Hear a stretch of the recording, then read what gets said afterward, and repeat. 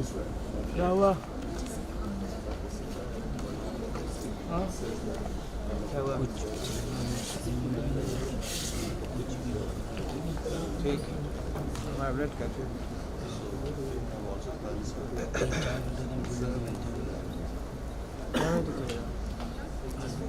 हाँ? हाँ? पागल लोग आज 5 बजे रुकेगा। बारह एक बजे खत्म हो जाएगा।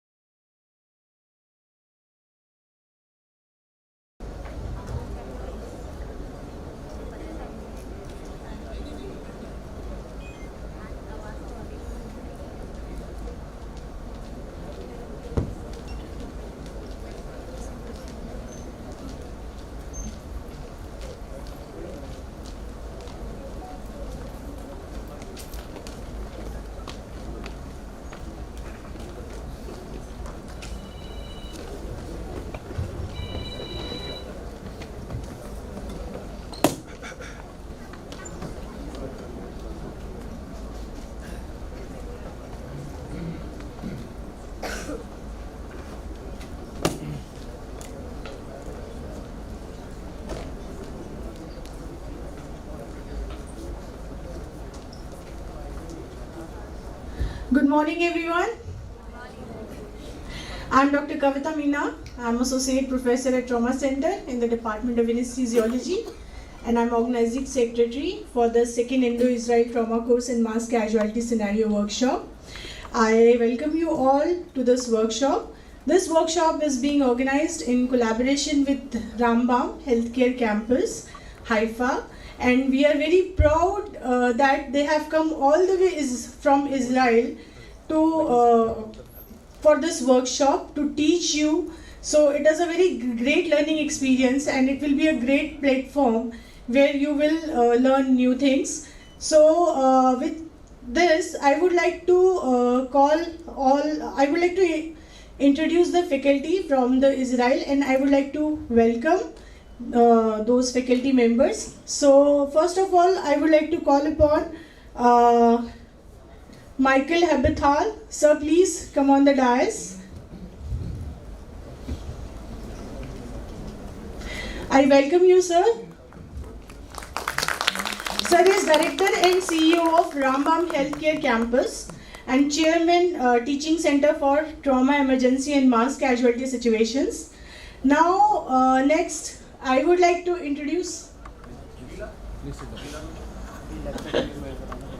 Next, I would like to introduce Gila Himes. Ma'am, please come forward. She is Director of Nursing at Rambam Healthcare Campus. She is Chairman, Nursing Director Association in Israel. Now I would like to call upon Dr. Henny. Please come forward. Sir is Director of Trauma and Emergency Surgery, Rambam Healthcare Campus, and he is Medical Director of Teaching Center for Trauma, Emergency and Mass Casualty Situations. Next, I would like to welcome Guy Kespi. Please come forward. Sir is Chief Instructor for Multi-Casualty Incidents, and he is Director of Hazmat Exercise and Operational Training at Magen David Adom. And Magen David Adom is Israel Emergency Response System Headquarters. Sir, I welcome you. Last but not the least, I would like to call upon Dr. Poles. Sir, please come forward.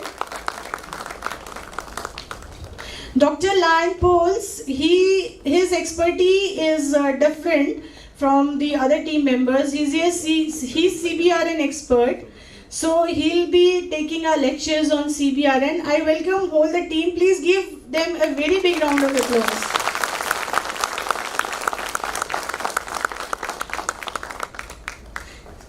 So please be seated. Hey, Mahi. इधर आओ.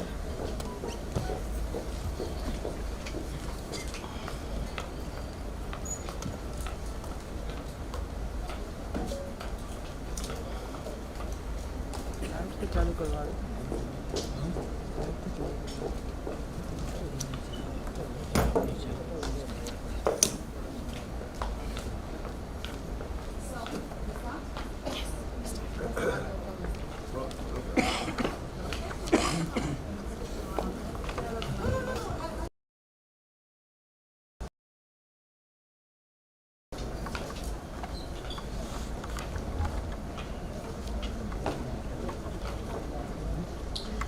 For the first lecture of today, I would like to call upon Professor Herberthal. He will be taking lecture on, this is not actually a lecture, but sir will take the opening remarks and he will introduce to the workshop and the RHCC. Sir, please come on the dais.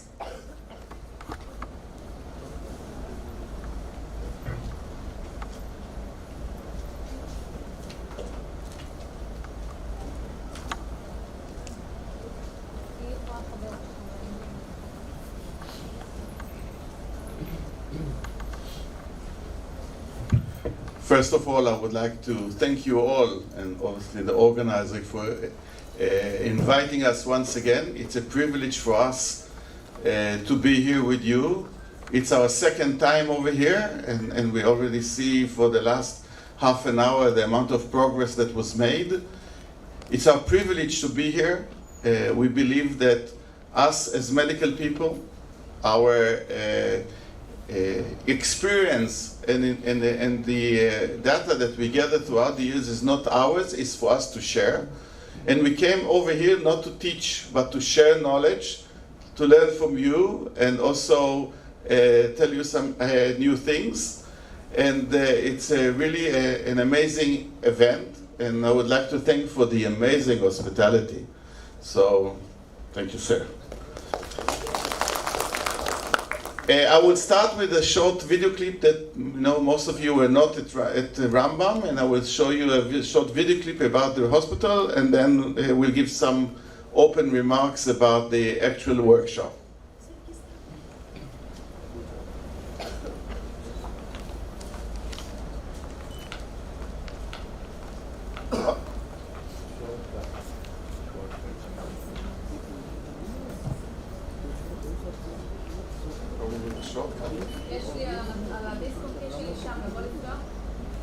יש לך את הסרט?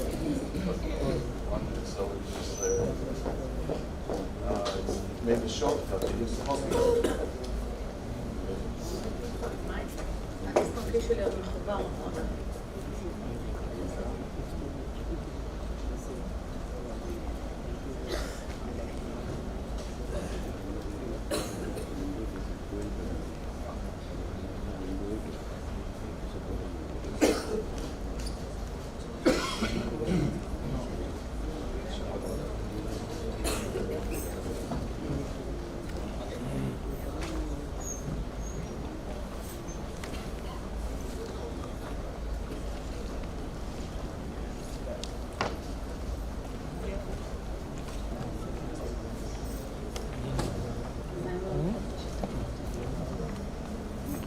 कितना बड़ा है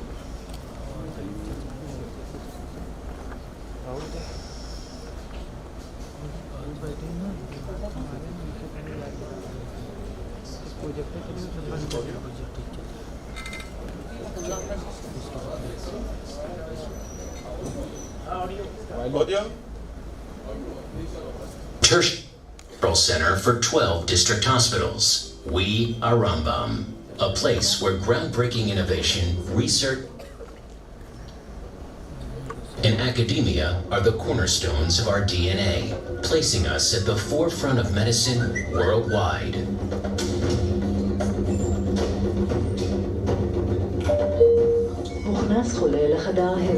Time is critical to save lives. And sorry about this. Once again.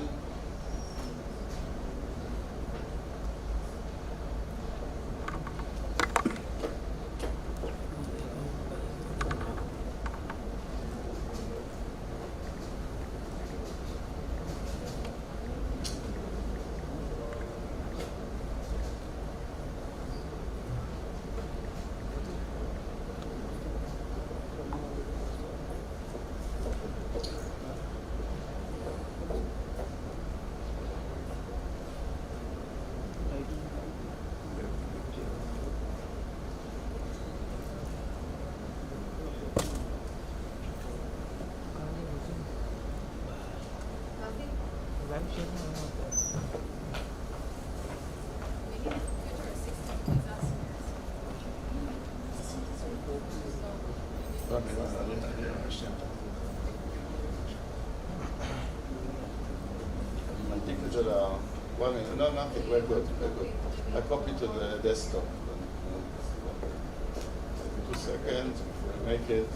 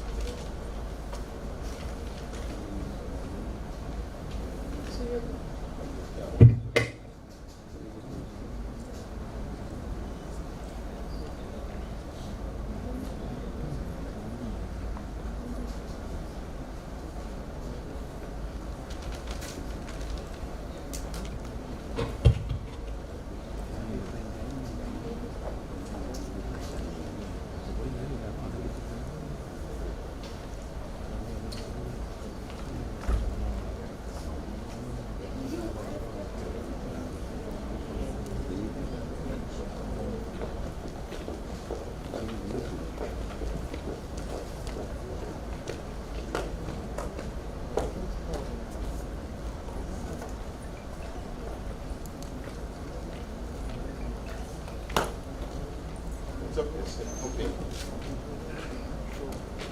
First one, yes, it's slow.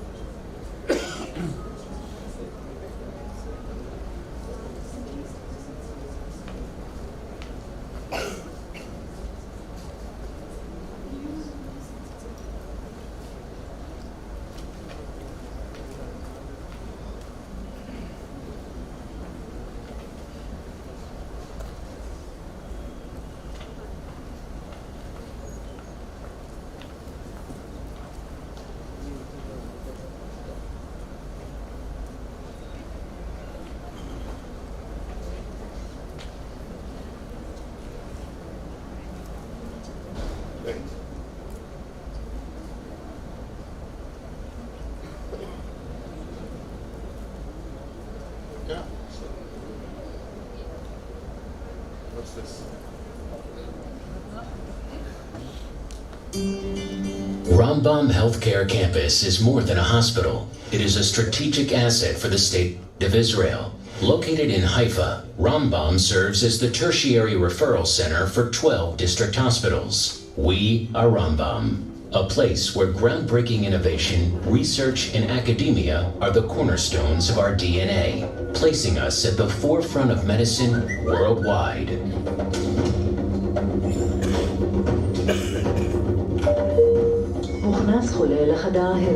Time is critical to save lives. We developed a pioneering stroke management app to quickly diagnose and make decisions. We perform more stroke interventions than any other hospital in Israel.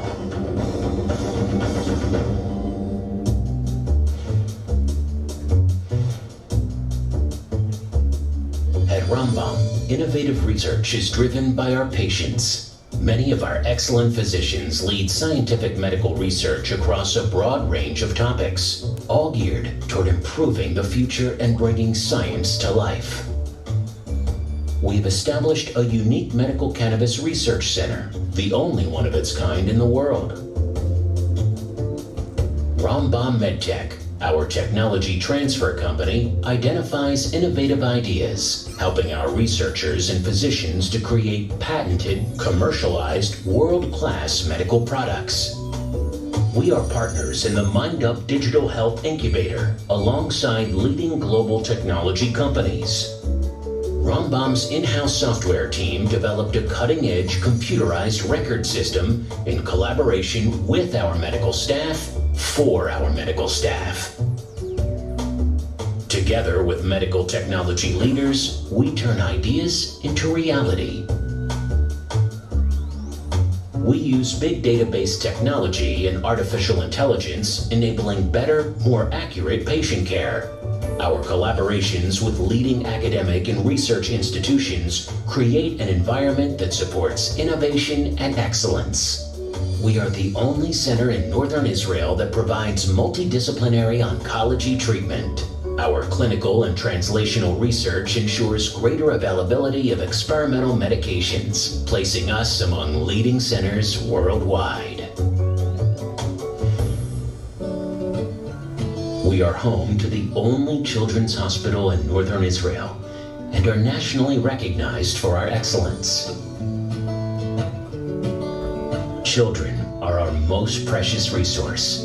While caring for our young patients, we always remember that a hug and a smile are helpful too.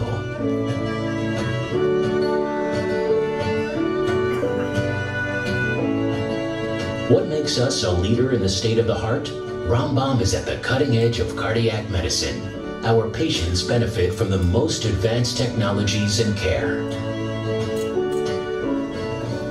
Our departments of cardiology and cardiac surgery offer integrative treatments like artificial heart implantation. The Eyal Offer Heart Hospital is set to be the new home for both of these departments. As part of the emerging disciplines of regenerative and precision medicine, our revolutionary state-of-the-art stem cell center develops customized biological therapies for different cardiac disorders.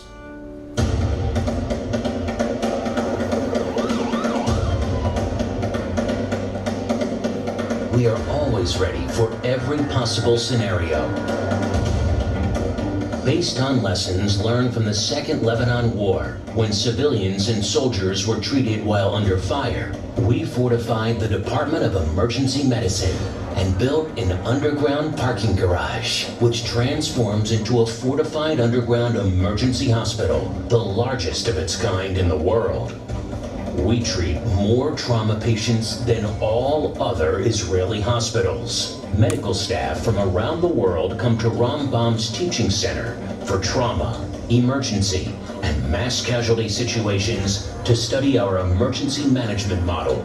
We advise and help to establish medical facilities and are proud to save lives globally. This COVID-19 war has presented a huge challenge to healthcare systems globally, including in Israel. Rambam's response to the pandemic has been of a graded strategy. Construction of 2 dedicated COVID-19 departments and preparing the Sami Offer Fortified Underground Emergency Hospital to receive hundreds of coronavirus patients with 1/3 of the beds for patients on ventilators. Accomplishing this required hundreds of workers from every hospital sector working around the clock. Collaborations were established with industry and the IDF to provide innovative technical solutions to protect patients and staff from infection. At the same time, our professional teams underwent training to meet this enormous challenge. At Rambam, we are on a mission. Our teams are always committed, learning, training, and improving, striving to become even better. At the heart of our campus, we are building Helmsley Health Discovery Tower. Support from friends worldwide will enable us to address tomorrow's medical challenges.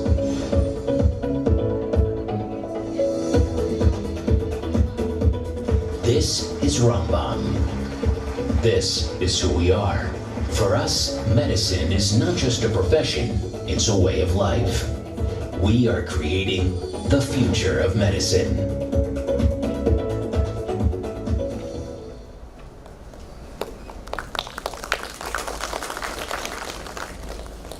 So a few words about the workshop.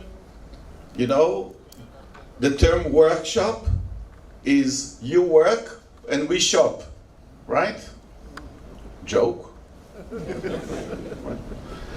So the idea is that we don't come here to give lectures, you know, and the idea is that we have to work together. So please feel free to participate, ask questions as we go along. One of the things is that the model that we have is that first the philosophy is that we share knowledge, and the second one, you cannot tailor-make we have to tailor-make the solution to each and every institute. You cannot copy and paste the solution that we have. Another thing is, you know, no doubt know the medical side. There's no issue. We went around the hospital this morning. Your amount of activity dealing with trauma extends what we do at Rambam. What we talk about is how the system cooperates together. What is the best solution to give the best care to our patient? All of us here, medical people, want to give the best care for the patients. And this is why we all sit together and work around it. So what we do in the next 3 days, we will give you some rough ideas about certain areas that we think are important. And then most of the time we'll do drills and we'll do all kinds of activities, basically that you will be able to participate and be part of what's happening here. I can tell you we have been here in 2017. First, one thing that was striking, the workload that you have, much more than you had in 2017, no doubt, in folds. And the second thing, many of the things that we discussed then in 2017, we can see them. We can see them in the walls, we can see them in the discussions, and I think that this is great. So I think that without further ado, we will start with the program, unless one of you has any questions, and we'll go along, and I will invite Gila to give the first talk. One of the things that's very important, and you'll see that we talk about it a lot during this workshop, is never a one-man show. It's a teamwork. And as a team, the team consists of all the sectors. So all the sectors needs to be great in order to give the best opportunity for the patient. So Gila and I worked together for many, many years. And the team of physician, a nurse, the allied professional, and administration is an important team that makes everything that you see happen. Gila, please. Thank you, Mickey. And first, good morning. and I would like to thank the amazing team that you have here. So first of all, thank you so much for having us here. And Kavita, we're really so happy to come again. I told you in the telephone, and I really feel it. I feel like I'm coming back home. I'm coming back to my family, and I'm really very enthusiastic to be here. And I'm very happy to see you all here, and especially the nurses. Okay, no. So, we are going to start now our introduction. It will be short because I want to keep the time. So I'm going to present the Teaching Center for Trauma and Mass Casualty. You don't have the clicker? So I'll do it. The clicker. So it's already 23 years that we operate the Teaching Center for Trauma and Mass Casualty. And since 1999, we opened it together in order to be able to share a lot of knowledge with our friends. So this is Rambam. We are located in the north of Israel. And actually what you can see here is the map of North Israel. We live in Haifa. The hospital is in Haifa. And this is the Mediterranean shore. And the hospital is in the north of the country, coming into the area of the north. You can see Lebanon, and you can see Syria, and you can see Jordan. So sometimes I need to move. We need to be ready to receive patients from these areas. So 11 hospitals are sending their trauma patients to Rambam. Okay. So 11 hospitals are sending their trauma patient to Rambam, and we act like a trauma system. So as your hospital, we are the only level 1 trauma center at the area of the north, and we are very proud to receive all the severe patients to Rambam. You can see here on the map all the hospitals that send patients to Rambam. So we have the philosophy to share knowledge. We believe that the knowledge is not ours. We believe that the knowledge is here to share, and this is why we are here. Because we believe we can learn from you, and you can learn from us. And actually, we can create together better world for the trauma patients. So I thank my faculty. The only missing one is Yaeli. She made a lot of efforts in order that everything will happen, and worked behind the curtains to organize all the workshops. So a few words about our teaching center. So mainly we educate in trauma systems. We believe that a trauma system is a very important model. The system contains, from the minute the patient pre-injured, meaning you try to avoid injuries, to prevent injuries by teaching people. As I understand here, most problem that you have here in trauma is the traffic, and most problem is the two-wheel accidents, which brings a lot of patients. So one of the important things is to start and think how to prevent the injury. And then afterwards, how we treat the patients at the scene, coming into the hospital, looking at your hospital, amazing facility, overcrowded with so many patients. And actually you see that you do a lot of efforts to be able to contain all the patients. And a very important issue is also the rehabilitation after hospitalization. Unfortunately, we deal also with mass casualties. Mass casualties can happen everywhere. It doesn't only a terror attack that you all had in Mumbai. It can be also a road accident, a big road accident, or many other kind of trauma. So we have a lot of lessons that were learned in Israel from terror and war, or from regular trauma. Those lessons are translated into protocols and guidelines. Now, it's important to understand in Israel, when somebody have a lesson, he is going to share this lesson with everybody else. So we know that if you made a mistake one time, you will prevent this mistake from other people that will have the same. We work together with Ministry of Health, so through Mashav, we had Subut, and we had Kavita in Rambam, and other participants that came to learn with us in Rambam. Mashav is the Ministry of Foreign Affairs. We work with the Ministry of Health, and many organizations, as you can see here, international organizations, and we're going to put, you see the BHU here in a very good place, so many years. We are in cooperation and we are very proud to be here. We work with other hospitals around the country, and as Mickey said, we educate usually physicians, nurses, paramedics, and other friends. It's important to be trained together. It's important to understand what is the physicians doing when they receive a patient, what the nurse should do, so you all together will work in harmony. And this is for the sake of the patients. And this is very, very important. So this is Rambam. It's a very nice picture. Looks like we are in an island. So this is the hospital. And actually the hospital was changed. As you can see Kavi, and you can see Sobot. This is new towers.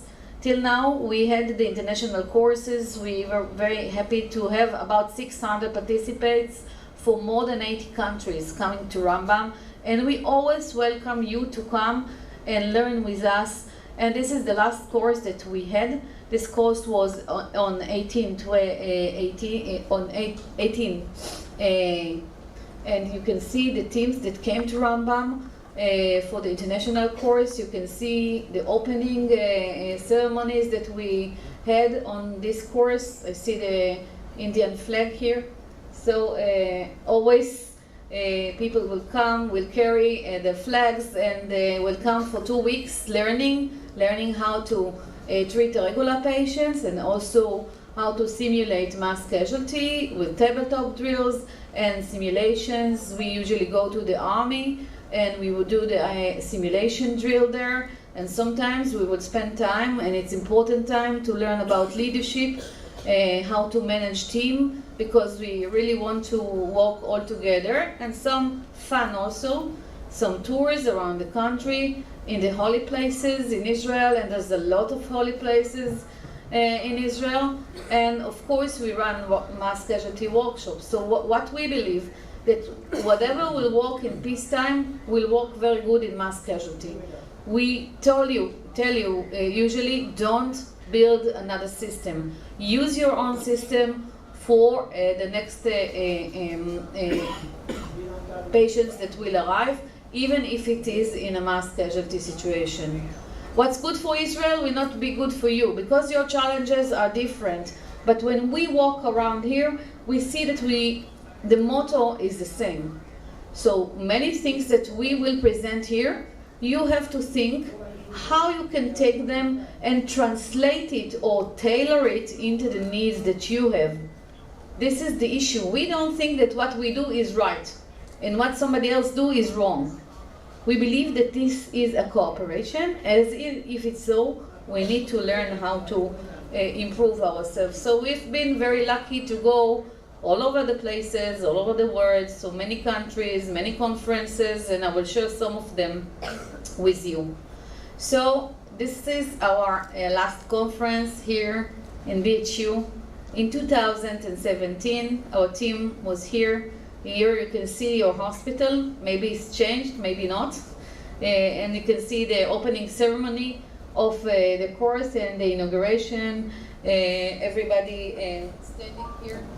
You can see Mickey during the inauguration when we arrived, and you can see your drills, and you can see that I was younger. Now I'm old, but I'm happy. So we were very lucky to be in a few other places, like Sick Kids in Toronto. Here you can see that we organize mass casualty workshop for them, and they also try to practice their own emergency department on a blueprint to see how it's going to work. And this is when Mickey trained them, and the director of the emergency room think, oh God, we need to change something. So this is some of the work that we've done here in Delhi in 2018. This was an army workshop. And Stanford, we were very lucky to come in 2018. We have a very good collaboration with Stanford. So again, we came and we gave a workshop talking about mass casualty and being able to see the emergency services at Stanford. as you can see here. This is our cooperation with China. We are very happy to collaborate with China. This is teams of Chinese physicians and nurses that came to Rambam. They organized the course. We visited them twice in Shanghai and in Ruzhan Hospital. So actually, the man that had us is like you, Subud. He was one of our students and now is the director of the whole hospital for trauma. This is the mass casualty drill that we organized there. So also in India with AIMS Rishikesh, when they operated and they initiated and opened a new trauma center, we came in order to organize a mass casualty workshop in AIMS, as you can see here. And this, we are here in Sicily and many other nice places. This is Georgia. So I'm gonna finish my presentation in order to show you some workshop drills that we organize in movie.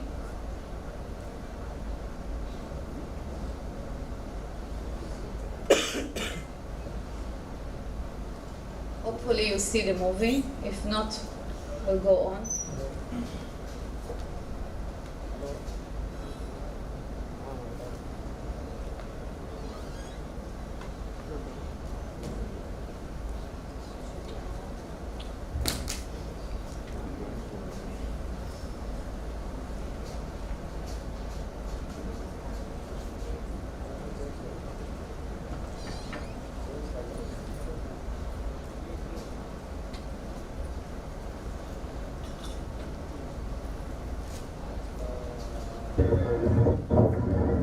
So here you can see, try to see a drill that we organized, but I see your battery is low.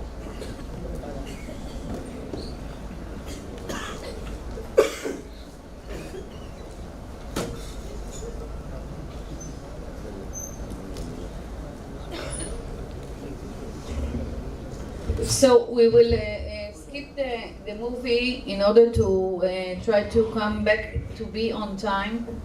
So let me close it.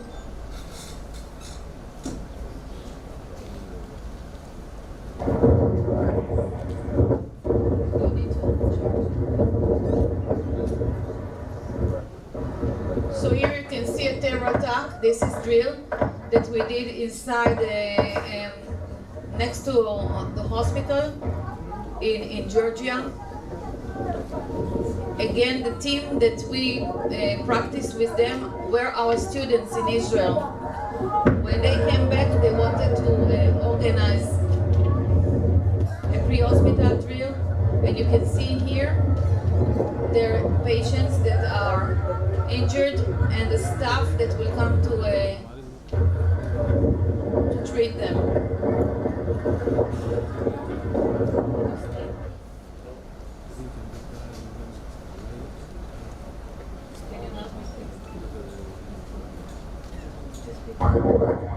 Here you can see the pre-hospital forces that arrived to help.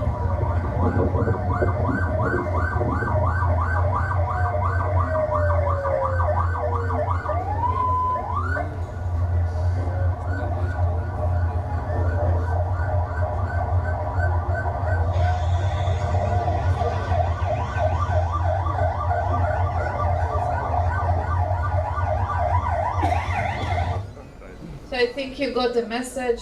We just came now from Abu Dhabi, and we had a new academy that we initiated in Dubai and Abu Dhabi. You can see all the team here with our students trying to walk and speak about mass casualty, how to make things better. Again, here we organized the drill, and you can see here the drill that we organized.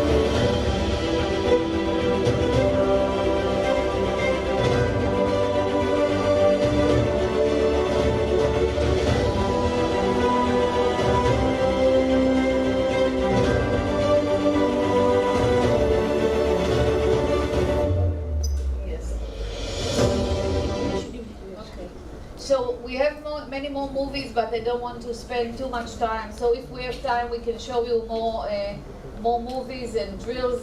This is the one before the last one.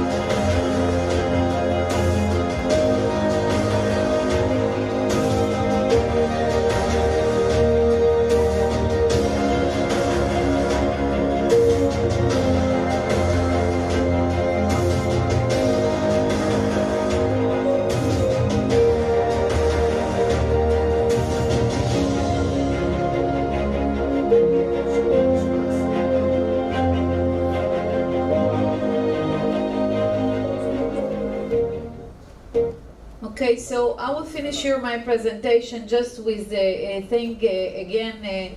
Thank you for everybody. I will not talk about all the work that we did with other hospitals. I just want to come into the end of the presentation to show you. It's not coming. Always when we come to India, we know that we have the same situation. So this is unfortunately we've been in Delhi when they had the Black Friday in Mumbai, and I was myself in Mumbai on the same day, coming to help the Israeli embassy. As you remember, Chabad, people from Chabad were killed there. So we tried to help the embassy to locate patients and wait until the Indian commandos will send out the patients, but unfortunately all of them died, and we had to escort the families to see their family members. So I will always have it in my heart because it's something that you cannot forget, and I think it was one of the horrible mass casualties that you had here.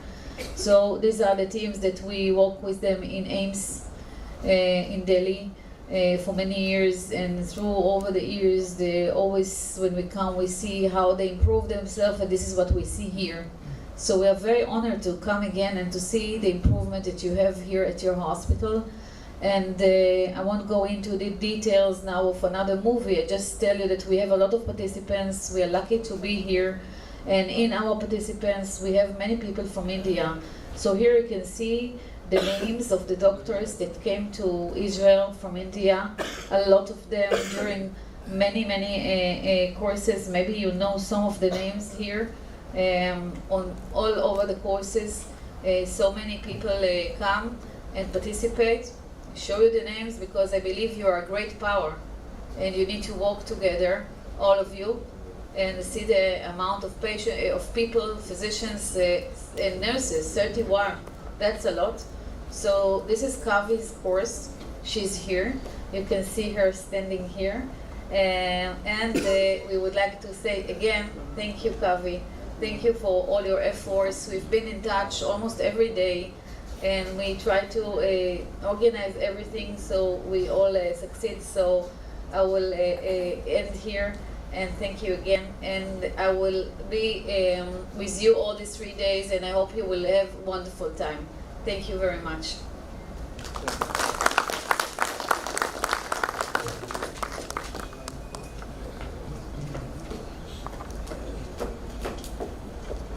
Gila, thank you very much. Those are very kind words. Now I would like to call upon Dr. Henny. Please come on the stage. He'll talk about MCI introduction. So please come.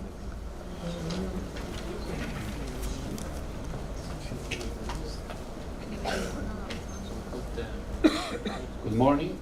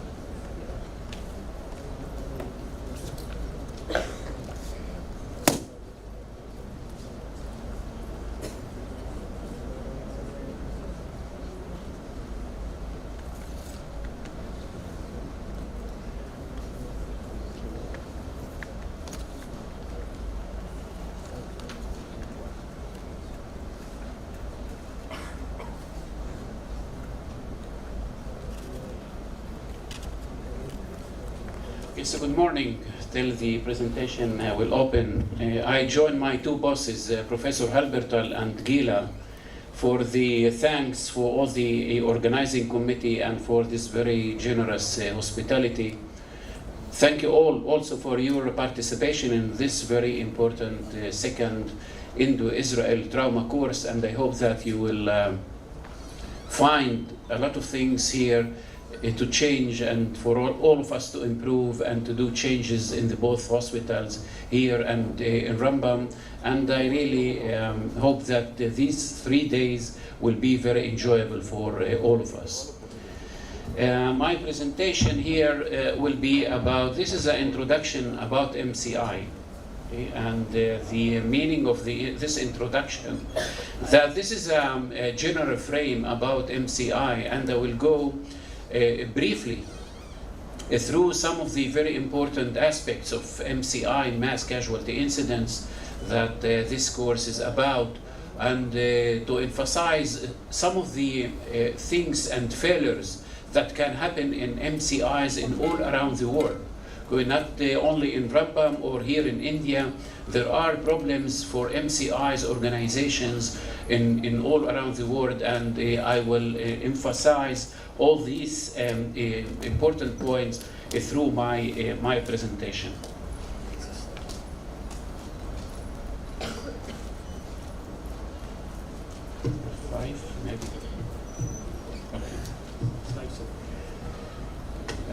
So it will be an introduction, and we'll go through the definition of the MCI, how we prepare the hospital for MCI, the emergency room in MCI, and the triage and the debriefing. Some of these aspects will be presented through the course in details, and I'm not going to go into any detail. It's only a general review of situations of MCI. There are many definitions for MCI, and people try to go for and to define MCI by numbers. Like if you have more than 15 severely injured patients will be MCI, or maybe 10 severely injured patients will be MCI. But after a while, all of us found that this definition is very inaccurate. It's very inaccurate because sometimes in the same hospital, what is not MCI through the day shifts, it will be an MCI at 3 o'clock morning.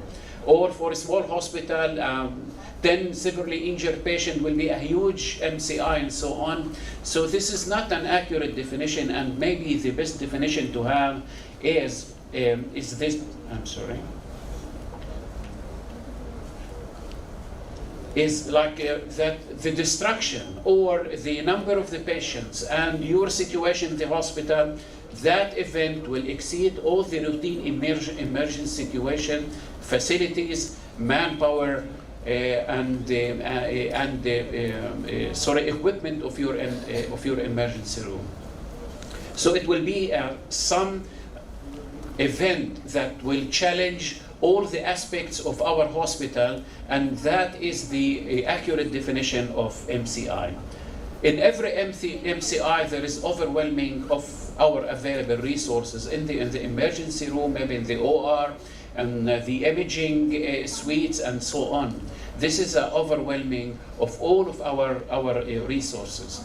The other thing, that on that situation, we cannot keep the standard of care as we are treating 2 or 3 patients.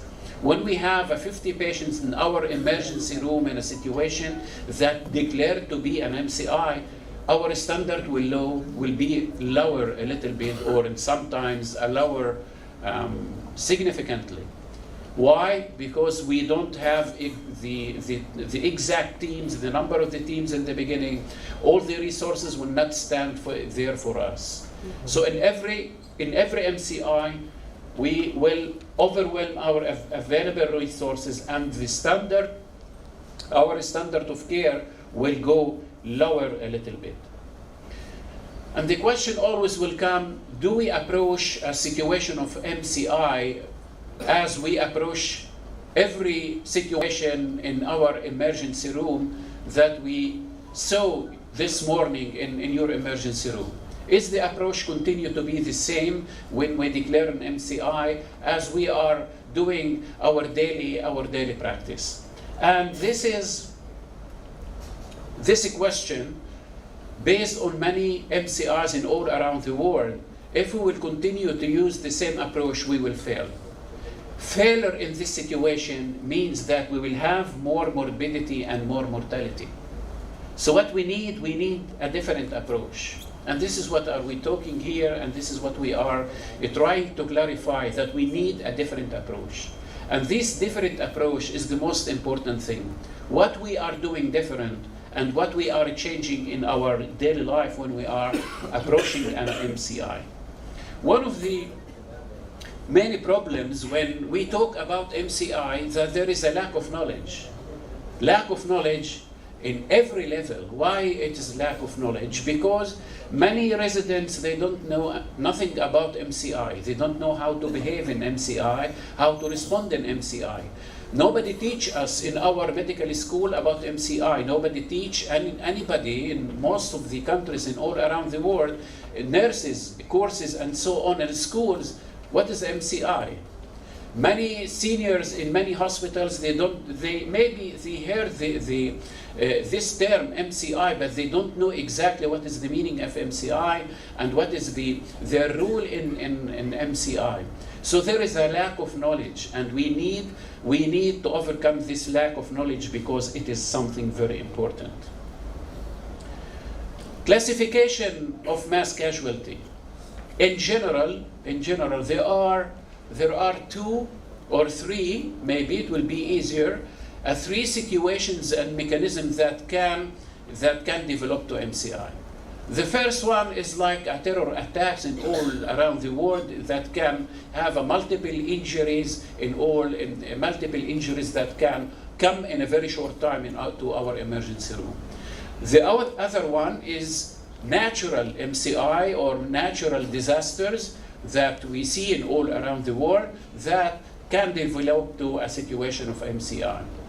The third one can be some kind of biological, that we expose the exposure to some kinds of materials and infections that can also develop to MCI. So these are the main three mechanisms that can develop to a situation of MCI. These photos are very well known in all around the world. These are some of them from the United States, from Boston, from earthquakes in many places in the world. These are tornadoes, natural disasters, tornadoes, floods, and fire. These recent photos from Turkey. Your delegation came back from Turkey before today and yesterday. More than 40,000 people were died and hundreds of thousands of injured patients there. A situation of MCI that we need to face. So these are the situations that I mentioned before. These are the mechanisms that they are very well known. And if you look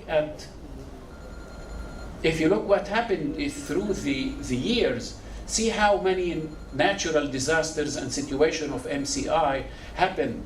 If we can summarize since 1993 to 2015, more than 5 million people were injured in a situation of MCIs, and more than 2 million people died due to a situation of MCI. Means that this situation is very common in all around the world, and these are the numbers that I mentioned. The number of casualties, there is a myth about mass casualty incidents. This myth says something like this: when somebody declares in your emergency room in any hospital that there is a situation of MCI, mass casualty incidents, and we're gonna get something like 50, 60, 70 injured patients. Many people inside the hospital and outside the hospital will think that these 60 or 70 injured patients, all of them will be severely injured patients. But this is not the reality. Looking at many situations of mass casualty incidents in all around the world, these are the numbers. 70% of the injured patients will be mildly injured patients. 10 to 15% will be moderately injured patients, and only 10%, 12% of them will be severely injured patients. And this will gonna affect how we organize our hospital and organize our emergency room to get and to admit our injured patients.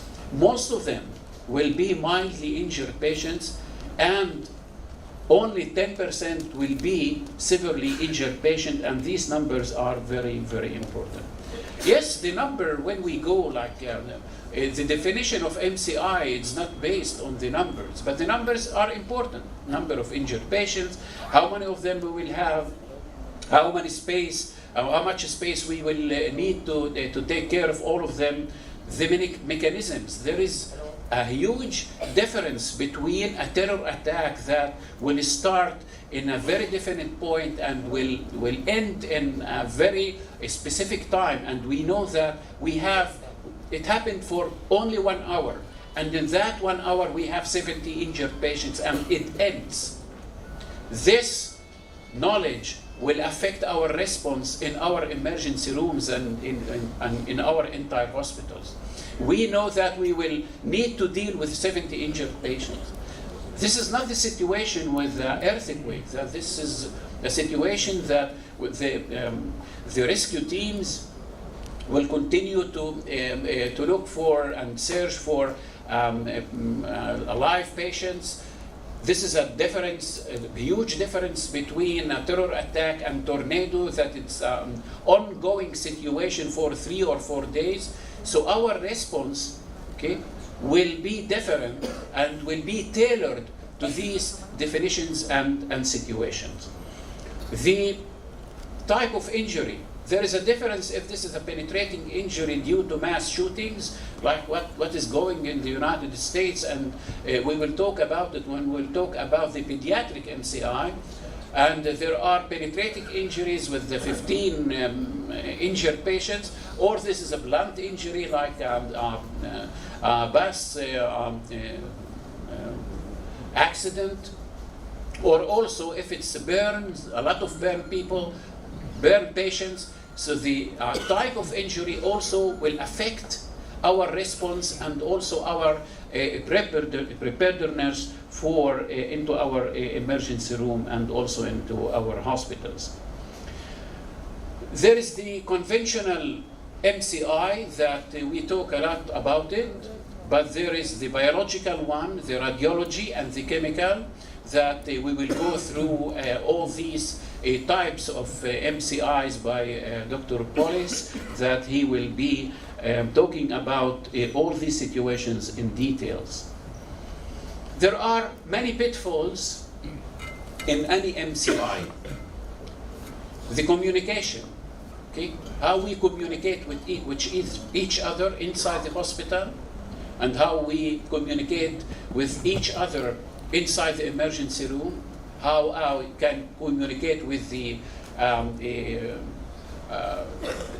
my hospital for other sites, like how can I communicate with the operating room and with the imaging suite when I have 100 injured patients came in 1.5 hours. So communication is something very important. The authority, who will run this situation? Somebody in your hospital that you will define, and you know exactly who is the person that will run that situation of MCI at that hour, at that day. Very important. It will also affect the security and the media and so on, but the authority and communication are very, very important. Looking in many reports after many MCIs in all around the world, there are two main problems. The first one is the communication that I mentioned already. How we communicate. Because if we cannot communicate inside the or outside the emergency room, and also from our hospital, outside the hospital to the Ministry of Health and so on, if we cannot communicate, we cannot control the situation of MCI. And there are many theories, and we in Rambam we tried many things, and we tried many technologies how we can communicate with each other. One of the problems that all of us now we have cell phones, and looks like that to communicate with cell phones is very easy because we know all the numbers in all our friends and doctors and nurses in all around the hospital. It happened when people in MCI starts to use as the technology of cell phones. There is a crash of like country at the level of the country, a crash of all the cell phone companies, and also into the hospitals. So this is not a good way to rely on in a situation of MCI. We need something else. Now we are trying to use the talkie-walkie things with a very specific channel into the MCI, into the hospital. But also with this we have problems. But to use the cell phones, it's a problem. The other problem, a huge problem that after MCI, all of them mentioned that, is the documentation. Like I will take our hospital as an example. Our documentation is an electronic files for all of our patients. But this, when we have an MCI and we declare MCI, we go to files, regular files, writing in our handwriting. And this is a problem. In most of the world, this documentation is lacking, it's very scarce. You cannot understand the right handing of the doctors. They cannot even understand and read their own right handings. And this is a problem after that. If we would like to transfer the patient to other hospital, or we are trying to study what happened at that specific event, we cannot read anything. So this is another problem, that we need to fill everything before going outside the emergency room, that we can, after that, we can look, search, and do research to improve ourselves, relying on what doctors and nurses wrote on that specific files that we have in our hospital. So the communication is very important, the documentation is very important, and that means, for the question that I asked in the beginning of this presentation, do we need to continue with our regular approach, or do we need something else? The question is yes, we need something else, a different approach to MCI. We have a generic plan. This generic plan is the generic plan for our response to a situation of conventional mass casualty, means something like a train crash, bus crash, or whatever. And this is the basic response that we have in our emergency room. On the top of that, we can put some changes about the radiation, about the chemical situation, and radiology. But the basic one is there all the time, and very well known to all of the staff in the emergency room and in the entire hospital, and on top of that, we can make some changes. The command and control, the authority is very important, as I said. The triage element will be discussed by Dr. Miki Halbertal in detail, but this is something it's a crucial in any event of MCI. The medical care of the injured patients in the pre-hospital and inside the hospital. I will talk about the surge capacity. Like your hospital, what is the higher limit of injured patients that he can take care of? What is the higher number, and what are the limitations? When that hospital need to stop, I cannot take care of any even one injured patient more. We will talk about it because these are numbers. And when things goes to numbers, it will be much more clear, and we will talk about it. The pattern of injuries, I already mentioned it. There are two very important aspects in every MCI. Yes, we are treating our injured patients. That is very important. You are doing that every day. through 24 hours. You know how to do, how to deal and how to take care of injured patients. So the medical aspect is very clear. The most important aspect of any MCI is the logistic aspect. How we organize our response to continue keeping our standards for care as high as we can.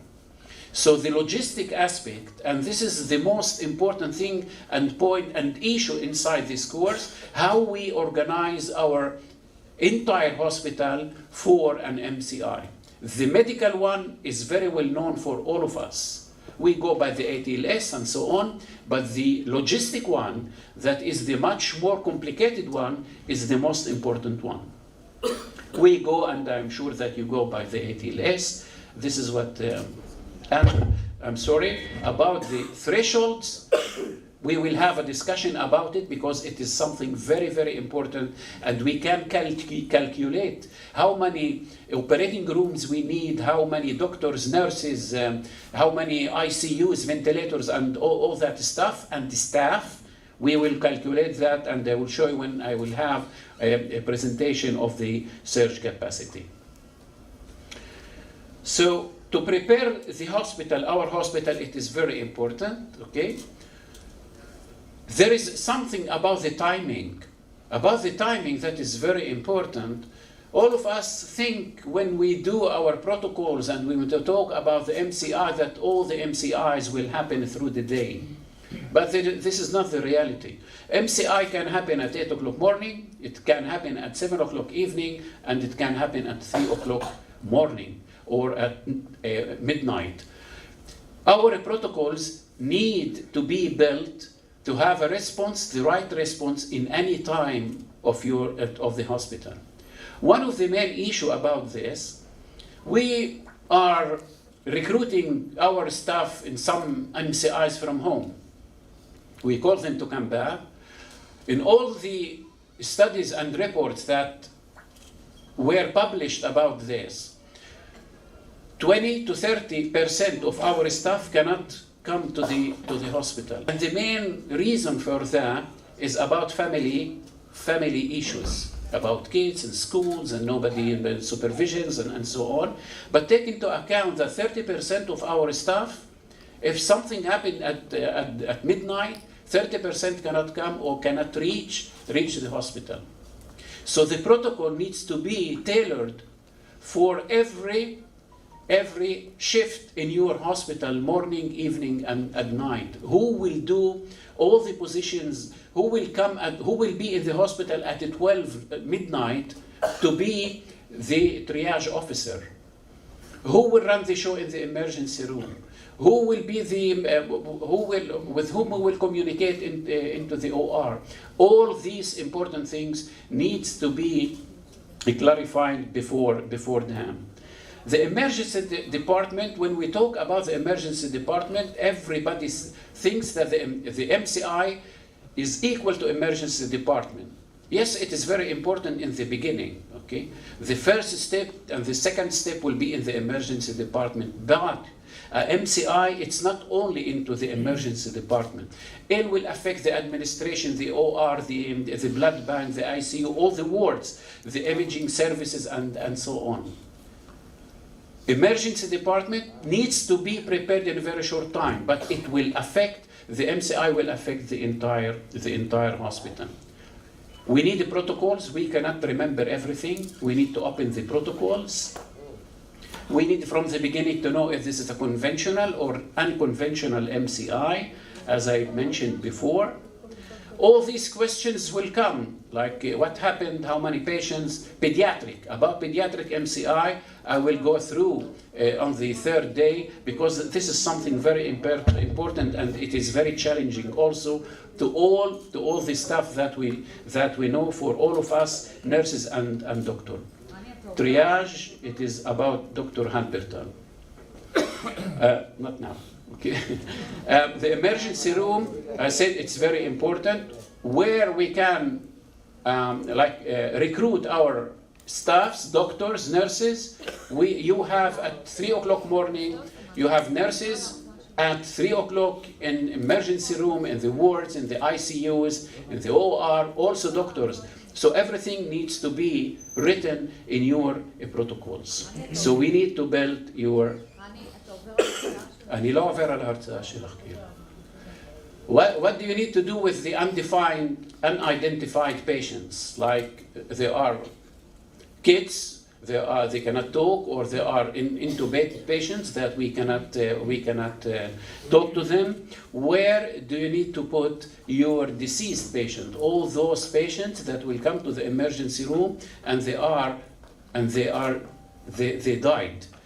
We need to separate them from all the emergency room with all the alive patients. So we need to have beforehand space for those patients, for keeping them in a different place.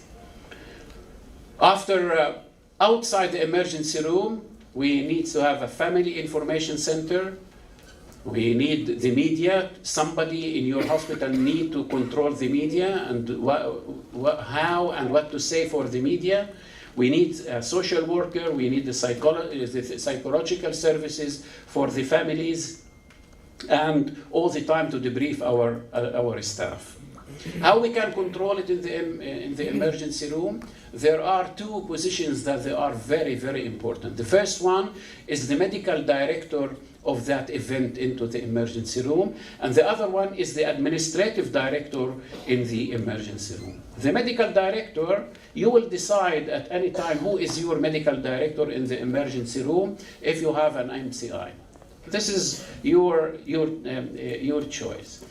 But that person, whoever he or she, okay, he will control all the medical aspects of the MCI inside the emergency room. He is the one or she that will decide the priority for the OR, the priority for the CT, the priority for the ICU, who will go first to the ward, who can be discharged from the emergency room. All the medical aspects and decisions will be made by the medical director. So this position is not an easy one, but it is a very important one. After we finished everything about the MCI, the second day we need to go through all the patients that we admitted to the hospital, to check on them, to check for tertiary survey, any injuries that weren't defined through all this chaos in the beginning, go to the operating room. Inside the operating room, sometimes just for the surgeons to tell them that we need more operating room and they need to stop surgeries and to go to the mode of what we call it damage control surgery. All these things we need to do and to arrange everything. After all of this, we call it debriefing. This is something very, very important. This is a very structural process that needs to happen as close as much for the ending of the MCI, of the event. What that means that all the doctors, nurses, and all the other staff that took care on that event will meet, like in this hall, and we go. The goal and the aim of this meeting is just to improve ourselves for this second time.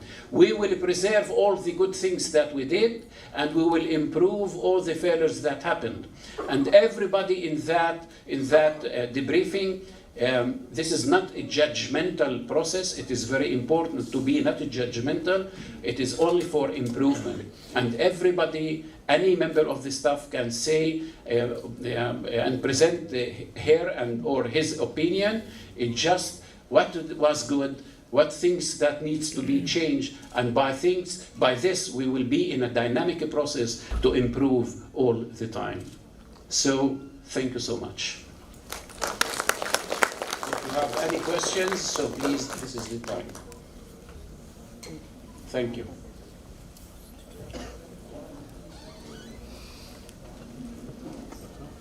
Thank you, Dr. Henny, for your kind sharing your experiences. and I hope we are getting mature by their experience. What is the actual concept of this program? We cannot be judgmental, as Hani said. It's always a learning experience, and I again welcome you all. And I say just like namaskar and shalom to my friends and guests. And sometime and didactic lectures becomes a bit more, so have a tea first and then we'll come for the session. Just have a 10 minutes for tea break. Please everybody come.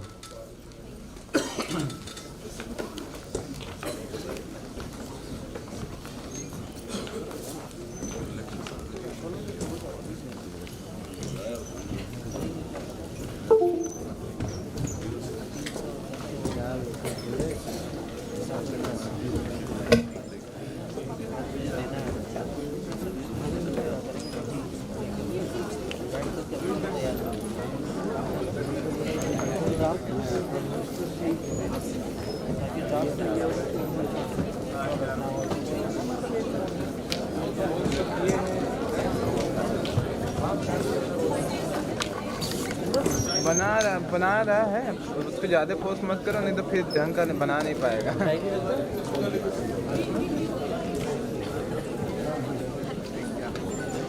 ये सब चीज़ हम बता दे रहे हैं इसको।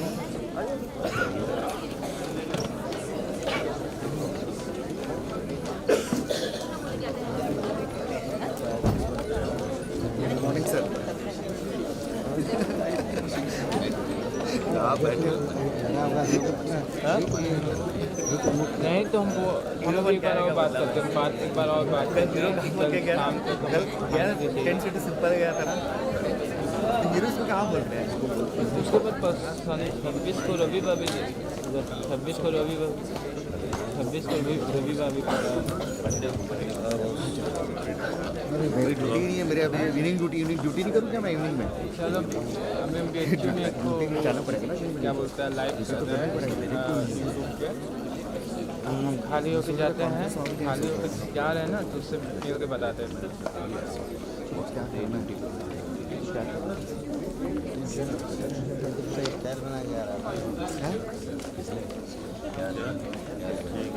कल boss duty के पहुंच नहीं पाए, बताइए। टेंट सिटी का मजा नहीं ले पाया।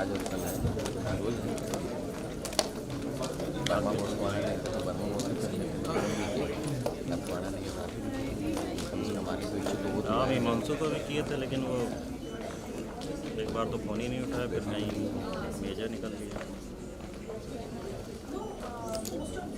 सुबह 8 बजे 1 घंटे राउंड लिए हैं, सर अकेले हो जाए, कोई नहीं था, कोई नहीं था सर अकेले। हमने डेवलपमेंट टाइम में मोटरसाइकिल बुला के सबको मार दिया।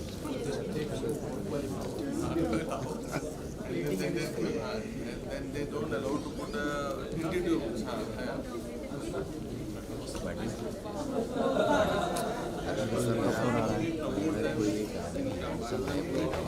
अभी करंट है, तेरी बात नहीं कर रहा हूँ। सर जितने सामने जो आए हैं जो आपको ट्रेनिंग मिले सब टकले हैं, एक चीज़ नोट कर लीजिए, इसीलिए दो सीधा जूम करते हैं। सॉरी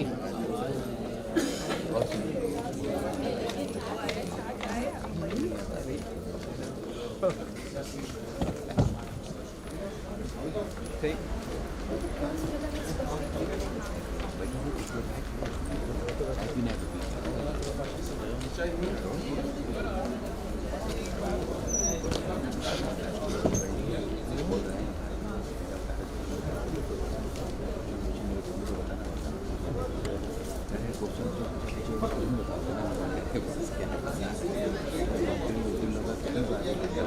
चलिए बस, तो उसके लिए तैयार है, इसीलिए तो आए हैं। चलिए अभी सर को बोल देंगे कि चाय पीने नहीं जा रहे। हमारा सर ने बोल दिया है कि 100% per night. So that is our usual scenario. हाँ पर नहीं तो evening plus Definitely, night. the usual scenario is 100. Then you must have threshold of 200 or 300. अच्छा.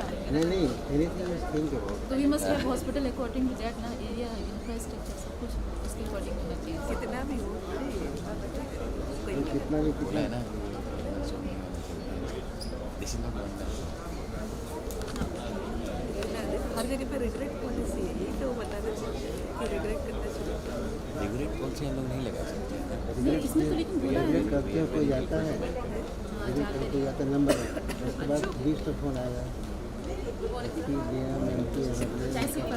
आप पी लीजिए इसको पिलाइए ज्योति को यहाँ सो रही है आके लेने के लिए यही बनारस है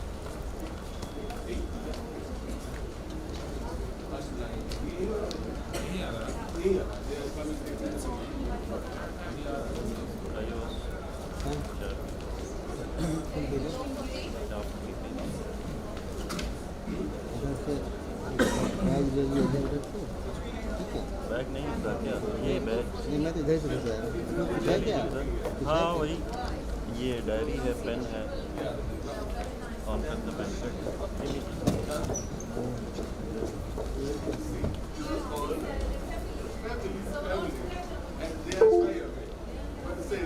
issues.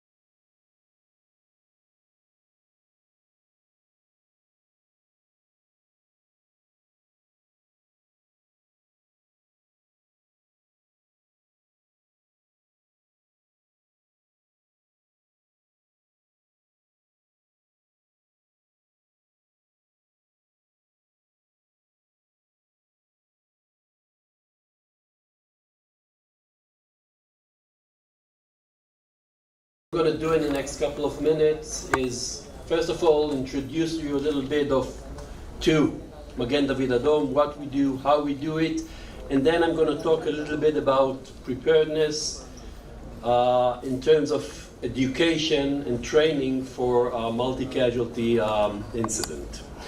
As all the previous talkers from Israel, I would like to express my deeply thanks to you having us here and you people that came to participate and listen to what we came to share with you. As the previous speakers mentioned, we are here to share knowledge and learn as well as from you. So basically, Magen David Adom in Israel is the national emergency medical services for the state of Israel. Actually, we work according to a law that defined us in 5 main milestones of activity. We do the entire pre-hospital care. We do blood for the state of Israel.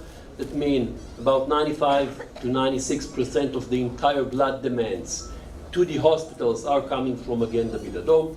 We do first aid training as well as advanced training for our people, as well as hospital staff members, physicians, nurses, and more. We are the Red Cross and Red Crescent Society for the state of Israel. As mentioned previously, part of our people, some of our people were in Turkey during the last earthquake. And because of the special state of the state of Israel has been involved in since the beginning, actually since 1948, we're an auxiliary civilian service to the Israeli Defense Force that we are working with them and getting ready to different threats like conflicts. This short video will actually go through the years of how we change.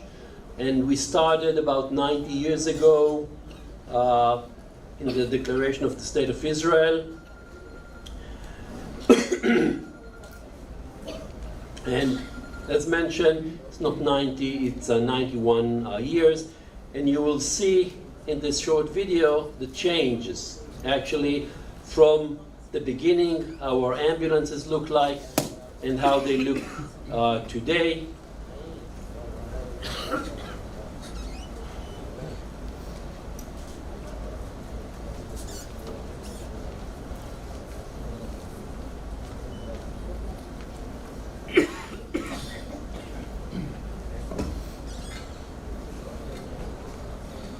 We use motorcycles for quick response, mainly in the big cities when there's a lot of traffic. Motorcycles can get to a scene very, very quickly. They're all equipped with medical equipment. Our intensive care unit is provide advanced life support capabilities on the road, on the field. Communication, as Dr. Bachus mentioned. I'm going to talk a little bit about our command and control system. When it comes to pre-hospital, it's a very, very crucial component in reducing the response time.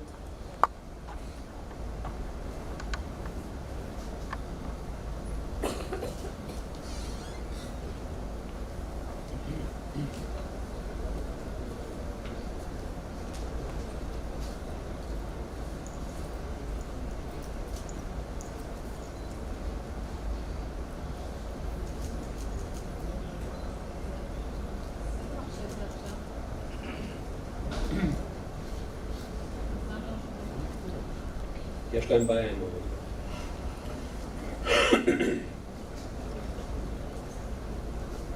And again, 19 years later, our blood services,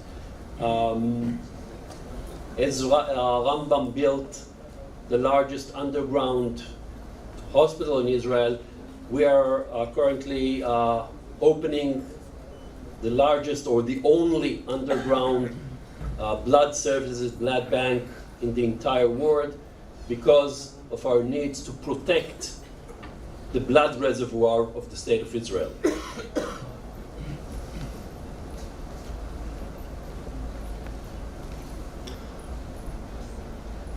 Those are shots taken from one of our crew camera, head camera. And we can't talk about Magen David Adom without the COVID. We were a big part of it in the state of Israel, doing the testing, the sampling, providing vaccination for the population, as well as other activities. So basically, if we took a looking in numbers, we are not a big agency. We have about 3,000 employees, a lot of volunteers that helps us and work with us, and we cover the entire country of Israel. Roughly each and every 24 seconds, one of our ambulances is going out for a call. And one of the important things in the pre-hospital world is the chain of survival, meaning how soon, how quickly can we perform either CPR or provide early defibrillation. And one of the things that our call takers, our dispatcher do is instruct the people on the other side on the field how to do CPR, or go and look for the nearby defibrillator. There's quite a lot of defibrillators spread around in the country of Israel. About 700 of them are MDA defibrillators, where we can locate them and actually open them from our dispatch centers. And I mentioned our command and control system. The idea is that the entire process is built into one system, starting with receiving the call in what we call the multi-channels information influx. That means we can use landline, we can use cell phone, we can use WhatsApp, we can use automatic sensors in cars that hooked up to our system. And as mentioned earlier, responding to emergency is always a teamwork. In the field, fire, police, and EMS work together. If a police receive a call about a car accident with casualty, they transmit it automatically, log to our dispatch center, and the system is activated. And when I'm talking of activating the system, the command and control system will locate the caller, will locate the nearest ascent, that means the first responder or an ambulance, because all the ambulances are equipped with the GPS locator, and will send automatically the essence and the resources to the scene according to the nature of the event, the emergency, and what's needed on the scene.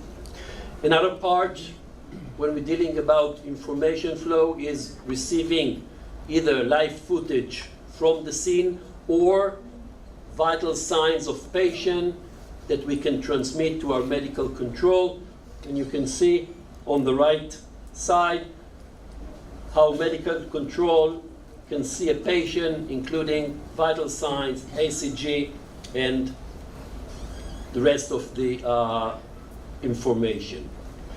And when I mention performing CPR, one of the things that we can do, we can communicate with the people on scene using their cell phones. If they dial in, we can open a direct link. And what you can see here is how one of our dispatcher actually telling a lay person on the field how to do CPR. We use a lot of technology, as you already seen. All the communication, the activation, and the reporting of the crews are done with our app. It can be either on our cell phone as well as the tablets that the units have. That means no paperwork in day-to-day life. It's different a little bit in multi-casualty incidents. And we can transfer and can transmit information to hospitals. Managers can receive a lot of information according to the nature of the incidents, numbers, and other data that we can share when we need to do it in a joint command post, for example, in a multi-casualty incidents.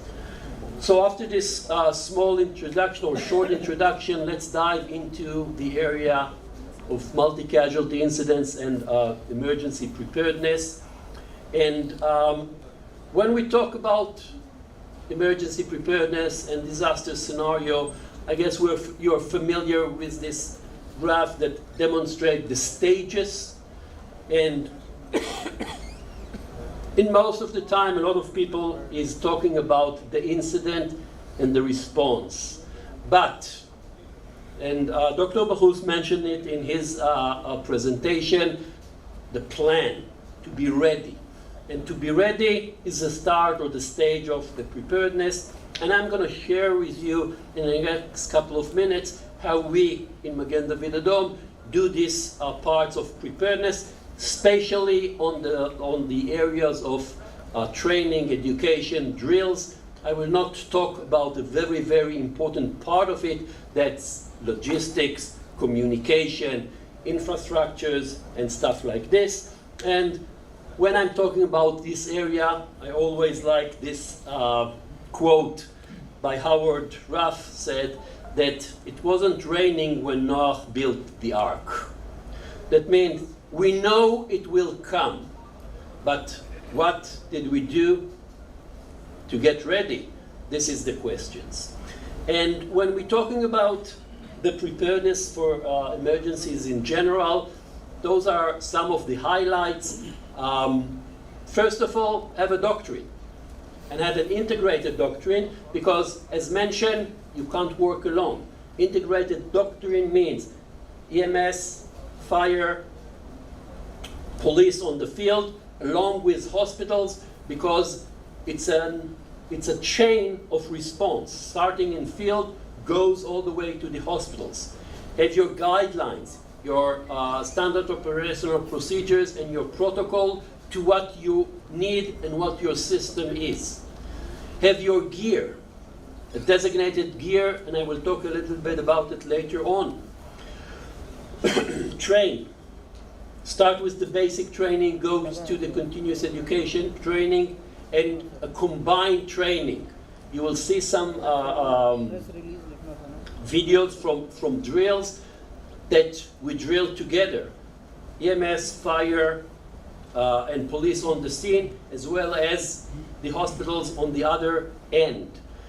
Coordination, it's the things that we should do and we do on day-to-day basis. And of course, monitor and supervise your preparedness, because you don't want to come to an emergency when you find out that you don't have the equipment, your protocols, the connection, the numbers of the hospital is the old number, that you didn't check up the protocols and you didn't update the information, just as an example. And when you look a little bit and think about the operational pitfalls of what might bring to what we call a poor scene response, start with training. But it's not only the training, it's planning, it's communication, it's cooperation, it's coordination, command and control, and discipline. And if we are just thinking about what Dr. Bahous shows in his slide on the previous presentation, it's not because I copied his slides, he copied mine, but in general, those are the things that we learned from our experience and other countries' experience dealing with emergency preparedness. And it's like a pyramid, that it starts and you must have a good base with doctorate guidelines, equipment, educate your people, and at the top of the pyramid, you will drill and practice all the other stages that we talked about. I brought here in this presentation a lot of pictures from the CBRN area, because this time, as we were questioned, the issue of CBRN is another important issue. And it's all started with the basics. The classroom part, and it's an important part, but today we know that we have to go much, much, much above. So after you've been in class and you learn about the equipment and about the scenario, then you have to start going and practice yourself. And for example, in the CBRN area, you can see here a little video as well as a picture when we teach our people how to work using personal protection gear. Moving further more, and I'll give you some examples about case studies when we analyze a real incident, looking on videos, hearing recordings from the scene, as well as talking with the people, doing tabletop exercise like we did here actually last time that we've been here. And another tool that we use is a video simulation. And we try to integrate it with real incidents. For example, this video is demonstrate a car accident between a truck and a train.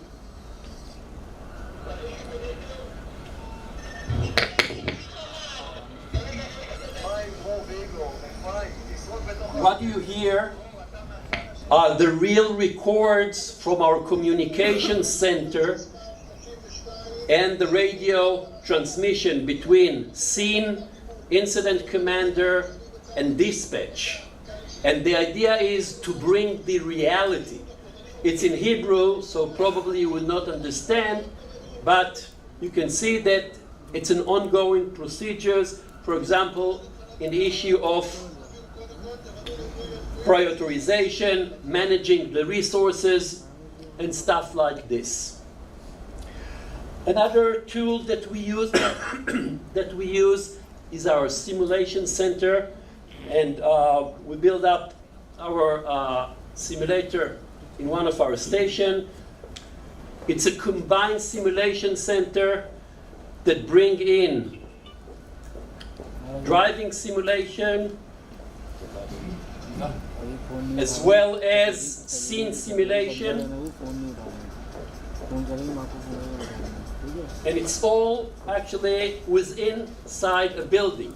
You can see that the students are coming in, they have the briefing, what is the scenario, what is expected from them to do, and one part is a driving simulator when the drivers are being tested in different things, including multi-casualty incidents report, how to read the scene before they make the decision where to park.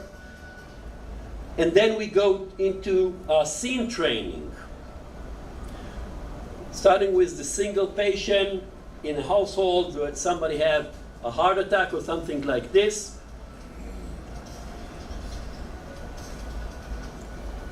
And then we go to a scene where this incident's a stabbing patient, when we can scream around and show around the area. And this is the control room. We can practice within 1, 2, or 3 patients. And the ambulance actually is in as part of the simulation center. So they do what they do, and then they go into the ambulance and continue working with the team. Another part that complete this part is actually an on-job training where the trainees are joining the units. The last but not least is all the area of drills and exercise, and we can have a 4-day seminar of how we do drills, what we want to achieve with drills, and the different types of drills. But I will make it much, much shorter, I promise you. And basically, we're using the FEMA block building, excuse me, of how to build drills. And I'm going to talk on part of it, basically on the drills the functional and the full-scale exercise. And I'll start with a short video that demonstrate two or three drills, three different drills that we practice in the last 2 years actually in Israel. One of them is an emergency landing in the airport that could cause a very, very big amount of casualty in no time when this airplane crashes. But the advantage here is that in a lot of the scenarios we have an alert that we can accumulate resources and stage ambulances as well as manpower on the scene because we are waiting for the aircraft to land. And you can see here how we triage, treat the patient. Some of them will be evacuated with an air med unit.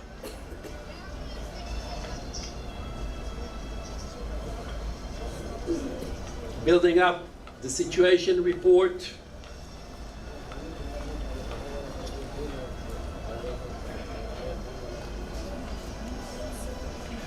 And in those scenarios, paperwork, as you see the tags. Command and control capabilities on the field.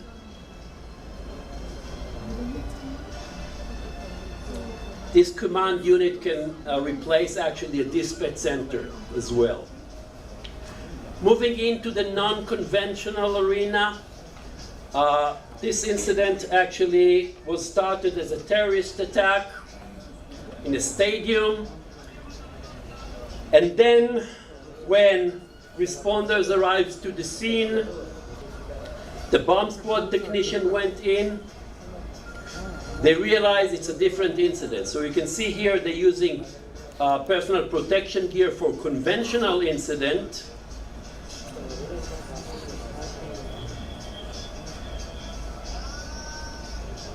And then something changed, and they're gearing up with non-conventional protection equipment. Why? Because the bomb squad realized that this explosion has some radioactive materials inside the bomb, what we call the dirty bomb. So this changed the entire picture. Dr. Poles and myself later on are going to talk a little bit about the approach to those scenarios. One of the important things in drills that we do the briefing before.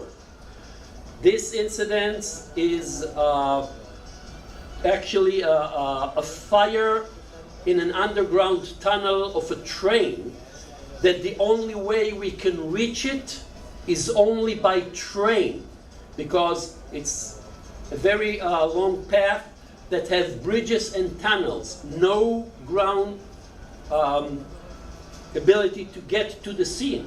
So all the medical resources, manpower, as well as fire, police have to go with the train. The evacuation of the casualties have to come back as well as in this train. A very, very, very, very complicated challenge. And you can see here how they uploading the patient to the train that goes back to the station, reassessing the patient, providing medical care, and then they unload the patient on the train station and transport the patient out with the ambulances. A very complicated scenario. So basically we ask ourselves why we invest so much money in those kinds of drill. There's a lot of reasons. You can read them all, and I'm just going to mention some of them, of course, to test and evaluate the standing operational procedures, to find and look for the weak points. What will be the challenges? For us, we know that in the underground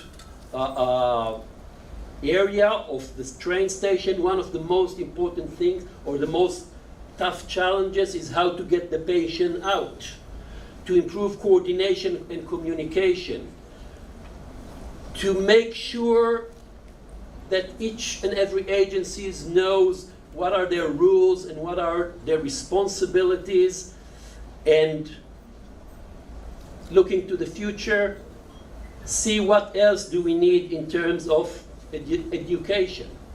Now, to plan a drill like the ones that you saw on the film will take probably a month, 6 months, and even more. But on the other hand, we can put up a drill that can be managed within weeks. Drills can last from hour, 3 hours, 6, 7, and 24 hours drills and more. And be aware that not all the participants are relative for the entire process of the drill. And as I mentioned, it's costs. Some of the drills can cost a lot of money because you have to bring people to the drill and pay them. You have to get equipment. You have to bring a lot of materials. You have to hire the mock victims, and of course all the logistic support. And the issue of safety is a very, very, very crucial thing. You saw on Gila's videos some of the drills. We use pyrotechnic effects, and we don't want to get any. We don't want that nobody will get hurt. So there's always a safety officer and a safety plan, and we make sure that nothing will happen, because if somebody hurt himself during one of the drills, no good. And when I'm talking about the overall actors of the drills and how we build up, so there is actually the steering committee and the chairs. They are the people who manage the drill, safety officers, the controllers, and the exercise directors, the participants, and a lot of time what makes the drill very hard to perform is the observers, especially when high-ranking people and sometimes ministers are stepping into a drill. Everything is stopped because they want to show to the police commissioner, for example, and these are the things that mainly we don't love, but it's part of the game. And when we're building up the exercise and planning it, the first and most important thing is to understand and estimate the need. What do you want to achieve in the drill? What is the scope of the exercise? It can be an entire hospital exercise. It can be a single patient flow from triage until the operation room. It can be a tabletop drill. It can be a full-scale drill. But you have to do it in advance to make sure that you're gonna meet the expectations of yourself as well as the people who are participating in the drills. Ask yourself, what kind of scenario do you want to drill? Who are the players that you want to drill with? Sometimes it's only the hospital people or the pre-hospital people. Sometimes it's a combined drill, as you saw on the different videos. See who's in charge of what. Have the evaluators, because you can perform a huge drill, but if you didn't evaluate the drills, you didn't summarize the drills, you didn't talk about the drills, so what did you drill for? And this is what we call the debriefing session. Maybe we'll have time to talk a little bit about debriefing, but for sure you will have some talks about debriefing, and we will debrief the drill that we will do here in the hospitals. And before the drill starts, actually, we have what we call the master file of the drills that collect everything about the drill, from the plan to the playground to the evaluators to the debriefing process. And when I'm talking about the evaluation, there's a lot of way how to evaluate drills. We are very strong believers in checklists that we provide the evaluators, and the evaluators can be people from the outside, from other hospitals, from other regions in the EMS. It can be peer evaluation, that means our people evaluate their colleagues, what we call the peer evaluation, and we don't evaluate the person. We evaluate the process, the decisions, the standing operational procedure, and as I mentioned, debriefing is a very, very important part of the drill itself, because you can conduct a drill, spend a lot of money, and in the debriefing session, everything was excellent. When I hear this answer from me, from my point of view, this drill is a complete failure. Why? Because either the people are not telling the truth or something else happened. Because in each and every drill, we can learn and improve ourselves. And to summarize my short presentation about this, this is what we call the exercise management model. Start and identify the needs that you want to do. Analyze them. Okay, you identify the needs, but go into details. Don't say, we need to practice the pre-hospital response to a big fire. But let's go into detail. What does it mean? What do you want to achieve? You want to talk about coordination with the police? You want to talk about coordination with the fire services? Or you want to test your people about how they treat, how they triage and treat burn patients. For example, design the exercise. In a lot of the exercise, we actually build up the scenario into details. Some of them will be surprise. We do the exercise, we evaluate the exercise, we debrief the exercise, and then after the learning process of the final report, because if we wrote the final report and we put it back in the drawer and nothing happened with this, again, a waste of money. Thank you. Any questions? Yeah, go ahead.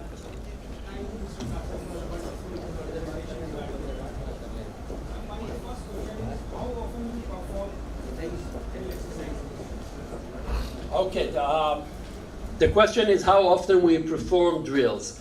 So the drills that you saw on the videos, usually we have between 1 or 2 large-scale drills like those in a year. But for example, last year our ambulances, Magen David Adom ambulances, participated in around 300 different drills. It can be an ambulance, a single ambulance drill that we want to check. For example, the close primary coordination on the scene, and it can be a large-scale drill with 20 or 40 ambulances, but the average will be between 3 and let's say 5 to 6 ambulances that can they'll be done on a weekly basis. And how much emphasis to give on the about? CPR. How much I must say that in those drills, you don't practice CPR, because those drills are meant to the higher level of scenarios for multi-casualty incidents, because CPR on a day-to-day life is the most important thing. But in multi-casualty incidents, it's not the most important things, because we know, and we will talk about, that this is one of the hard decisions on multi-casualty incidents, to decide that you're not even starting CPR because you don't want to waste your resources.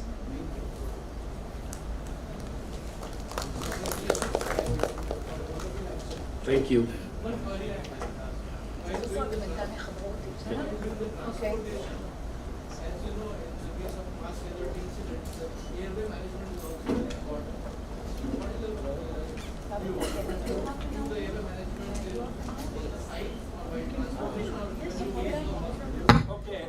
The question, the very, very important question is the airway management. And I think, and Dr. Bahuti will correct me if I'm wrong, we're going to talk about the medical procedure, the triage a little bit more further on. But basically, I will say that we do manage airway on the field, starting with the basics and go into advanced airway control, sometimes in the field, a lot of time during transport.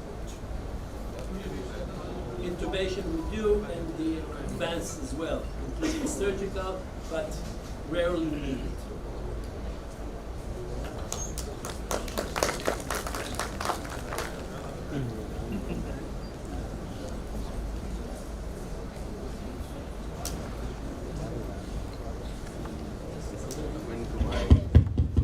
Just my humble comment or experience.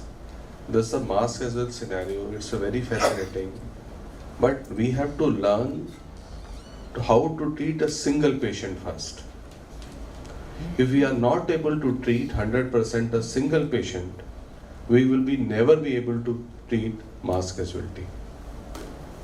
And for single patient, we have ample of resources. So it's a functional concept.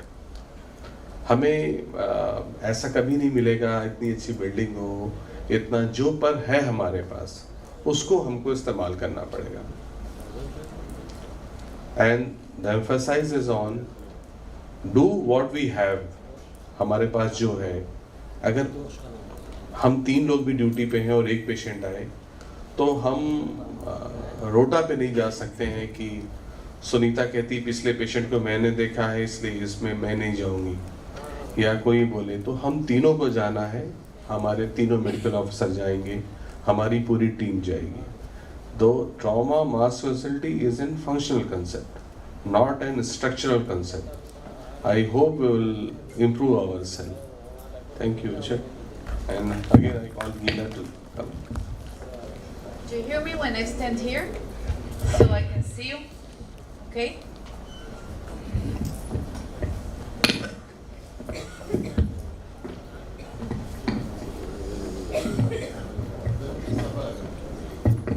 That's so I can just move around and you will not go to sleep, okay? So I can just confuse you around. So this is my talk. Again, thank you. And we're going to go and speak about the organization of the emergency department. Before I go into the emergency department, I will tell you that unfortunately we have many years of experience. But when I went today into your emergency department, I've seen that you are facing mass casualty every day. You walk with a huge load of patients, and I've seen how you organize yourself in order to be able to see each patient in the way he desires. And I've seen that you know very well to triage the patient in the patients in a different scenarios.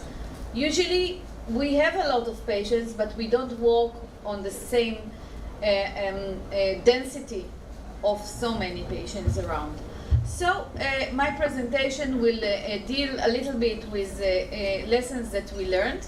And in our country, people tend to think that in Israel we all have all the time mass casualties and terror and war, but actually we all working in peacetime and in wartime in the same categories.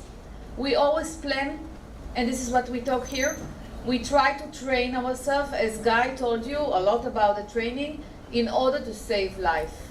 So when you come to a hospital in Israel, you will see that the hospital have a clear management policy how to organize with mass casualty. It has a key personnel that will be involved in mass casualty, and this will be the rule during the time of these situations. Usually in every management team we will have physicians, nurses and administrative personnel, and each one of them will know what is his role during mass casualty, and we try to make the activities as much as similar to the regular work. So for each kind of mass casualties we have a steering committee that involve according to the type of mass casualty. Here you can see the CBRN. So we have committee for CBRN for the chemical part of the CBRN, the biological, radiological part, nuclear.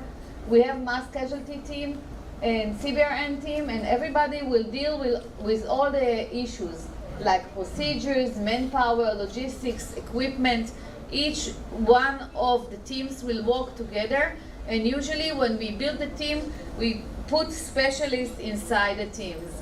On all over these scenarios, we have one nurse, very important nurse.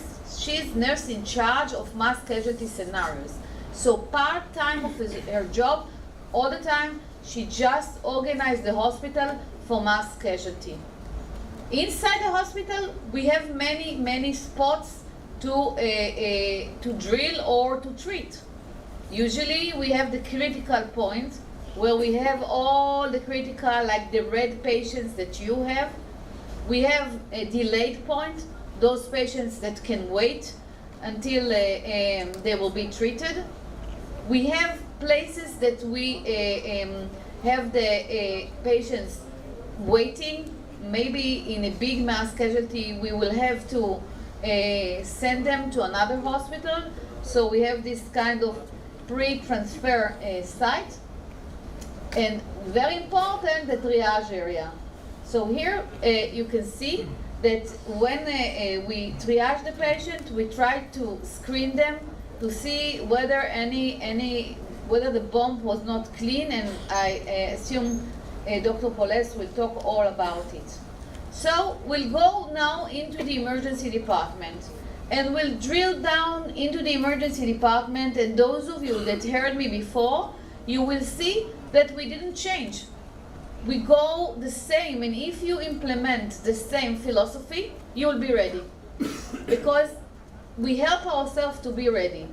So even though we will talk about nurses and about their key role during mass casualty, this is the way we've built. Maybe you want to build your system in another way, but each nurse will work with physician, and I will follow all the nurses' duties during a mass casualty. So announcement will come from the radio with walkie-talkie, as Dr. Bachus said.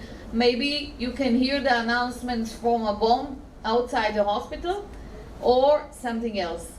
As the minute you get the announcement, you have to open the protocol. This is the first thing you need to remember. Don't think what to do. Don't invent new things. The protocol, it's like a cookbook. You just follow the way that you need to go. So we open the protocol even to receive the first announcement. And when we receive the first announcement, we will ask many questions. So what questions we would like to ask? We would like to know what happened. How many patients supposed to arrive? What is the condition of the patients that will come? We would like to see whether there are pediatrics involved, so we will ask about their ages, time of arrival, any toxic materials. So all these questions are written here at this page. So this is Rabia, he's the head nurse of the emergency department. He asked all the questions in order to get ready. And then he called all the nurses, these 6 nurses, he called them to come towards him, and each one of the nurses will get her own role. So on the same time, everybody will do something.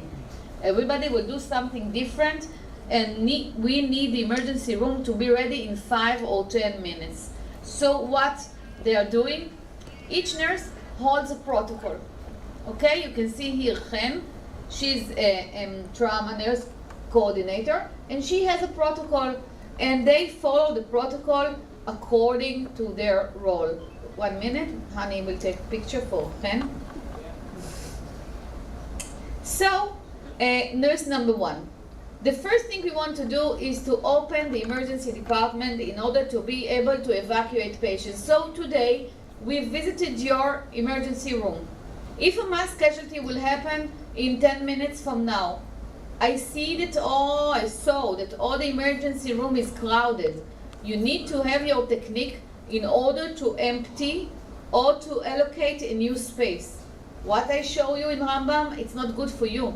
You need to think about the hospital and see how you organize it. So first we need to send patients away.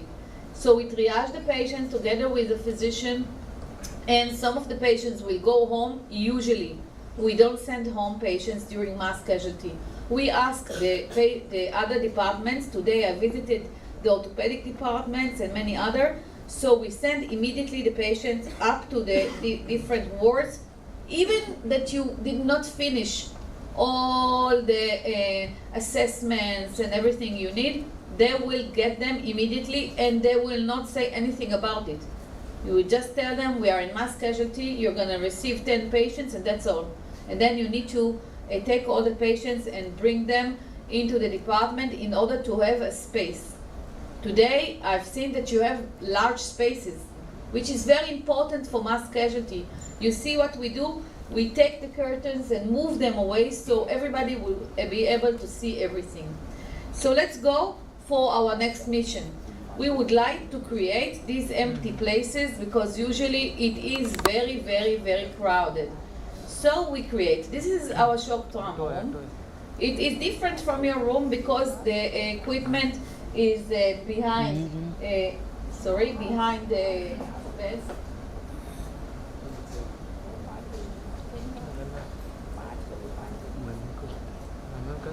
Okay. So the equipment is behind the beds, and actually we have 11 bays. So nurse number 2 needs to bring the personnel. In order to have enough personnel, we would like to have for every patient 2 nurses and 1 physician. Now this number is not a number that we usually can bring, but in order to be able to treat the patients, at least those that are in the shock trauma room will need at least 1 nurse and physician to be able to treat, of course, if they are critically injured. So each area of the emergency department will be dedicated to different patients. In the immediate area, we would like to bring a lot of personnel. Those that we recruited are people that are inside the hospital, because sometimes you don't have time to wait until they will come from home. Sometimes the roads are blocked. Sometimes the patients come before the personnel. So you need to lean on patients, on personnel, qualified personnel that is in the hospital and was here. So maybe you're going to be the next personnel that will come to help the emergency department, and you need to know how to walk there. So here you can see that the teams are waiting for the patients, and you see that we walk together. And as Dr. Hani said, we will call first nurses that used to work in the emergency department. We'll call people with intensive care background so they can help with intubation, chest tube insertion, lines, and everything else for the severe patients. And those that had a trauma course, they will be our people that will help us. What else we are going to do? We need to teach them. So as Guy said, we educate our team. They educate in pre-hospital, we educate in hospital. So in Rambam, every month there is a drill. It is mandatory to come, and the drill comes to bring a lot of knowledge about the equipment and protocols and procedures and rules. It is so important to practice on peacetime, because when you have a mass casualty, everybody is anxious, everybody wants to do their best, but also everybody is worried about the families, okay, because we are people, we are human beings. So, and then if you take nurses and doctors from the surgical department, they come to the emergency room, they are not familiar with the emergency room. They need to be trained there so they can help. So nurse number 3, this nurse help us to equip the emergency department. So I told you, I saw today that you don't have enough space for all the patients. Think if you're going to have 60 severe trauma patients. In this scenario, you need to locate another place and bring equipment. The equipment is important, otherwise you will not be able to ventilate the patient, you will not be able to do anything. So we need to organize the emergency room like a big shock trauma room. So if this is our shock trauma room, we would like to use this equipment that we have in the storage room. So I saw today some of the equipment that you have for mass casualty. This equipment needs to be ready on trolleys and wheels. So very quickly you can take it off, you can bring it inside the emergency department, and then use it in order to be ready to treat the patients. You can see the different trolleys here. This is, for example, a procedure trolley. What's nice about it? That everything you need to do, all the equipment that you need. If you need to do intubation, usually the nurses need to bring the tube and this and this and this, so they don't need to do it because all the equipment is inside. So they don't need to know where is the equipment. They just open the drawer, take out everything, and they are ready for intubation. So we have the same for chest tube. We also have everything for pediatrics. You see here that we have a Braslow tape. We measure the kids, and we have all the equipment for all the sizes of the kids. This equipment is on top of the regular trolleys. This is the Braslow tape.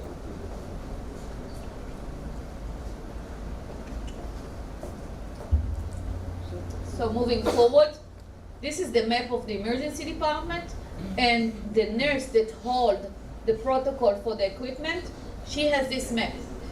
And she knows to take the trolleys to the different places. So she knows how to place it, she knows how to organize it, and then we can create what we need, a big shock trauma room all over the emergency department. And here you can see that even on the wall, we have these signs, so we know where to locate everything. So everything, it just needs to be thought in advance.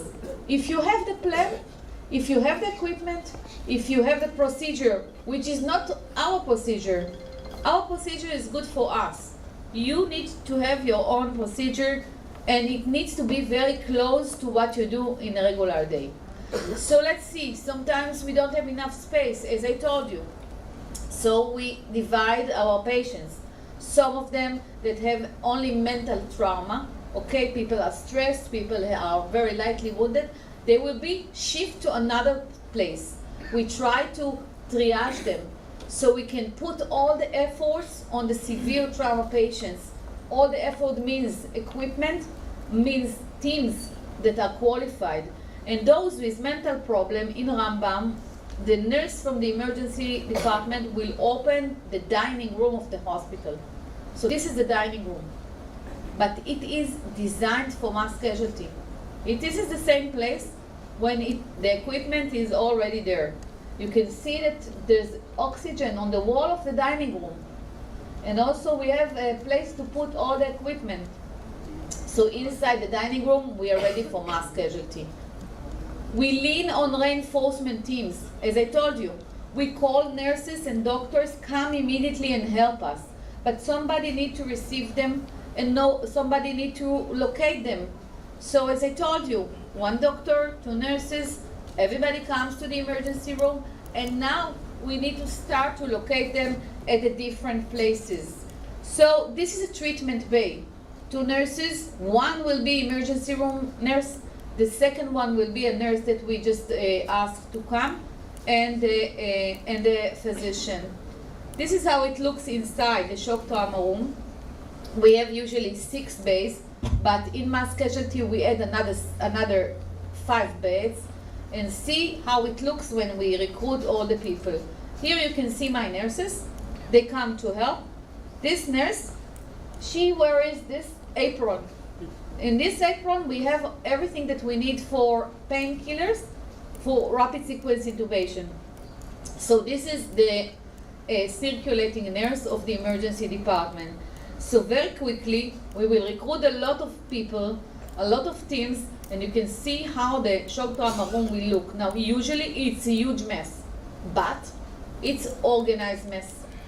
Everybody knows his role, everybody knows where to stand, and together it's like an orchestra, okay? And we need to make it the best as we can. So we train and train the nurses, train the physicians, train the clerks, train everybody. Another very important issue, we need to mark. You see, all these are nurses. So they are marked as nurses. All the things are here, all the aprons. And these nurses are the nurses that I'm going to speak about them now. The patient's records are pre-designed for mass casualty. So you can see we have a number. We call it an iron number because when the patient arrives, we will not be able to computerize his details. We will not be able to ask his name because sometimes they're unconscious. Sometimes they will be babies. So we have these numbers. The numbers will go with the patient everywhere. As for now, we are working on a computerized program for mass casualty that we will use our iPads in order to put all the information inside. So here what you can see, and I will leave all my presentations with you. So Kavi can take all the presentations on the PDF and just give everybody who wants, because I think you can use them. Okay? As I said, you take my information, but you change it. You change into your needs. So here you can see what information we would like to take when the patient arrives. And here you can see more information. Now, what I want to say about it, this one is like, it's like an educational tool. Why? I don't need to remember what to do. If I follow this, I will know what to do because it asks me, please check this, do this, check the vital signs. Did you give the fluids? So please write it down. Did you give the toxoid? So everything is written here. So I just follow it and I will know what to do. So it helps these nurses that come to help in the emergency room. So we won't go into details. You won't be able to see it, but it's long. And what is nice about it, it's for the doctors and the nurses together. In mass casualty, thank you. There's no need to write things twice. Why won't we work together? So we have the same records, and everybody will get in all the information, and then we will be ready for the next step. So, nurse number 6 is the rotating nurse. Inside the Second Lebanon War, we learned that we don't have enough emergency department nurses. We need to lean on other nurses. So when you look at the map of our emergency room, inside the emergency room, we created spots for nurses that are going to centralize the care. I'm going to talk a lot about it in my next presentation within 2 days when I speak about the triage and the trauma coordinator. Do you have a trauma coordinator here? No. If yes, say yes. Yes? Who is the trauma coordinator? I want to meet you personally. Okay. So it's very important. It's very important to create a rule for this rotating nurse. Why? They learn how to walk and they can help in the emergency department. So how they can do it? They centralize the care. They will go to the group of nurses and doctors that came to help us, and they will ask, where are you now? Did you finish A, B, C, D? Do you need intubation? These nurses have the apron for rapid sequence intubation. They will have the medicines so they can help. So if the patient is in a severe condition, they will be called and they will help to organize, and they will be recruited in order to help the teams to finalize the treatment. So the recruited nurse, a rotating nurse is very crucial. She helps the trauma team director in every place. She helps in performing the procedures according to the ATLS, coordinate the care with the trauma coordinator. So if we want to move the patient from the emergency room to the operating room or to the imaging department, it needs to be organized. Otherwise, so many patients will come from everywhere and you will have a big mess. So she coordinated. She will not let patients go out without checking the documentation. Even in mass casualty, we want everything to be written down. Otherwise, the next team will not know what we did. So they need to write down everything and to list what's going on. So this is an example of a rotating nurse. I'm not sure that the video will come. I'll try.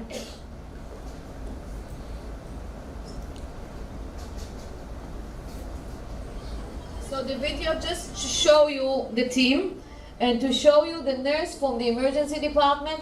She will come and she will assist the team. The team works alone, but she gives the medication, she will take the blood, she will see that everything is done according to our protocols, and then they will go on. So here you will see the rotating nurses are being also drilled. You don't know how to be a rotating nurse if you don't drill it. So the time you invite all the teams to be drilled, the doctors and nurses, you drill them also. So they learn how to be a rotating nurse, and then everybody knows what to do. Also, the trauma coordinator has her special role. I won't go into details about it because I will talk about it in 2 days from today. Here you can see Chen, she's our trauma coordinator. We have more than one trauma coordinator.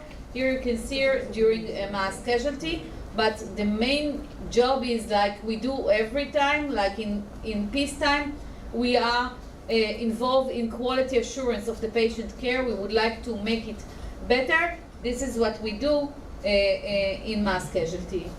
At the end, as Dr. Bachus said and Guy said, we have a debriefing. You are going to have a debriefing also when we finish the drill. Okay, tomorrow we are going to have your drill, and after the drill we'll go for the debriefing. What's important in a debriefing, that we take the information and we spread it to another hospital. We don't feel shy. They will know that we make a mistake. No, we want them to understand that this mistake can happen. So maybe they can avoid this mistake and take into consideration this issue.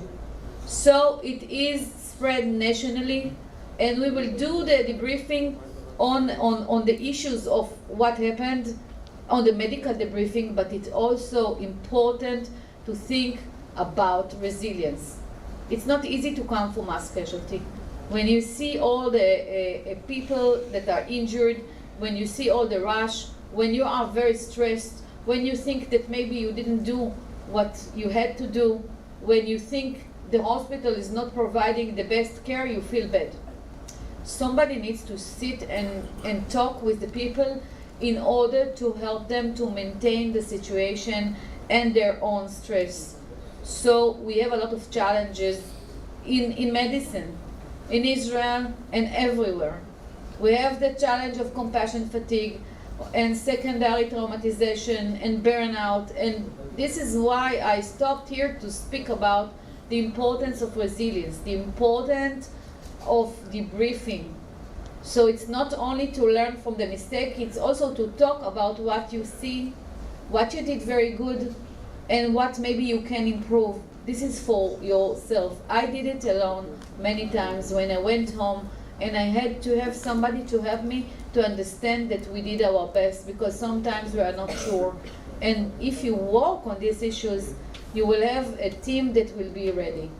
So there's patients that we will receive that I told you without a name. We have a special computerized program to take their photo. You see, unidentified patient, also we drill.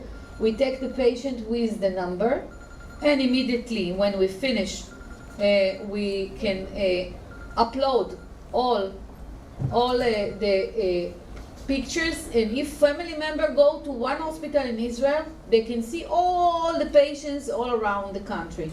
So we will say, I had a child, blonde hair, blue eyes, so they will show him some pictures, and he can locate his family member. Also, unfortunately, at the morgue. So if he is unfortunately dead, also they can use the same. So, few last topics. We have an underground headquarters. Mickey will talk about our underground hospitals, so we will talk about headquarters and the importance of having a headquarters in order to know what to go and in order to try to control. I'm not sure if we are going to drill tomorrow headquarters, but it is important to drill it in order to have a lot of communication channels and in order to provide all the information and to understand on all the challenges that you have. So each topic that I talked, it's like another 2 hours a lecture. We cannot go in details to every topic. You just have the whole picture, and then you can design your picture according to your needs.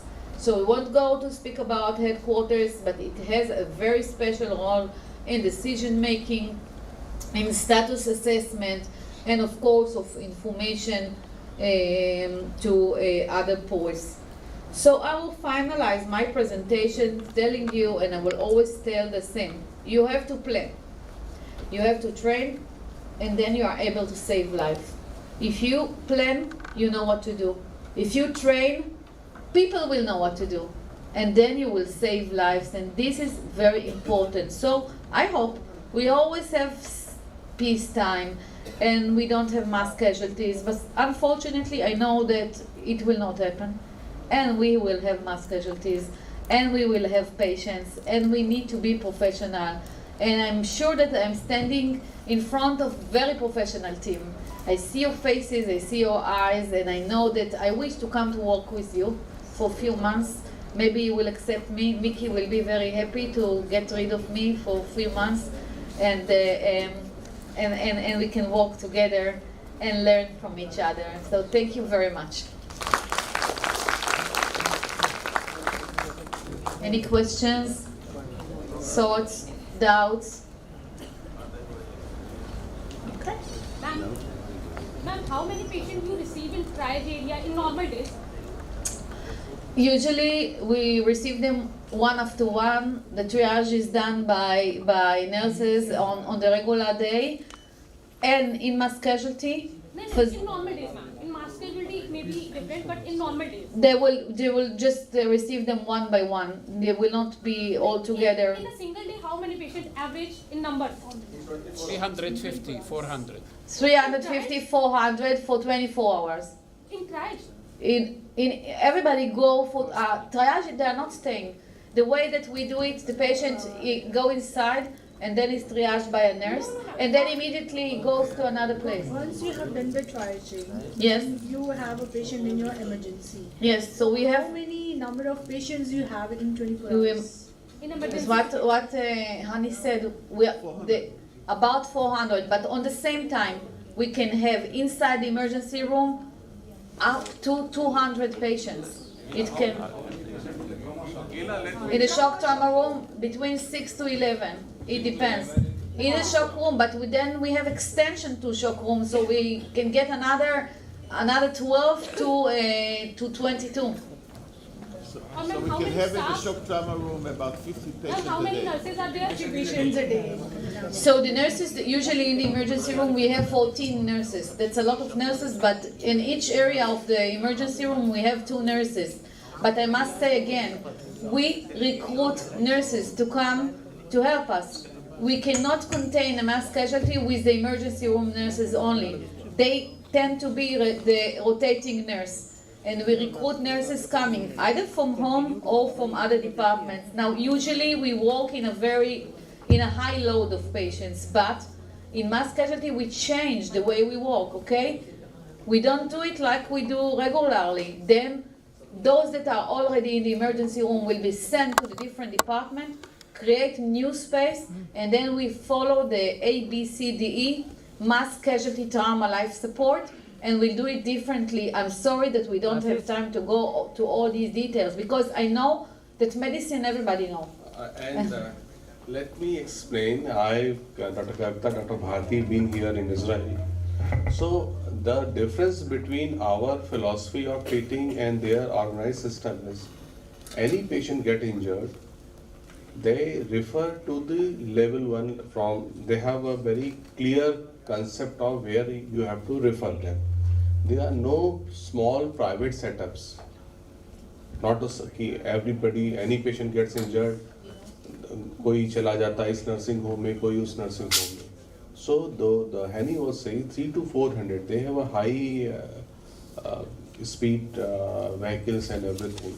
So in their trauma center, that is the biggest in the Haifa region. So they get all of the accident in their trauma center. ठीक है? It is not like us कि एक हमारा चंदौली में है, एक हमारा बनारस में 3-4 हैं, 20 नर्सिंग होम हैं, जो नर्सिंग होम में अफोर्ड नहीं कर पाएगा वही BHU में आएगा, ठीक है। तो उनके सारे पेशेंट इनके पास जाते हैं। और दूसरी बात, जैसे मैंने कहा कि हम कभी उस लेवल को, अभी डेवलपिंग नेशन है, हम उनके रेशियो को नहीं पा सकेंगे, पर जो हमारे पास है उसको तो यूटिलाइज कर सकते हैं।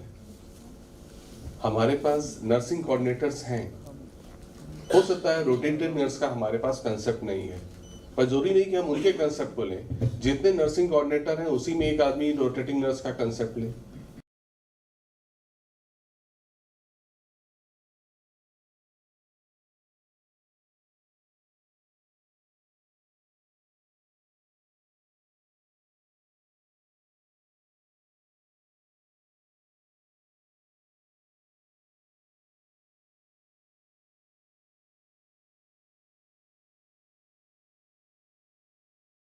My query is, I mean, your population being 93.5 lakhs as it was in 2021, right? And we are talking, I mean, this is 4 times our city, Varanasi. So this concept of nursing and the nursing, the rotatory nursing that you talked of, do you think it could be extrapolated in a system like India, where the population, we are in explosive phase, right? And do you think a trauma center like this and the system like ours, do we need a modification of this system, or do you think the system is good enough to handle, and if we replicate this system in our setup, will be good enough and will be probably taking good care of the mass casualties that you talk of, God forbidden if we have any? So, as I said before, when I came today to the emergency room, I was asking about the number of nurses. Everywhere I was told about the number of nurses. So you have the same number of nurses like we have, but your emergency department is very, very crowded. If you think our system will be good for you, I said again, you need to tailor it into your needs. Like, I don't want you to go into the details of numbers, but I tell you that when you understand that in mass casualty you're going to get 100 patients in 1 hour, and you have only 10 nurses inside the emergency room, so you need to change the role. They don't need to treat directly the trauma patient. They need to help 6 nurses that come from another department, and they centralize the care. So then they will be able to treat more patients. Otherwise, if you stay on the same regular organization, then you will not succeed. So again, I say, maybe the people that were in Israel, the people that knows already the system, they knows the best how to tailor our information to your needs. So I will continue. Yes, go. Yeah, you be here. Yeah. So we have again this trauma is a team and a functional concept, and what we have to learn or we have to improve, that we have recommended certain small jobs, that this job has to done by the neurosurgeon residents, this job has to done by the general surgery resident, this job has to done by the orthopedic surgeons. But if MCS comes, or what we have regular on routine days, we have to merge our jobs. It should be it is a pure functional concept. Trauma is a functional concept. Again, I am telling you, we have to interchange our role on the mass casualties. And it is not Gila who will tell us or Meki. We have to introspect. Are we justifying our job? Are we at the optimal use of our infrastructure? If we are satisfied, then we don't have to ask anybody. And there is a scope for everybody. Even there is scope for them also. So this is never an ending point. We have to improve ourselves. But yeah, Mickey, please, Mickey. It's an open session. We are just interacting. So Mickey, just an answer to you. All health systems in the world are short of resources. You are short of resources. We are short of resources. I spend until 1 o'clock in the morning arguing with the government about resources. So this is the story of our life, you know. So now, what we can do, we can stand, hug each other, cry. It doesn't help anyone. So we know you have your resources. This is what you have. Now, well, they did disappear. No, he said the right thing. He said, you have to take your resources and use it most efficiently. This is the mode of thinking. Not because, we have things to do and we have to do that. There are things that we cannot influence. There's no doubt it's not logical. We heard today that you are covering about 70 million people, right? One trauma center. Not logical. Can you do something about it? No. So, but can you do here that you will work, the best way, efficient, create a teamwork, So this is what we're saying. Thank you, Mickey. So we can take the model from them, tailor it with ourselves. We cannot have a cut and copy of anybody. We have to improve ourselves. Thank you. Thank you. Thank you. हम उनका level तो नहीं पा सकते पर एक चीज पा सकते हैं. How many of you want Gila in your trauma shock room?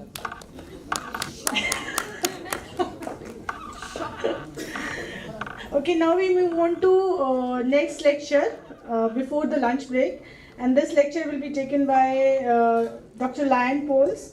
He will talk about introduction to mass toxicological incidents.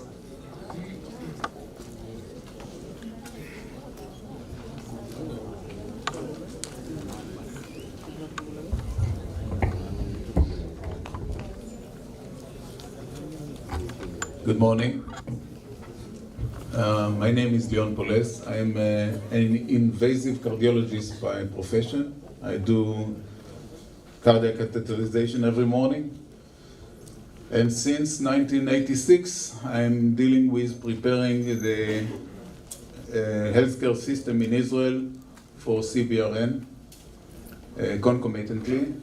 Firstly, during my service in the army, and later when I moved to assist the Ministry of Health doing this.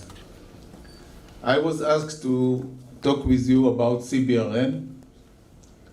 CBRN is type of complicated MCI, mass casualty of trauma.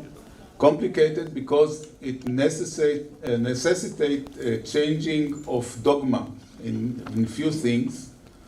And it is complicated because there is always a psychological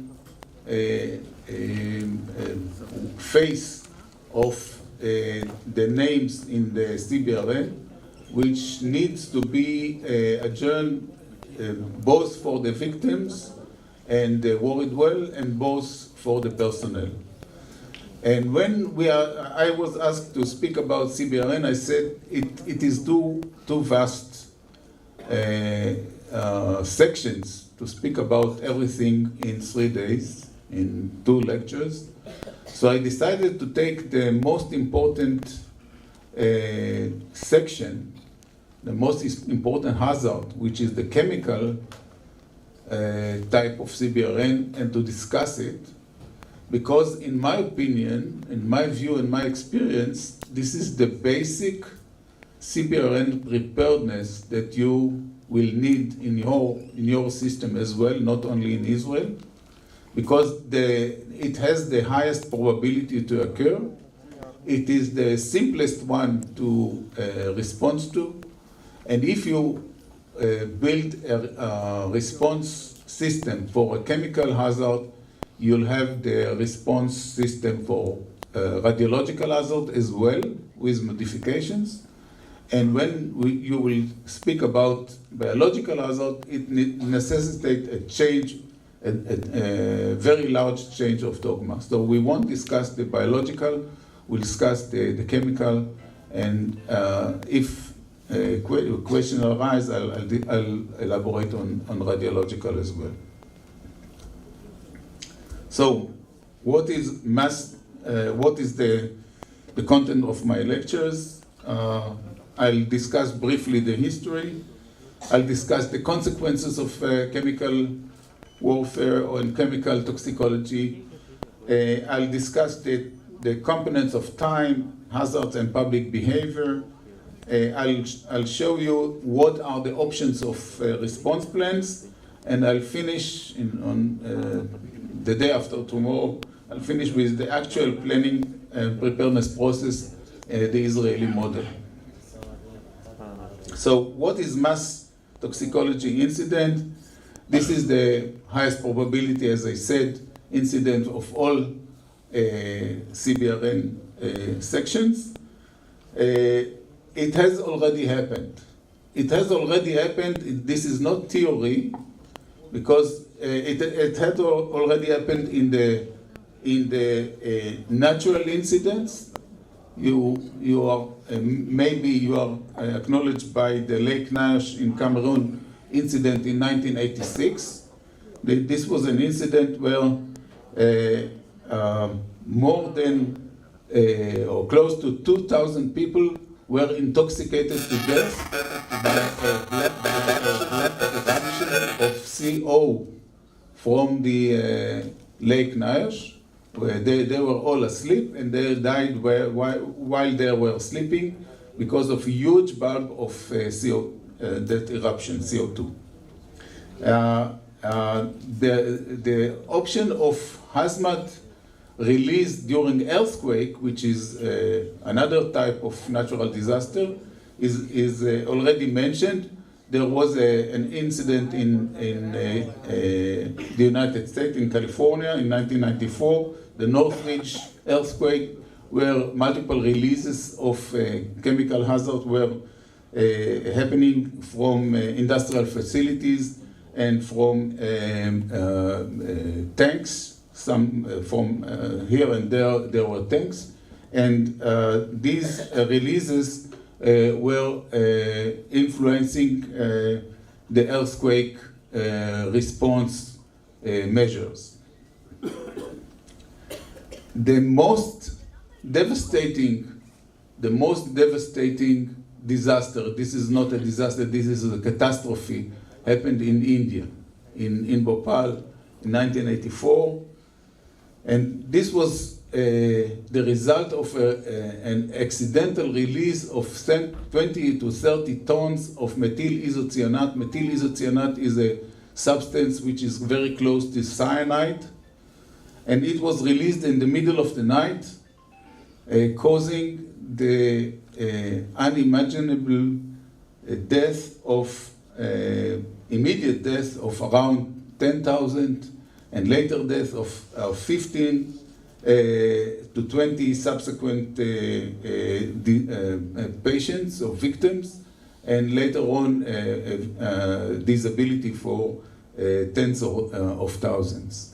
And this disaster or catastrophe was something which we found similar results or similar causes for this catastrophe when we looked into the Chernobyl disaster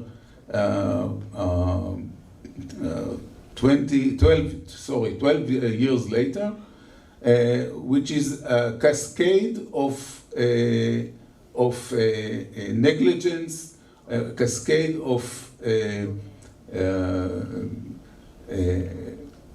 even more than negligence by technicians and by engineers.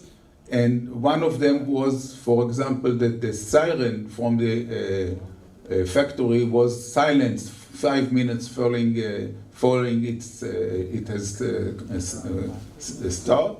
There was no person that was responsible for planning the evacuation of the population around the factory. Actually, there was no plan for evacuation. There was no information about the chemicals stored in this factory. There were no antidotes. There was no information about what the chemicals can cause for human beings. There were inadequate warning systems. The factory was built inside a very densely populated area, for example. And of course, there was no transport of patients to the hospital. And so the result was something which was calling for change in India and in the Western world. The only change that happened in the United States at that year was that there was a registry of hazardous material accidents, which was built in 1995. And here we can see something that we can learn from one of the years in this registry, 1993. There were close to 4,000 hazmat released in the United States in 1993.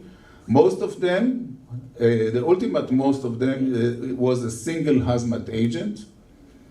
In 12% of this event, there was exposure of 2,270 human exposures.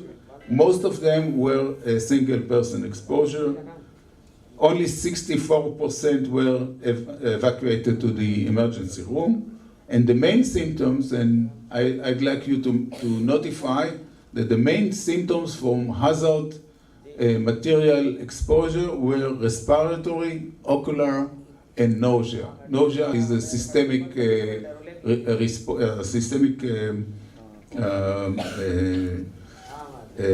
influence of the hazmat. Only 15% of those evacuated were hospitalized. So there are 100% patients evacuated and only less than 20% were hospitalized. Remember the numbers? The number of the deaths was very small. What should be mentioned and notified in this point of the discussion is that for the most of the chemical exposure, we are dealing with three systems, human body system exposed. The eyes, the respiratory system, and the skin. Only minority of the hazmat cause systemic effects. So if we want to prepare ourselves for the next hazmat situation anywhere in the world, we should remember that we should protect ourselves as caregivers. We should protect our eyes, we should protect our skin, and we should protect our respiratory system. Following the registry in the United States, nothing had happened in organizational point of view anywhere in the world. And then came the Sarin, Tokyo, and Matsumoto events in 1994 and 1995, where an extreme cult, Japanese cult, released deliberately sarin in a populated civilian area.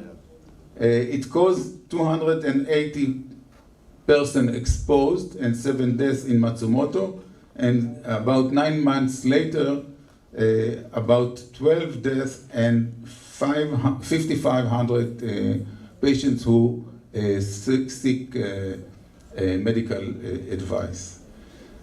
Notified that 20% of a hospital healthcare worker were mildly affected, and 132 first responders were affected by the exposure.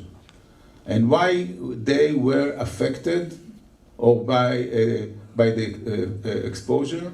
Because they are not protected. They didn't use any protective equipment at all, not the first responders and not the hospital healthcare workers.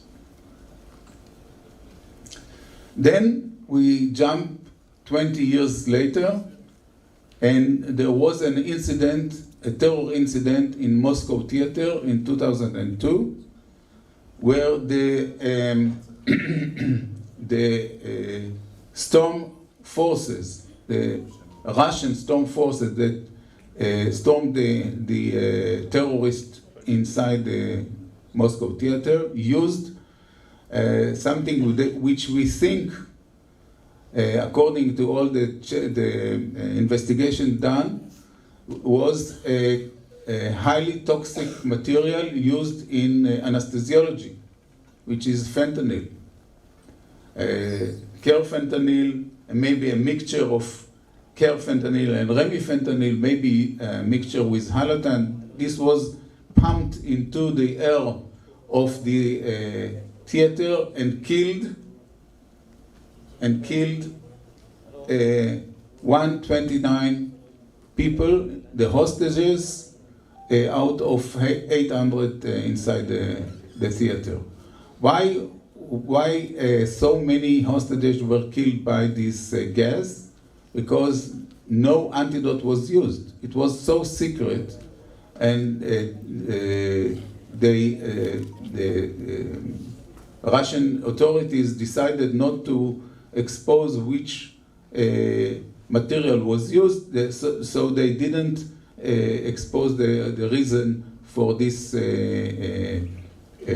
intoxication, or the cause of this intoxication, and they didn't provide naloxone, which is the antidote. We know about it for the fentanyl.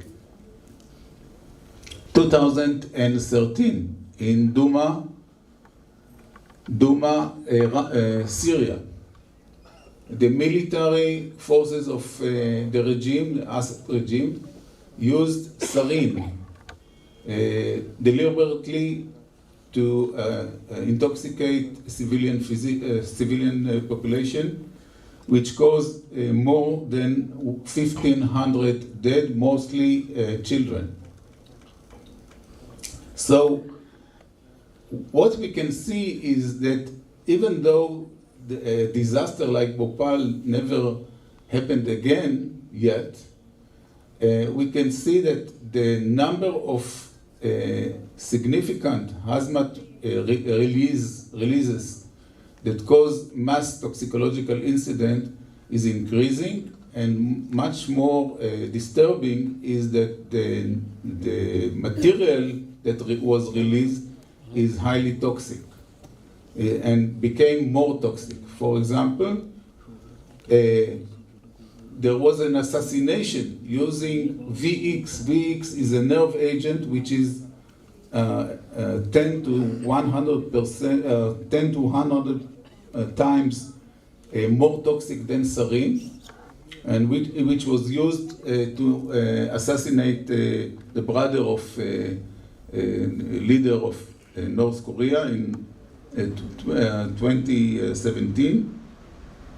And there was another incident of intoxication of very highly toxic VX, which is called Novichok, which is 10 times more potent than VX itself. It was used by Russian agents in Britain in 2018. So we have to assume that a mass toxicological incident would happen. And what can be the consequences of such mass toxicological incidents? There are many factors that impact the consequences of a mass toxicological incident. Most of them are not within our hands. We can't affect meteorology, we can't affect the initiative of the terrorists, we can't affect the accident. We can try to prevent accident, but we can never succeed to preventing any accidents. We can change the prognosis of the patient by being prepared to respond. Why is time critical for the response to mass toxicological agents? Release. One is that it takes time to identify the agent. For example, in sarin Tokyo, the identity of the toxin was not known for the caregivers until 4 hours from the release. 4 hours. So they didn't use antidotes for the patients or for the victims until they had the information transferred to them 4 hours following the release. In the Moscow incident, as I said, they didn't use antidote at all because they didn't know which agent was released and caused the intoxication. What we know is that the prognosis of patients, of the victims, is inversely related to the delays. So if you don't respond immediately, if you don't respond rapidly, you'll most probably lose patients. What are the risks for the victims? If we analyze the scene, we find two regions in the scene. There is ground zero. This is the red point that is shown in this diagram. This is the place where the concentration of the toxin is very high, so it rapidly affects the victims, the unprotected victims. It incapacitates the victims, so they are immediately or almost immediately unconscious, or they can't walk, so they are continuously exposed to further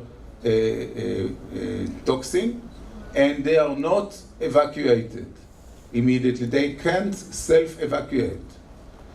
These are the victims that we can affect their prognosis because they are exposed to the high concentration of the toxin, but they can't evacuate themselves out.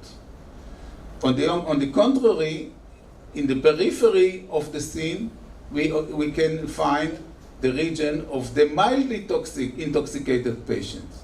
And the mildly intoxicated patients are mostly ambulatory. They can evacuate themselves outside, and they can go to the hospital and ask for treatment. But we can't change their prognosis. The prognosis is good, is excellent. If they arrive to the hospital alive by themselves, they most probably will survive even without treatment. We know that because we analyzed the sarin Tokyo incident. And a part of the somatic injuries, which affects the eyes, the skin, and the respiratory system, and in the minority, the systemic effects, we have the psychological effects related to the exposure to the toxin. And many of the victims that arrives to the hospitals following a mass toxicological incident are worried well. They were not exposed, or they were mildly exposed and they think they were exposed and they want to get help, but they don't need significant antidotal, for example, help because their prognosis is excellent. On the other hand, there is the danger of overwhelming the emergency room with such patients. And we can't give them enough resources because we need the resources allocated to the victims that needs immediate care. How many worried well we have or we will have?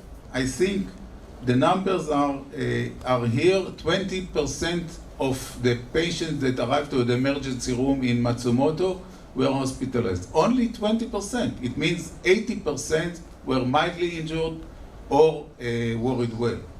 In sarin Tokyo, only 10% were hospitalized. It means most of the patients that arrived to sarin Tokyo, Tokyo hospital emergency room, were not significantly intoxicated.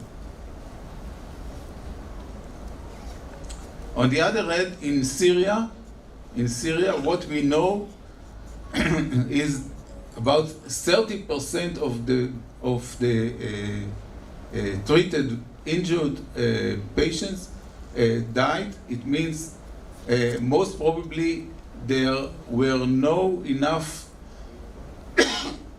emergency rooms in Syria that would admit the patients, and most of the mildly patients were not arriving to the emergency room at all in Syria.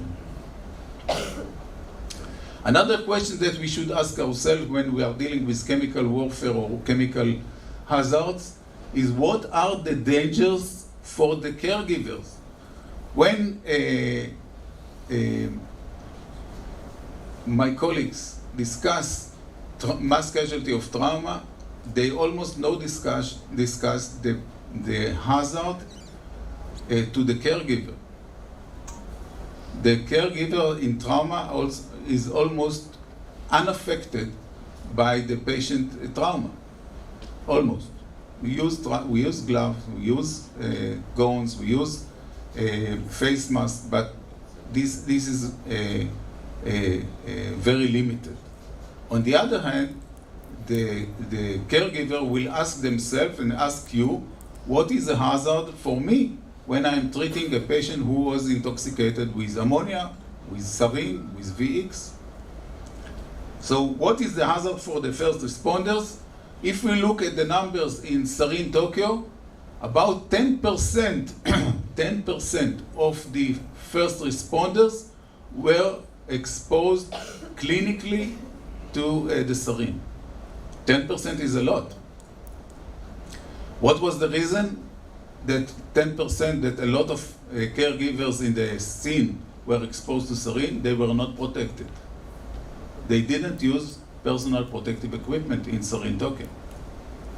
And if we look at one of the hospitals, the main hospital or the closest hospital to the sarin Tokyo attack, which was St. Luke, we see that 23 of the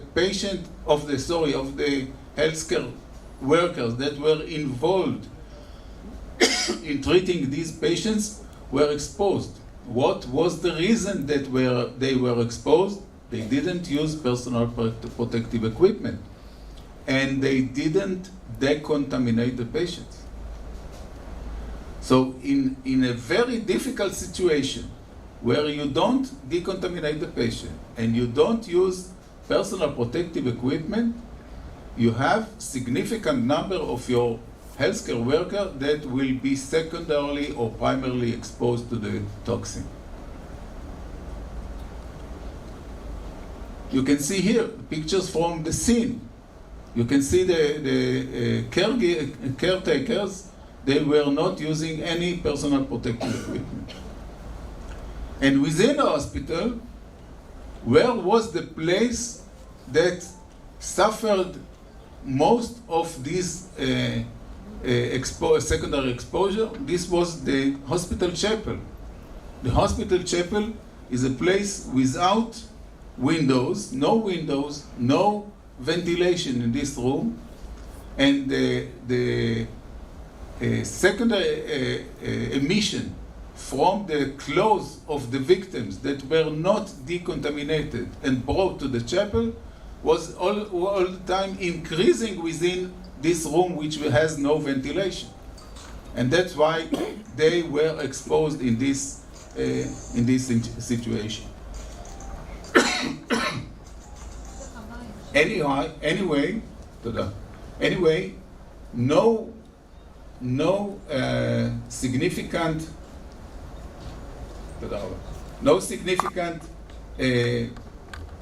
secondary exposure was happening in this situation, and not in industrial exposure in the United States as well.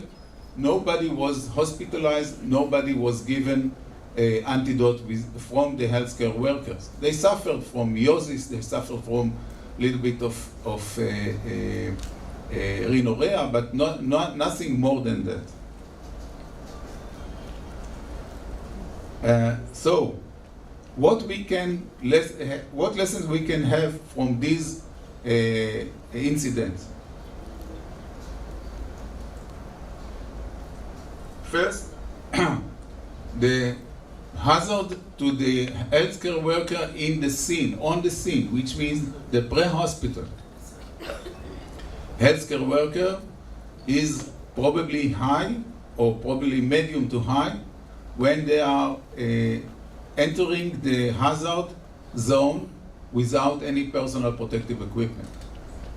The hazard or the risk for the healthcare worker within the hospital from secondary exposure to the clothes of the victims is mild, is small. But if you do decontamination of the patients, and if you wear personal protective equipment, the risk for your health as a healthcare worker is null. The last question should be, how will the public react? Why should we ask ourselves how do the public react in a CBRN incident? Why don't we ask the same question when we deal with mass casualty of trauma? The answer is that the psychological effect of CBRN is very tremendous. And we can see the numbers. Again, 1 in 10 patients in Sarin, Tokyo was a significant patient. All the others were highly mildly infected or mildly intoxicated or worried well. We can see the same happening in another situation of CBRN, which is a Guinea incident in Brazil. This was an exposure to radioactive substance, which is named cesium-137. It was dispersed by a powder, and you can see that the actually exposed patient for cesium-137 in Guinea were 250. But the population that arrived to a triage was 500 times more. So 1 in 500 were exposed to CS. But we need to prepare ourselves to an influx of an overwhelming influx to the emergency room. Any questions?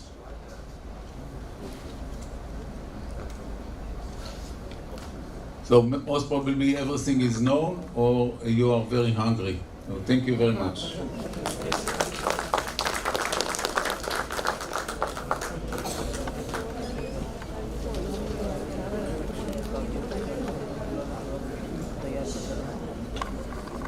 Thank you, sir.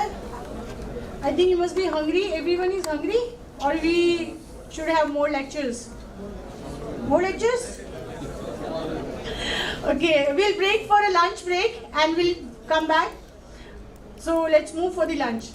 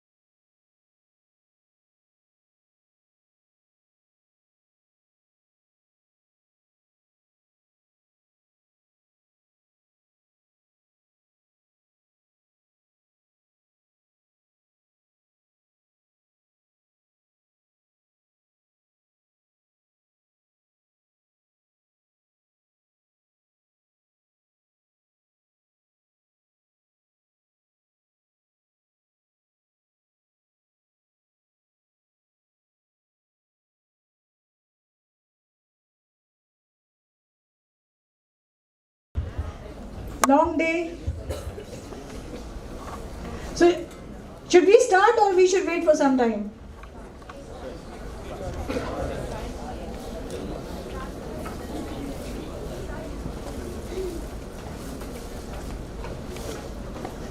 For the next lecture, Dr. Poles is already standing here and waiting. He will be taking the lecture on what are the issues with toxicological poses to first responder. Basically, the issues toxicology poses to first responder. So, please, sir. Thank you.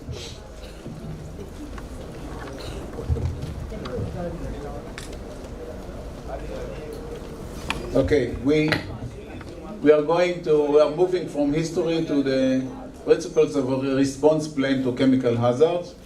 You all remember, of course, what are the sensitive systems that are most sensitive from exposure to chemical hazards.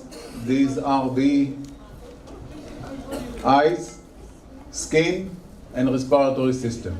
Eyes, skin, and respiratory system. And then when we want to prepare for chemical intoxication situation, or mass toxi, which the name or the item that I use, mass toxi or M-toxi. First of all, we want to prevent the situation or the incident, but prevention sometimes fails, almost ever fails. So we have to prepare ourselves for the severe probable scenario. And what are the main goals of treatment or response in the mass casualty or intoxication and toxi? The first priority is to treat only those that we can affect their prognosis. We are not treating those who will survive without treatment. We are not treating in mass casualty incidents. If we have 400, 500, 5,000, 20,000 victims, we don't treat those. The treatment will probably fail. The critical, ultra-critical injured patients. On the other hand, we have to assist those who are not significantly injured. We have to assist them because we want to divert them from our emergency rooms to a place that we can give them assistance. It's not necessarily treatment, medical treatment, it may be a psychological assistance in order to let our resources concentrate on those who are critically ill. On the same time, we have to ensure the safety of our first responders, whether they are pre-hospital or hospital healthcare workers. So we have to use PPE, personal protective equipment, and we have to at least undress the patient, and most probably decontaminate the patients. It is necessary to decontaminate all non-ambulatory patients. It is unnecessary to decontaminate walking patients. It is enough to undress them and give them replaced clean clothes. What types of anti-chemical personal protective equipment do we know of? There are 4 types. On the right side, type D is our everyday clothes. Even the surgical gown is part of type 4 or type D. On the left side, you can see type A. Type A or level A personal protective equipment is used in Israel and Europe, in the States, mainly by the firefighters who are part of the hazmat teams. These are very cumbersome suits with a tank of air which lets you breathe independently for 20 to 30 minutes. It depends on the work you do. and then you have to go out from the hazard zone and replace the air bottle. So this is a very cumbersome unit. It takes time to wear it. It takes time to safely doff it, and it is particularly suitable for working with very high concentration of fluid and steam of chemical agents. This was used in Tokyo, in serene Tokyo. You can see the picture here. There were no living metro of Tokyo in order to investigate, in order to decontaminate the area, the scene, but not decontaminate patients. Level B used the same protection as in level A, but the air is outside the suit. This is suitable for short time intervals in the scene for rescue. This is used by intervention forces in Israel. It is used by the police department, part of them. It is used by the firefighters. It is not used by healthcare workers, not in the Israeli system. This is level C. Level C protects the three, gives reasonable protection to the three systems that I have mentioned: eyes, respiratory system, and the skin, against steam or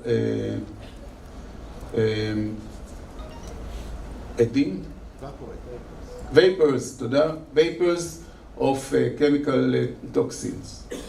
It is used in Israel by the healthcare workers outside. It means the pre-hospital and the in-hospital healthcare workers. This is the main standard personal protective equipment in the medical system in Israel. And this is level D that you all know about. This picture was taken in Britain in the 2018 event of release of VX, assassination attack on ex-Russian spy, the Skripal person and his daughter. And you can see three types of personal protective equipment. You can see the firefighters with level A in the yellow. You can see the level C outside the zone or the center of the zone. And you can see two policemen wearing level D personal protective equipment. So in the hospital, you don't need level A, and you probably, at least in our system, you don't need level B. You need level C for triage, for decontamination before treatment, and for decontamination following critical treatment. I'll elaborate on it later. Level A is used by those who are dealing with the source. This is not our community responsibility, not the responsibility of the healthcare giver. Who are the actors in these complicated mass casualty incidents, the MTOX-I? The police is the incident commander. They are controlling the scene. The EMS, the pre-hospital medical services, give the immediate treatment and transfer the patient to the hospital. The fire brigade wear level A usually and level B and enter the scene to control the source. The Ministry of Environmental Health, at least in Israel, they are dealing with identification of the source. The hospitals, the acute care hospitals, they are the main response block for mass casualty incidents with toxins. And there might be a military support and the Supreme Command in state level if we are dealing with mega mass casualty incidents. I will not elaborate on the pre-hospital response because Guy will elaborate on it later, but I want to discuss some principles or the importance of simulation for planning for mass casualty incidents of chemical hazards. Let's take a model of scenario. And this scenario is a shopping mall with 1,000 people intoxicated by sarin. And the sarin was dispersed by the ventilation system.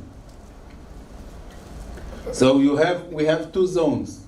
Sarin acts very rapidly. In a couple of minutes, in high concentration, it incapacitates and causes respiratory arrest and death. So in the center of the scene, in the center of the mall, we'll have incapacitated patients, and in the outskirts of the mall, we'll have the ambulatory patients who can escape the mall by themselves, as we said before. But those who can escape themselves by themselves from the mall, they don't need specific treatment. They will survive even if they don't get atropine or toxin or anything. So we have a problem that in the center of the mall, we have patients that we have to treat if we want to survive them. And in the outskirts of the mall, we have patients who don't need treatment, but they will arrive to the intervention force, the forces that arrive to the mall. So if there is a release in time zero, in the time zero here, the first report arrives to, let's say, the police and the EMS about 10 minutes later, because people are falling down and lose consciousness and vomit and show clear signs of near death in the mall. So the first telephone call will be 10 minutes later, and the first police car arrives to the mall, and the policemen who are not personal protective equipment, they don't have personal protective equipment, they will join the victims if they enter the mall. In the first ambulance that arrive about 5 minutes later, they will suffer the same intoxication if they don't enter fully protected with level C protection. And only 30 minutes following the event, when the first or second ambulance or the first and second police car arrives to the mall, they understand that there is a mass intoxication inside. They will alarm the systems, and only 30 minutes following the release, there is going to be something that should be done. But what is going to be done if there is no personal protective equipment in the cars of the intervention forces? They will not enter the mall. They will wait for patients to get out from the mall. And those who get out from the mall, they don't need assistance. They will survive without antidotes. So we have a paradox. We can't enter because we don't have personal protective equipment handy, and we have a lot of patients who doesn't need any treatment. So that was the situation when we had this simulation in the year 2000, 23 years ago, with the police, with the firefighters, with the army, and of course EMS and the hospitals representatives. And we did a simulation, and everybody understood what is the challenge and what is the importance of having personal protective equipment handy on each police car and on each ambulance. So since then, each police car in Israel carries personal protective equipment. and each ambulance carry personal protective equipment. Because if you have to go to the warehouses and take from there the personal protective equipment and bring them to the scene, you lose another 2 hours. And it's too late. The second question, or the second challenge that we have discussed in the year 2000 is where to decontaminate the patients. Because I said, if we want to stop the exposure from one hand, and if we want to protect the healthcare worker or intervention forces on the other hand, except from personal protective equipment, decontaminate the patient. And the question is where to decontaminate the patient. And there are two principles, two response principles. One is the American, European, and most of the states of the United States and most of European states. And this pre-hospital principle dictates that level A is used for rescue and evacuation. Level A is used by the intervention forces to evacuate patients. And the decontamination facility are brought to the scene. They are on the other side of the town and they are brought to the scene. It takes time to bring the decontamination facility to the scene and erect it.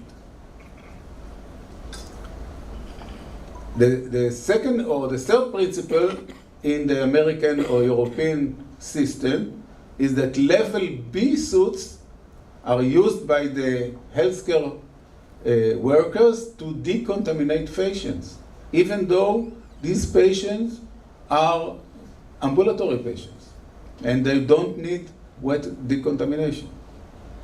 And only then patients are evacuated following decontamination by clean ambulances to the hospitals. So the hospitals treat the patients as if they are level 1 trauma center without any personal protective equipment, without decontamination at the gate. This is the American system. This system has few problems. The first problem is that patient egress from the mall, for example, from the mall in the scenario, before the decontamination system arrives to the scene. And they don't wait for decontamination. They rush to the nearest hospital. They will arrive to the nearest hospital. How do we know that? We know that 87% of the victims in Japan, in Sarin, Tokyo, arrived by themselves to the nearest hospitals. They didn't wait for the evacuation forces. The second thing is that when the decontamination facility arrives and it takes about 1 hour, 2 hours, if we are dealing with a highly toxic substance like sarin or VX, like was used in Britain or in Malaysia in airport, it's too late for the victim inside. The extrication 1 hour later, following the release, would be of bodies only, not living patients.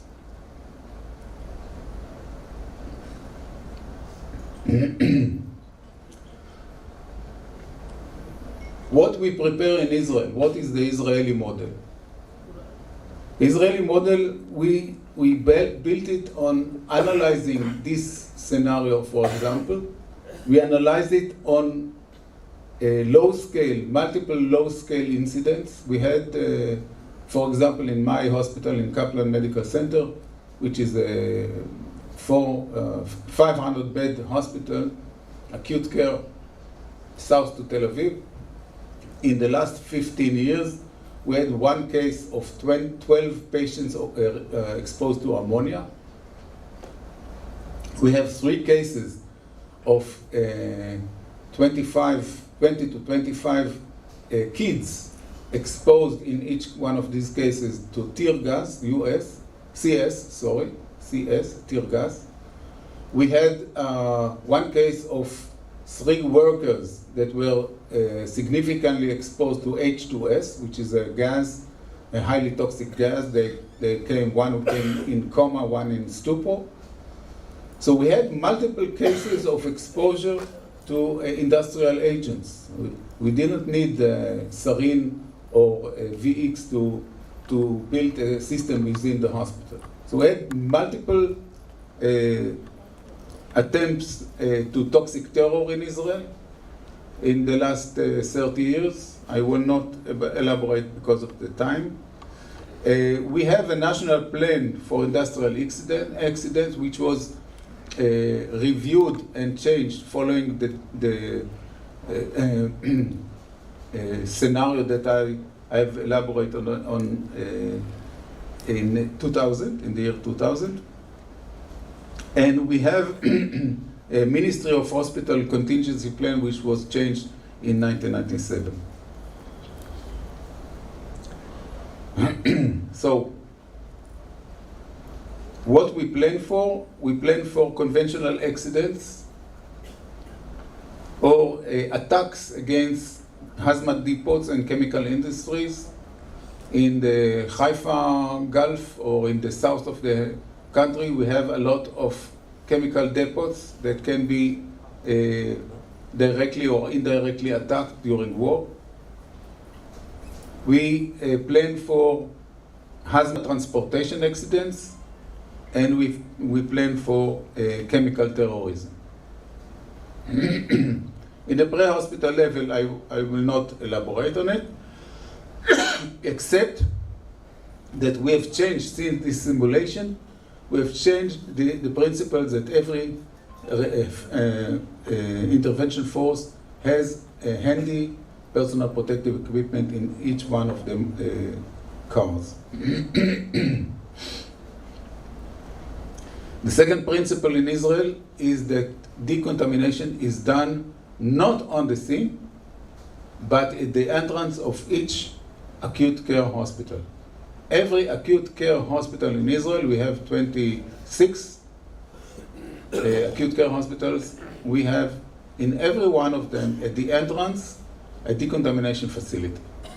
To be exact, we have 2 decontamination facilities at the entrance of the hospital. One for the non-ambulatory patients and one for the ambulatory patients, because we want to divert the non-ambulatory patients from the emergency room. We don't want them in our emergency room because the ambulatory patients don't need significant treatment. They need assistance.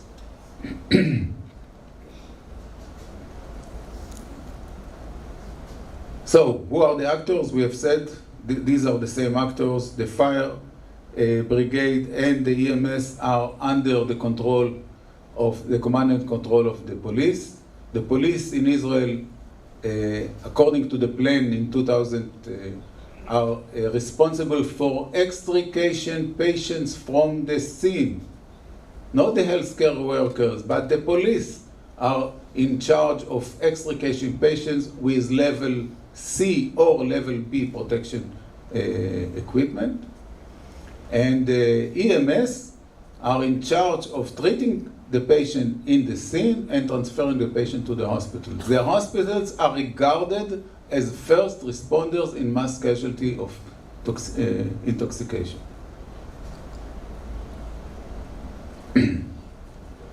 Questions? Thank you. So you're tired after lunch now? Yeah.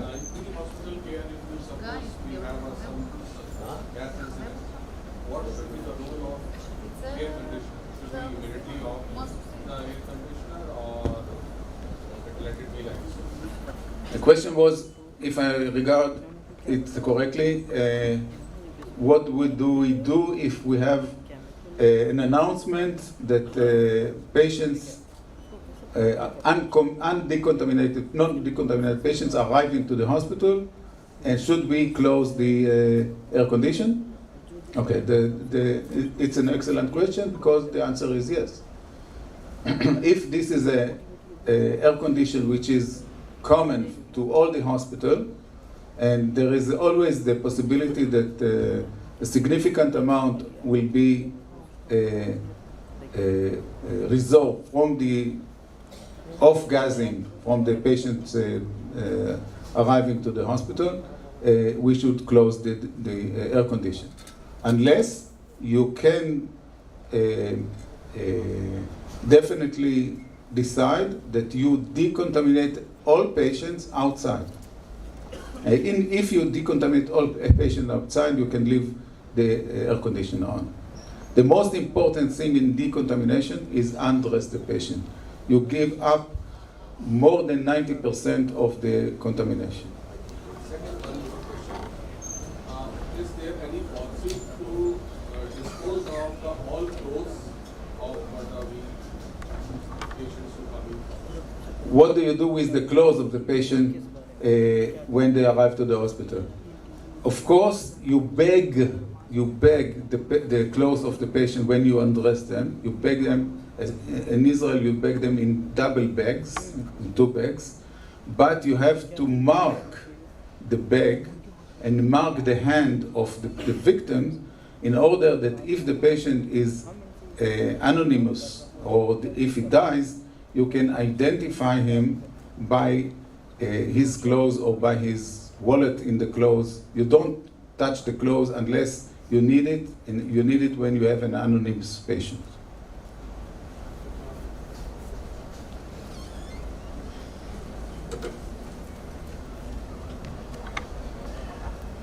Okay. You'll have to suffer and see my family while I'm putting this up.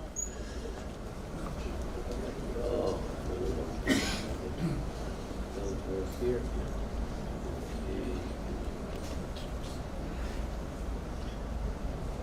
Doesn't work.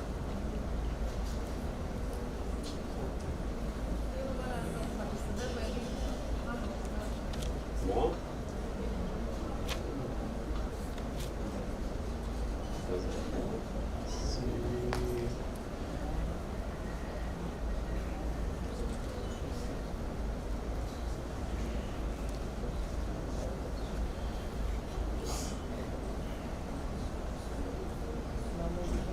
Okay, I'll go and talk a little bit about the pre-hospital phase. And again, you will see that we are talking much alike on the same language because we are coordinated.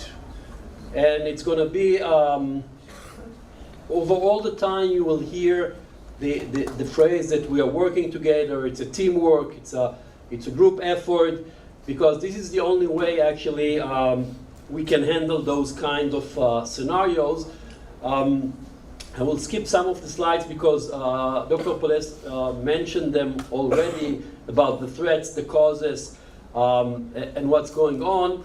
But I'll go into some consideration and challenges that are not unique for the pre-hospital, but are pretty much affecting the pre-hospital as well as the hospital, because till a few years ago, the entire arena of chemical warfare materials, of weapon of mass destructions, was kind of a classified arena, kind of a top secret issues. Nobody wanted to talk about it, and it's kind of bringing the civilian agencies, expert, to what was called kind of a military top secret intelligence domain, and this had been changed, I think worldwide after 1995 with the sarin attack in Tokyo. And furthermore, moving on, actually, since 1995 and 2000, as Poles mentioned, the issues of having an action plan, have a protocol, have something to work with, is very, very important, as we already talked and discussed about. But the main difference between this area of the CBRN, of the non-conventional area, for us especially, that we are not so experienced dealing with those scenarios. When we talk about conventional multi-casualty incidents, we do have a lot of experience, unfortunately. And the big question is, yes, we have a plan, but will the plan work on real time? And this is why one of the reasons that we do drills and re-drill and think about the plans and the program and reassess them very often, because we don't have the experience in those areas of the CBRN. And when we come to the dilemmas and the challenges, some of them Dr. Poles mentioned, but I think the most important one is the time issues. The time that we, the entire medical community, can respond to those scenarios before the cascade and the snowball starts to roll down and kill, literally, everybody. And then comes the questions, how will you decide that you have a chemical incident? And I'm focusing on the chemical incidents because this is unfortunately the common threat for us at this moment. And we have the machines, not we. The fire services in Israel have the machines that can detect chemical, quite a large amount of them. But the issue is how long it's going to take. It's going to be quickly, but it still takes time. And then the big question is, how do you declare those incidents? Are you waiting for the detectors to arrive? Or you say, I have signs and symptoms. I can make the decision. And it's a very, very important decision, because if you are based on signs and symptoms, first of all, you can make a mistake. On the other hand, and I will talk about it, the two main issues that we are deciding is basic. It's not only two, it's only one. Is it organophosphorus intoxication, yes or no? And then the issues of personal protection gear. Dr. Poles mentioned the challenge of using the level A protection gear or the level B for saving life. As mentioned, we use the level B, and the issues of the decontamination in Israel works for the hospitals. And when we talk about those scenarios, the impact is enormous. We as the healthcare professionals focusing on the casualties, but it's much, much, much, much more than just the casualties, because there's a lot of things that going around the incidents that we are not so concerned about, but we should remember. Just bear in mind, for example, that during the anthrax envelopes attacks in the state, post offices, some of the post offices where envelopes were open, were shut down for years. It takes time to make the decontamination. Some of the chemicals, especially the warfare weapon of mass destructions, are very toxic and can stay for a long time. So there is environmental issues, there are the issues of recovery, how soon you can get back to your life.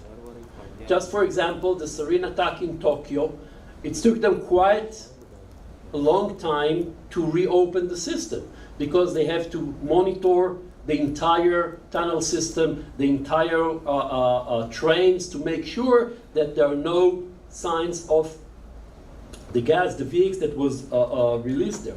Dr. Poles mentioned the psychological effect and the crowd on those issues and the worried well. There's issues of displaced population, especially when the material that is used is not vaporized by himself.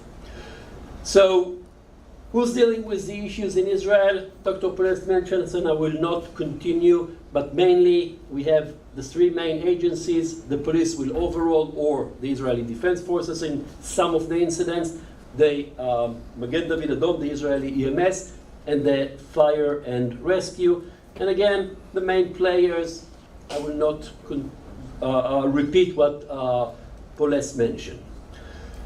Preparedness as the most important part, and for us when we're talking about preparedness.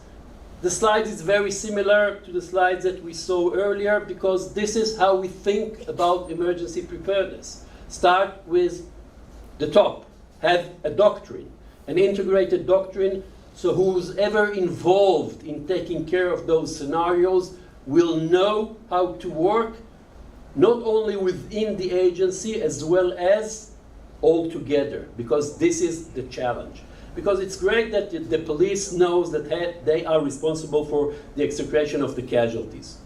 But before they execrate the patients, somebody, and this somebody is our people, Magen David Adom people, have to define priorities. Maybe provide urgent life-saving procedures. For example, a tourniquet, or if it's an organophosphate intoxication, to provide some auto-injections of atropine or other antidotes. And then we draw down our guidelines, each and every agency according to the integrated doctrine. I will talk in a second about the personal protection gear that we are using and carrying in our ambulances. And then, after you have the basics, you train within your house, you train together with the combined drills as we saw, and do the drills and the exercise. And when we talk about the personal protection gear, this is actually an example of the protection gear that each and every ambulances carry in Israel, as well as the fire, the police cars, so they will be ready to respond to those scenarios.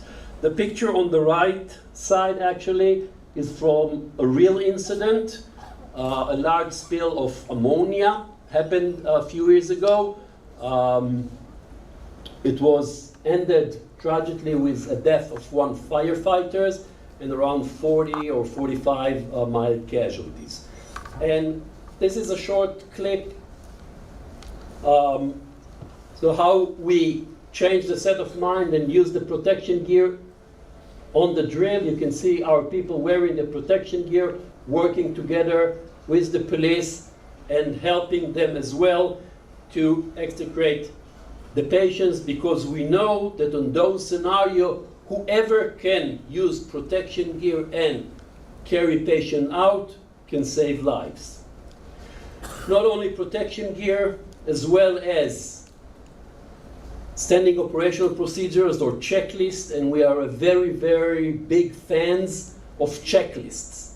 Gila mentioned it in her presentation, Poles mentioned it, Dr. Bahus and Miki as well, and those are actually 2 examples of protocols, 3 examples of old-fashioned, written protocols that we carry. We have the same protocols in our MDA app, but still we have what we call paper protocols in each and every unit for multi-casualty toxicological incidents, to make the declaration of an organophosphate intoxication, and each and every unit are carrying, as you can see, antidotes for those incidents, as well as a special card that we can document the treatment that we provide in the field.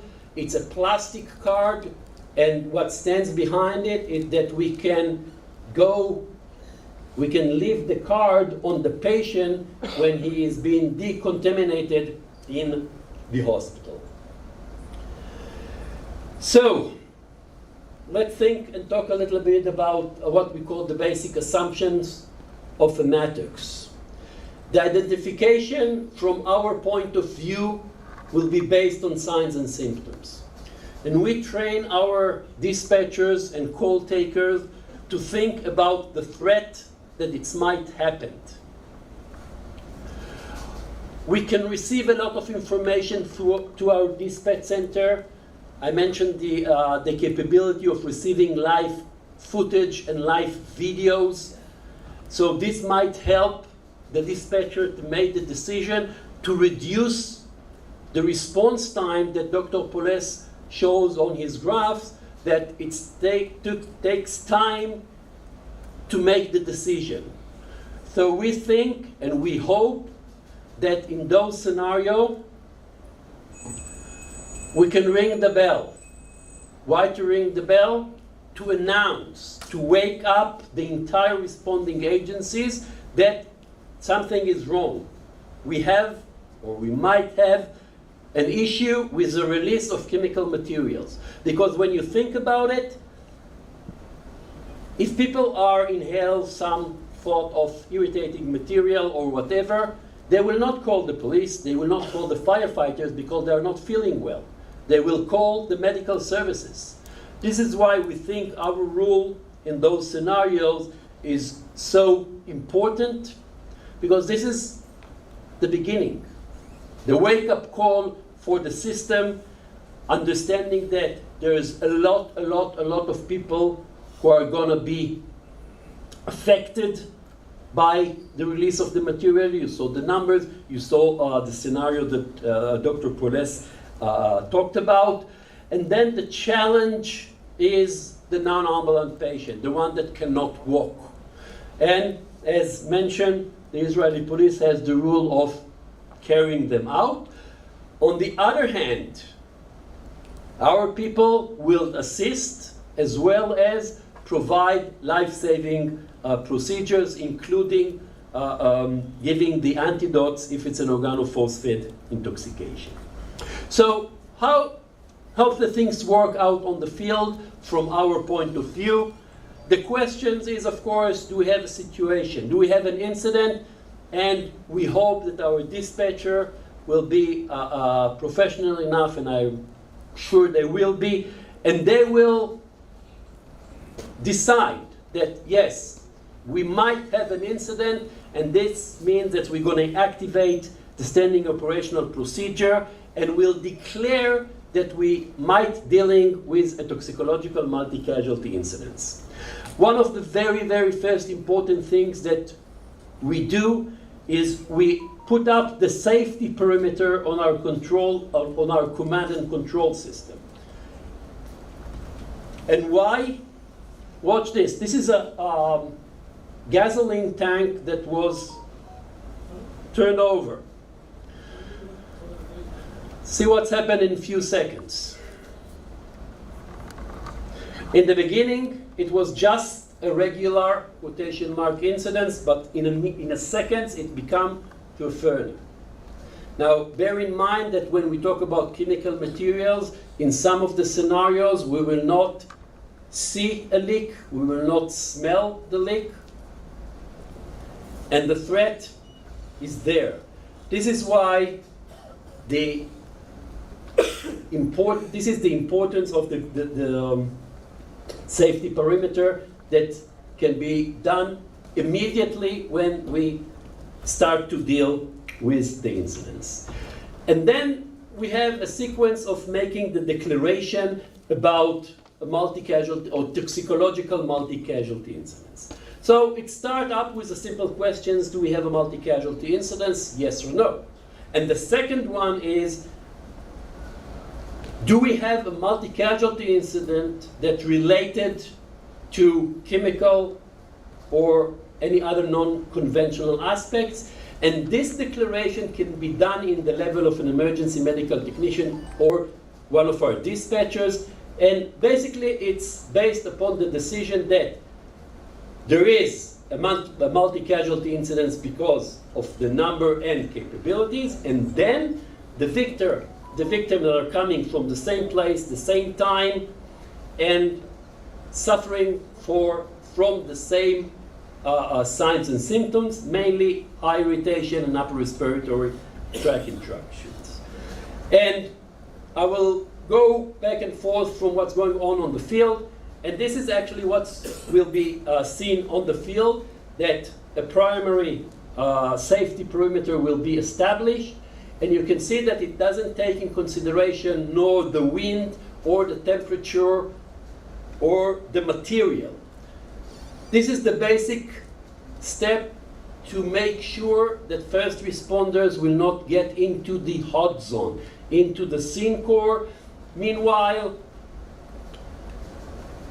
The ambulances, the firefighters, and the police will arrive to the scene, and then, as soon as possible, what we call the joint field command post will be established on the scene. And this is a real picture from the incidents that I mentioned earlier, the ammonia leak, and they will get together and coordinate the efforts. And there are basically two main paths. One will be taking care of the casualties, and one taking care of the leak if there is a leak. And our people, the medical people, again the Vidadom, paramedics and medics, will get ready, and the big question is, where will they, the medical people, will be more or most effective?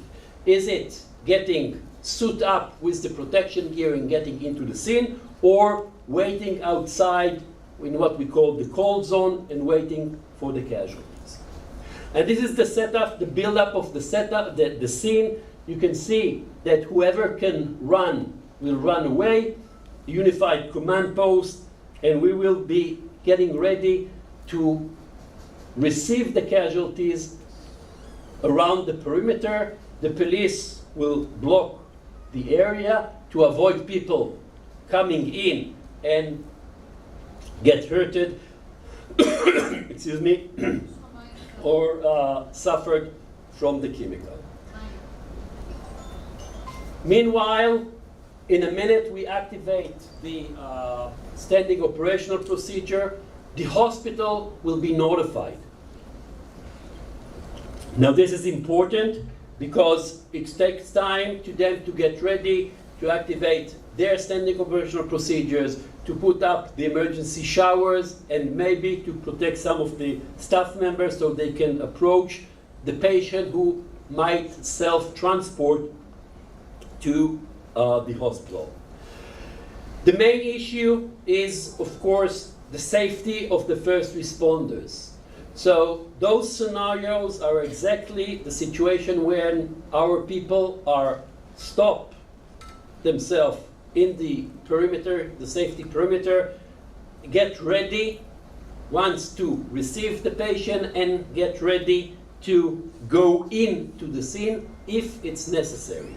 The basic assumption, if it's a multi-casualty incident, whoever can use protection gear and have the capabilities will go in because it's a multi-casualty incident. If it was an incident in a factory that have 3 or 4 casualties, our people will stay outside because they will be much more beneficial for the casualties outside and not in the hot zone.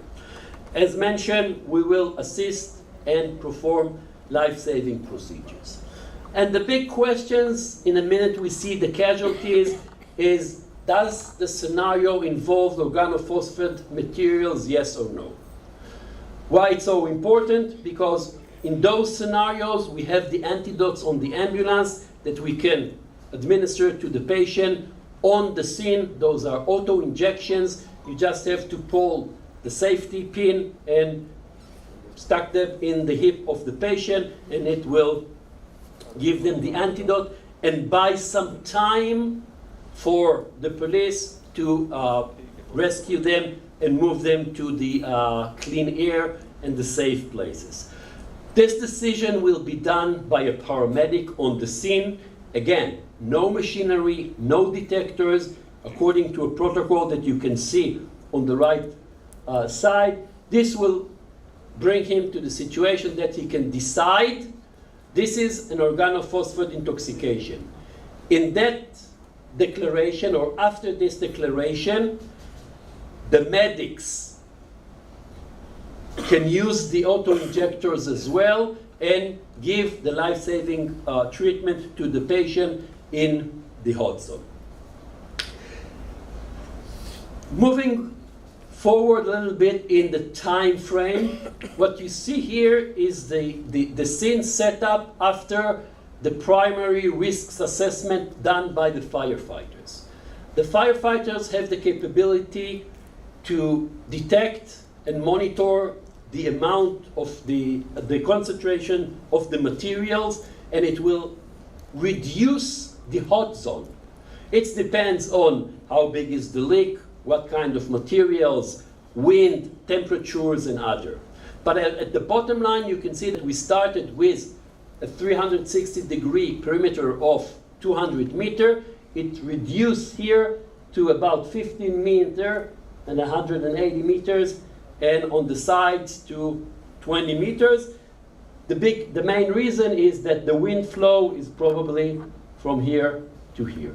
This allowed us to assess the patient and get them from the scene core outside as soon as possible. The challenge, as Dr. Perez mentioned, are the people who cannot escape. Because just think, we are in a shopping mall and suddenly we start to feel that something is choking us or causing us some irritation, or we start to cough. What's going to happen with most of the people? They're going to go out. They're going to run by themselves. They don't really need anybody to announce, evacuate, evacuate, evacuate, because they're not feeling well. But the problem is the one that cannot walk. Now, when we talk about this population, they divided mainly to three. The one that cannot walk because they cannot see. Especially when we're talking about organophosphate intoxication, one of the most sensitive organs is the eyes. And they will respond very quickly, cause eye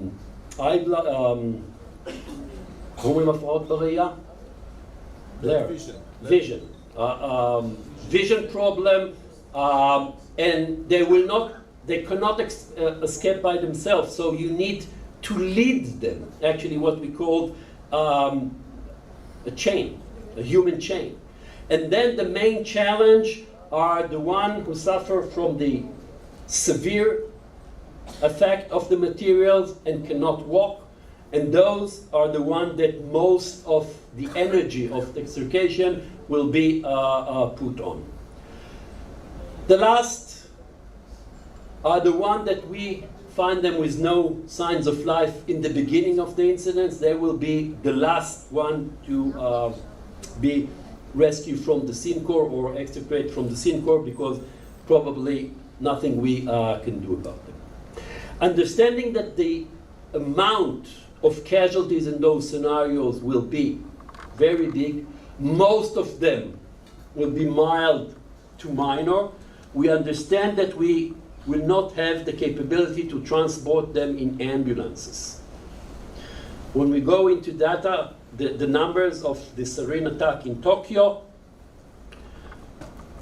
most of the patients arrived to the hospitals with police cars and other means of transportation.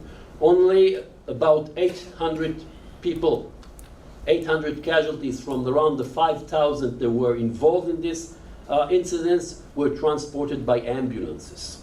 So within our plans, we build up an answer to this issue using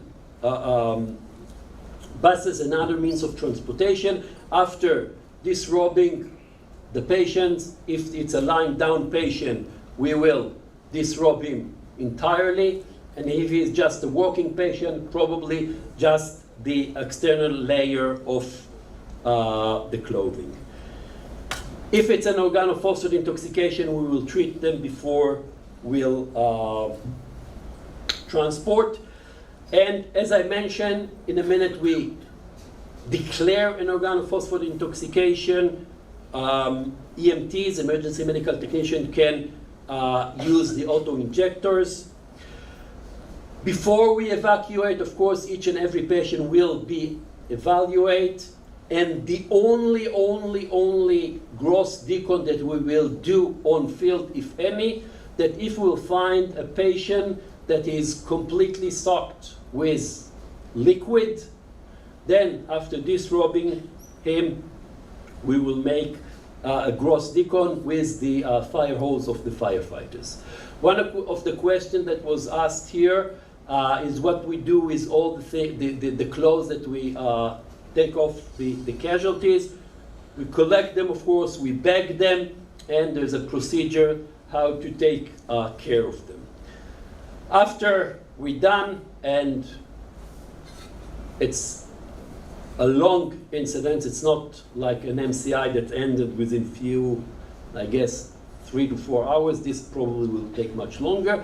We will do the debriefing session the same as we did in a multi-casualty incidents, because the entire setup is, we had an incident, let's learn, let's analyze, let's understand what we did good, what we did wrong, and see how can we improve ourselves. Any questions? Thank you.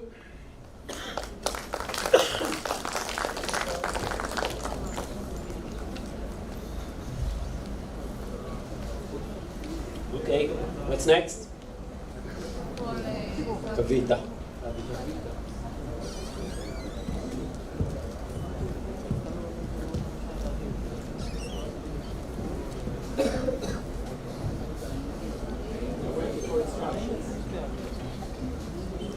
Kavita will be here in a second.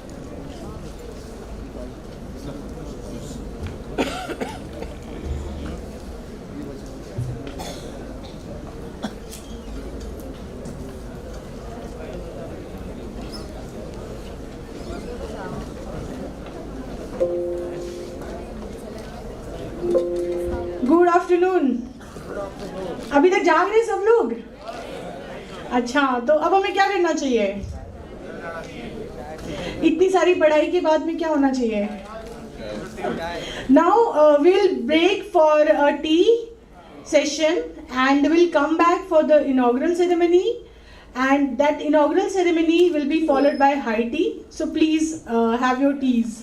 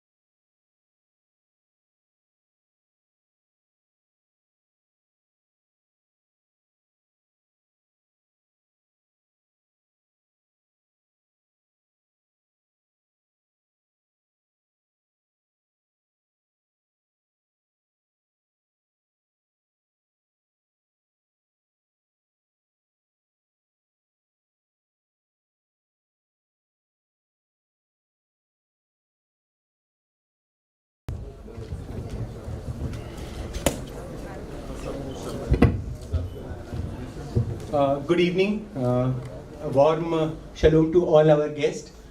We are all here for the inaugural ceremony of second Indo-Israel trauma course. 2 words, India and Israel, have a special place in our hearts, especially most of the Indians. From our own Leor Raz, the heartthrob from Fauda series, and the inspiring faculty all the way from Israel. You have inspired us, our professor, the then organizing secretary, to transform this trauma center, the then director, Professor V.K. Shukla sir, to transform the IMS in 3-year period, our own medical superintendent to transform our hospital, our Honorable Prime Minister to transform this country. With these words, I welcome you all in this inaugural ceremony. I like Dr. Kavita to come on the dais to start the proceedings. Thank you, sir. Good evening to all dignitaries, guests and delegates. With great joy and immense pleasure, I feel privileged to extend my warmest welcome to all those who are present here to be part of this inaugural ceremony of second Indo-Israel trauma course and mass casualty scenario workshop. It is my pleasant duty to invite the dignitaries to come on the dais to take their distinguished position. So first of all, I would like to call upon Professor Saurabh Singh sir. Professor Saurabh Singh sir is a professor in charge trauma center and he is the organizing chairperson for this workshop. So sir, please come on the dais.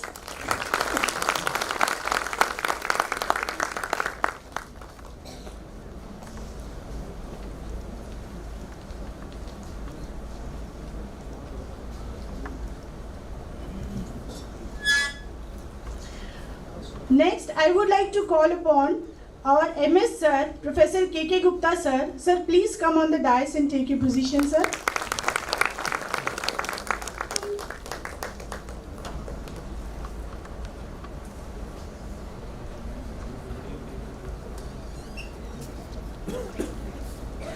Now, I would like to welcome Gila Hyams. She is Director of Nursing at Rambam Healthcare Campus. Ma'am, please come on the dais and take your seat.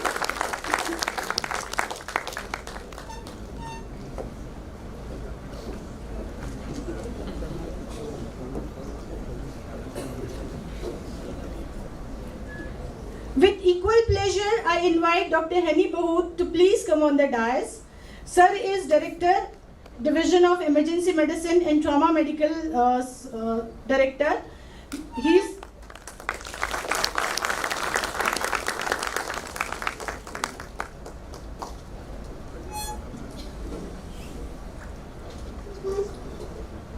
I would also like to welcome our eminent guest, Professor Michael Habathal. Sir, please come on the dais and take your seat.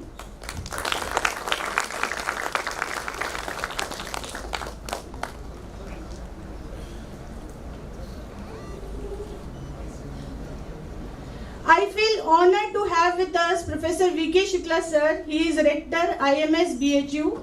Sir, please come on the dais.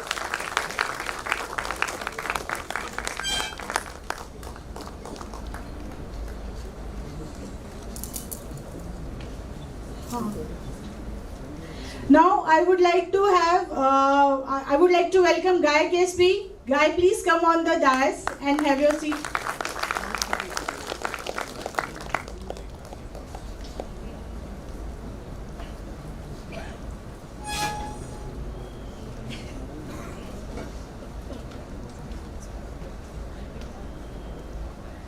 Now, I request honorable dignitaries present on the dais to accept a... Let me interrupt you, and I invite my close friend who has taken a lot of pain, trouble to hear, Dr. Poles, to be here. Please, please come.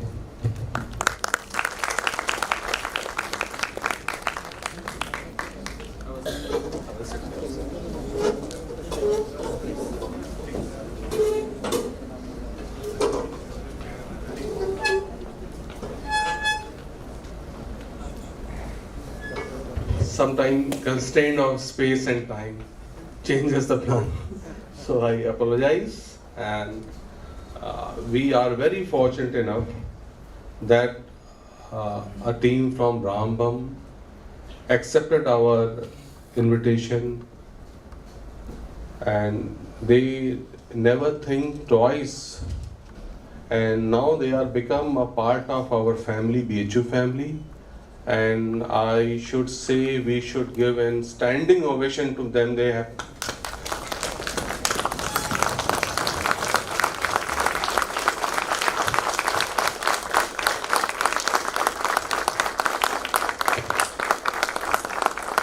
Thank you, everybody. Thank you. Now I give mic to Dr. Kavita. I request honorable dignitaries present on the dais to accept the bouquet as our expression of affection and reverence. So, first of all, I would like to call upon Professor S.K. Bharti to present bouquet to K.K. Gupta sir.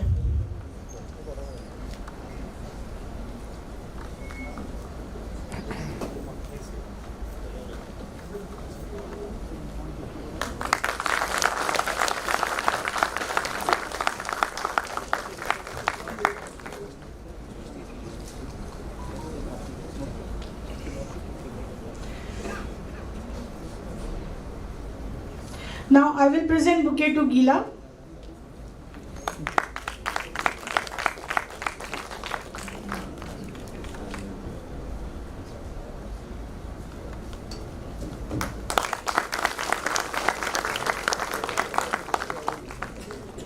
I request AP Singh sir to please welcome Henny.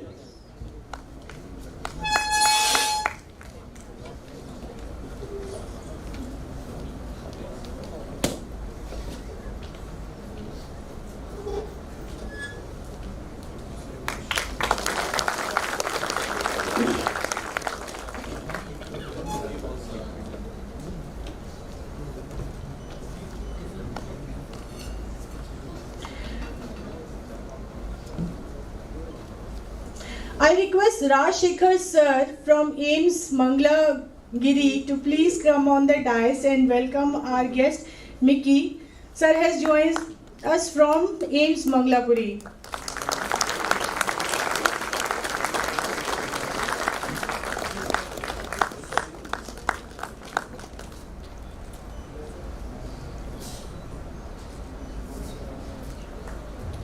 Now I request Dr. Gopal Jarwal to please come on the dais and welcome our PI sir. Sir has joined from AIMS Batinda.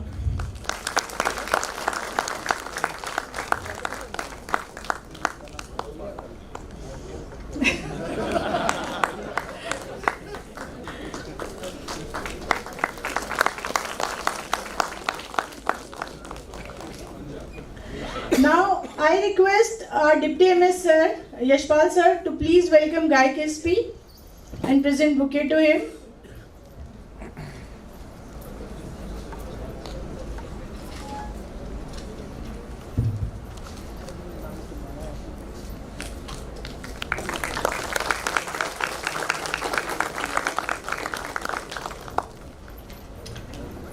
So we welcome you all.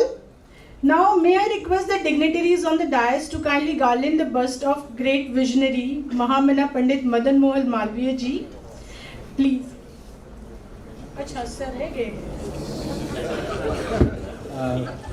Now I request Dr. Kavita to present a bouquet to our Honorable Rector, Banaras Hindu University, Chief Guest of the ceremony, to welcome him, representing the bouquet. Professor V.K. Shukla sir. A big round of applause. Sir has taken very precious time out of his very busy schedule to bless us all.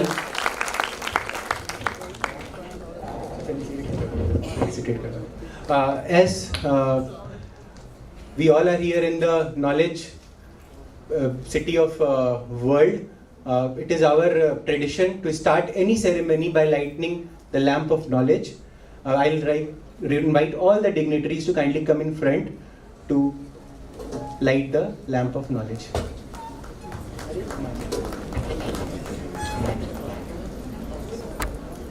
पीछे आओ।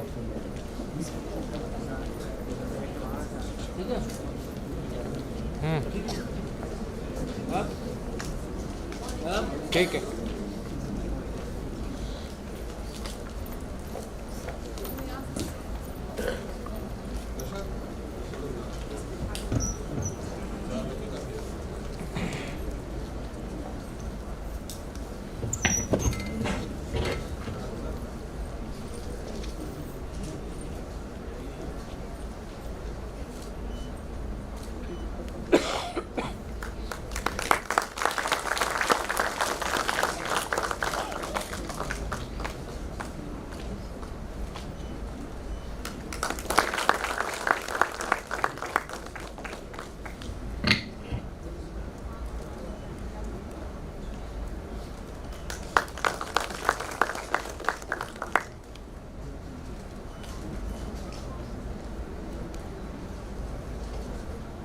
हट जाओ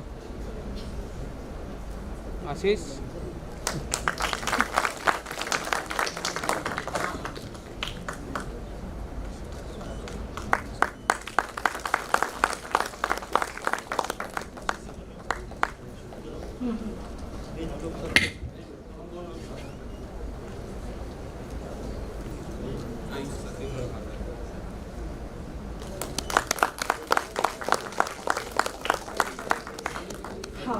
May I request the dignitaries on the dais to kindly garland the bust of great visionary Mahamana Pandit Madan Mohan Malviya ji.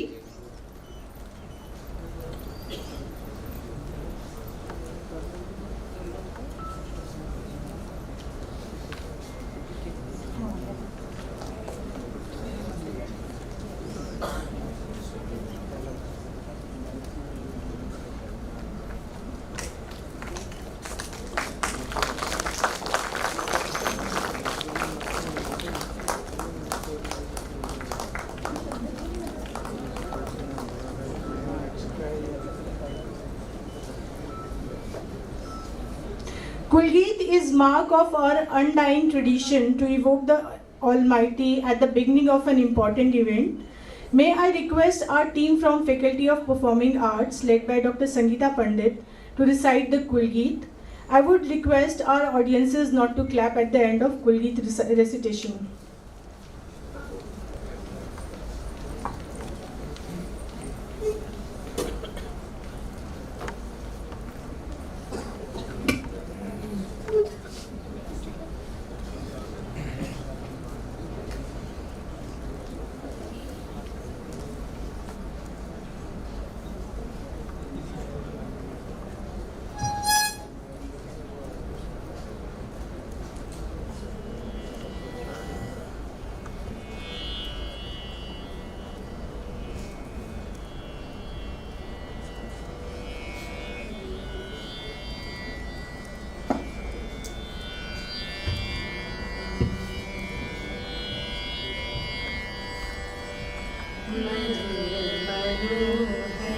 अतीव सुंदर ये सर्ववेद्या की राजधानी राजधानी मधुर मनोहर अतीव सुंदर ये सर्ववेद्या की राजधानी राजधानी ये तीनों लोकों से न्यारी काशी सुज्ञान धर्म और सत्य राशि बसी है गंगा के रम्य तट पर ये सर्ववेद्या की राजधानी राजधानी नए नहीं है ये ईंट पत्थर है विश्वकर्मा का कार्य सुंदर रचे हैं वेदा के भव्य मंदिर ये सर्वश्रेष्ठ की राजधानी राजधानी यहाँ की है ये पवित्र शिक्षा कि सत्य पहले फिर आत्मरक्षा बिके हरिश्चंद्र थे यहीं पर ये सत्य शिक्षा की राजधानी राजधानी वेद ईश्वर की सत्य वाणी बने जिन्हें पढ़ के ब्रह्म ज्ञानी थे व्यास जी ने रचे यहीं पर ये ब्रह्म विद्या की राजधानी राजधानी वो मुक्ति पद को दिलाने वाली सुधर्म पथ पर चलाने वाली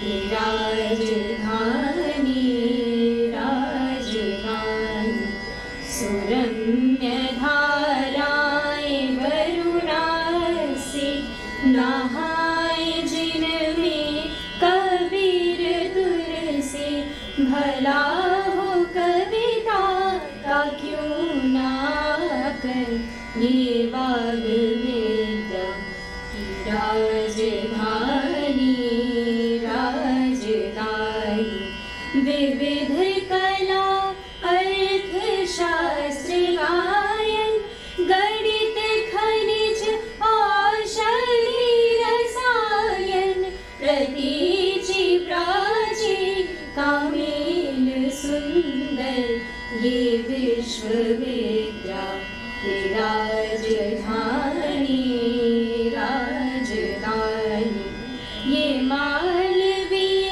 जी की देशभक्ति ये उनका साहस ये उनकी शक्ति ये मालवीय जी की देशभक्ति ये उनका साहस ये उनकी शक्ति प्रकट हुई है नवीन होकर ये कर्मवीरों की राजधानी राजधानी मधुर मनोहर अतीव सुंदर ये सर्वविद्या की राजधानी राजधानी मधुर मनोहर अतीव सुंदर ये सर्वविद्या की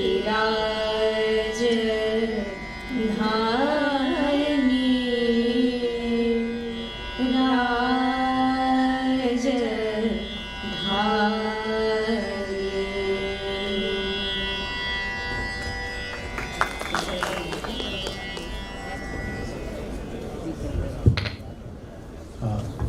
Thank you.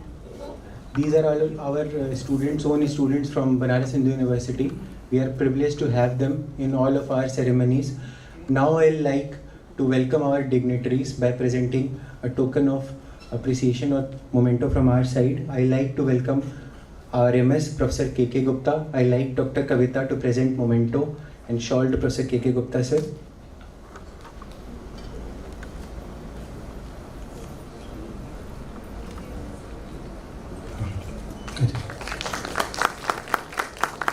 I would like to call Professor Anup from the audience to kindly present a memento to Dr. Pols.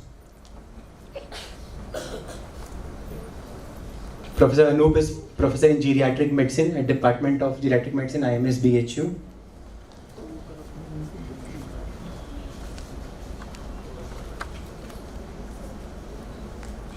Next, I will request Dr. Chanchal to kindly come on the dais and present a memento to Dr. Henny Baul.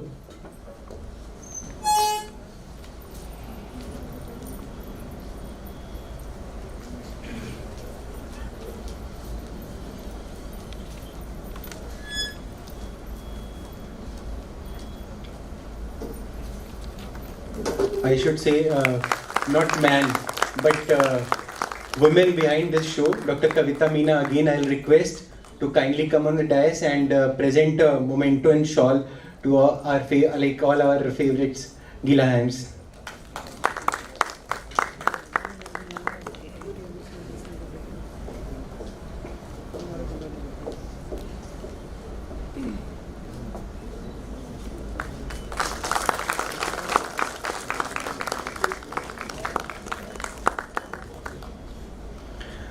I will call upon Dr. Rajesh Meena to kindly come on the dais and welcome Guy Kaspi, Mr. Guy Kaspi, by presenting memento and shawl.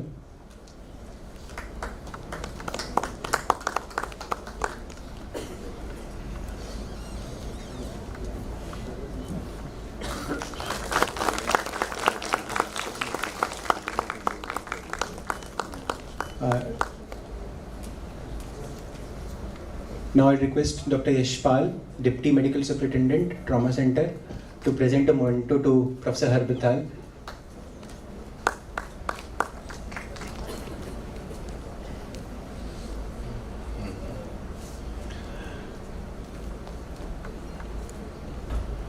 And now,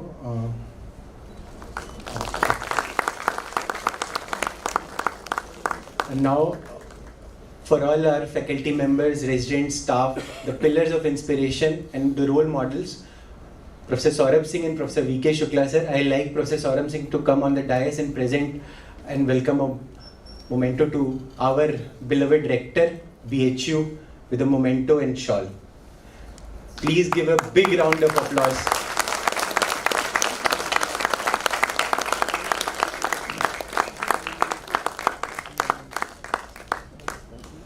Ashish.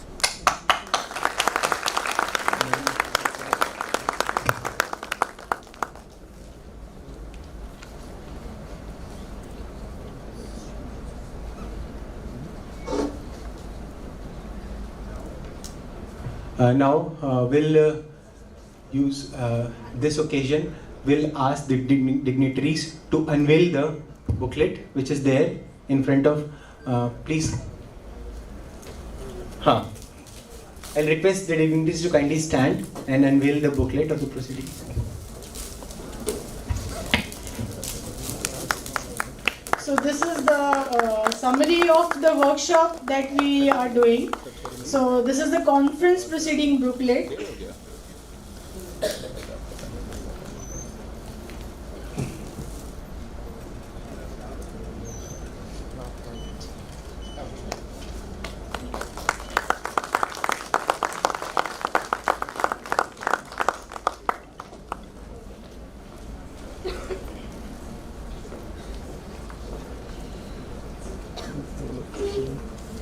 I love Gila because she is never empty-handed for us.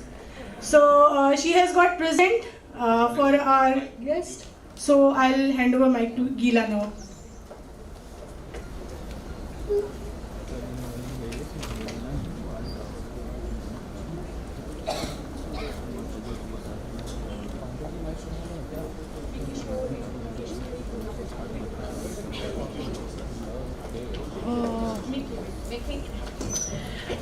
I would like to call Rector Sir. Gila has presents for you. And she has got these presents all the way from Israel.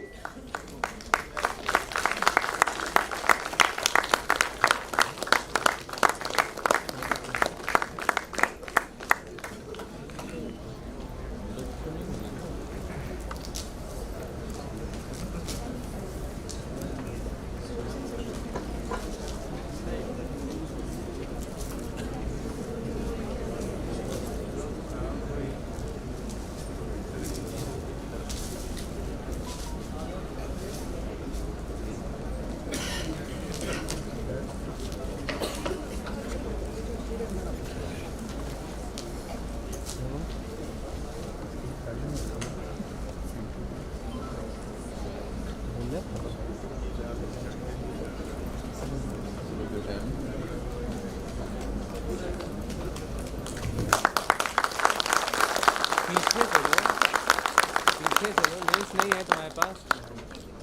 हाँ 24,105 लिए और फिर भी घुस के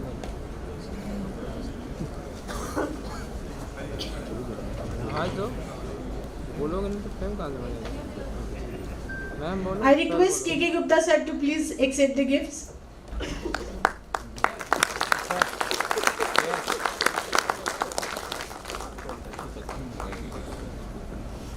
Excuse me.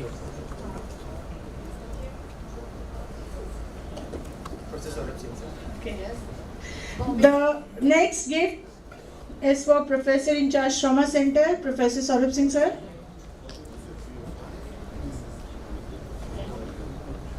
आ जाओ।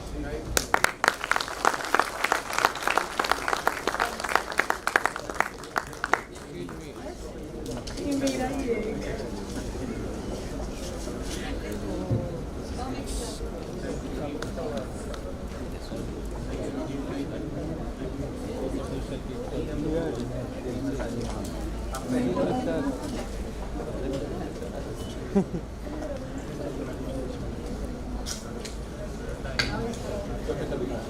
I have to invite myself as she has got gift for me as well.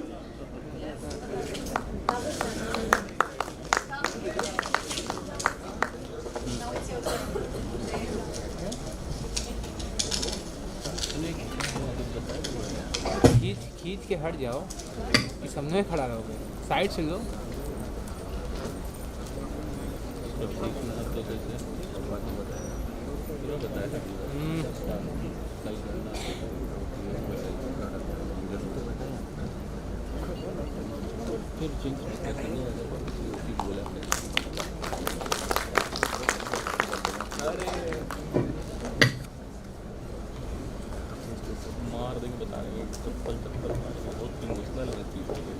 I'll request dignitaries to kindly take their chairs on the dais. Thank you for all the nice gifts from all across the Israel. Thank you.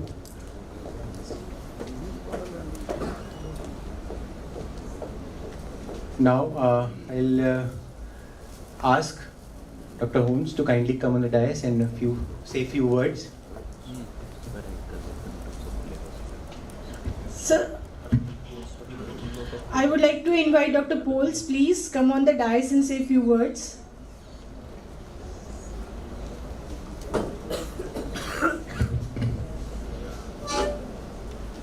It's only the end of the first day of this second Indo-Israeli conference, and for me it's the first time to be here in India and in Varanasi, and I'm overwhelmed by your welcome, by your warm welcome, by your eager to succeed improving your trauma center. I have great colleagues that came from all the way from Israel. It's an honor for me to be part of the group, and I thank you very much.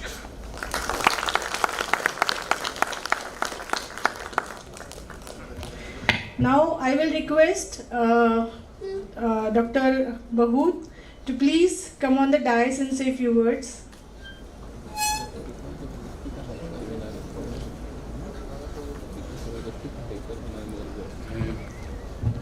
Thank you again and again and again for this warm hospitality.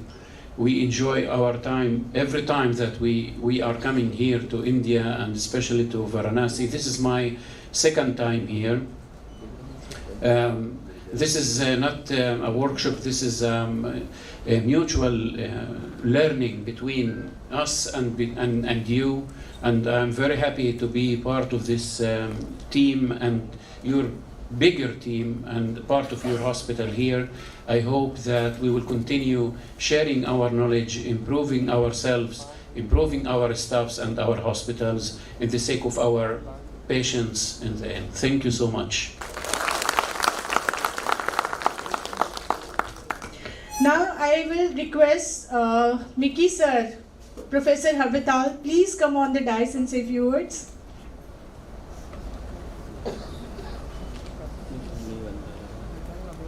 We are all, as I said before, medical people. And as medical people, cooperation, teamwork, and doing stuff together is the name of the game in order to help the patient that we want to help. So coming over here to this is amazing group and amazing leaders and visionaries, it's an honor to be here because we all share the same idea to help our patients. So thank you very much for an amazing hospitality. We appreciate it extremely, and we have, I said it 7 years ago, but you still have opening invitation to come and visit us at Haifa. Thank you very much. Now I would like to call upon Gila. Please Gila, come on the dais and shock us. It's always shocking to come. I really feel that I came back home. I see you all like my big family, and I'm very enthusiastic to see and to help to improve things. I believe that you do amazing job. I've seen how dedicated you are, I've seen how many patients are in the hospital and how many needs for your professionalism. So thank you for having us again and hope to see you in Haifa. We really wait for you all, so please come.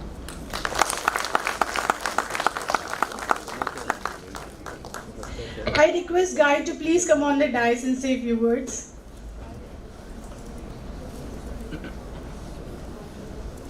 Okay, now's the challenge. After all the thanks, the only thing that I have to say is thank you again for inviting us and having the opportunity to share our knowledge. Because as the previous speakers said to you all, it's a mutual effort of saving life. Doesn't matter where, when, and who do the work. But when you have the vision and the willing to do it, it's for the benefit of everybody. Thank you again. Now I would like to call upon stage KK Gupta sir, Medical Superintendent. Sir, please come on the dais and say a few words. I welcome all the invited dignitaries, international and national. It has been always a pleasure to have the international dignitaries to tell us something new which is going on in the world. And definitely everybody loves the feast, and this is an academic feast, and we will definitely love this part. Thank you so much, and I once again welcome you.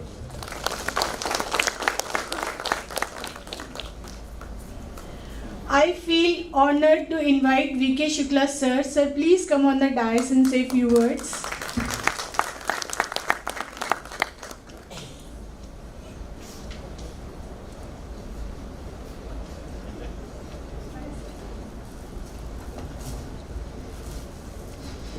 At the outset, I'd like to extend warm welcome to our foreign guests and dignitaries, Professor Michael Halberthal, Mr. Guy Caspi, Mrs. Gila Hams, Dr. Hani Bahud, Dr. Leon Pose,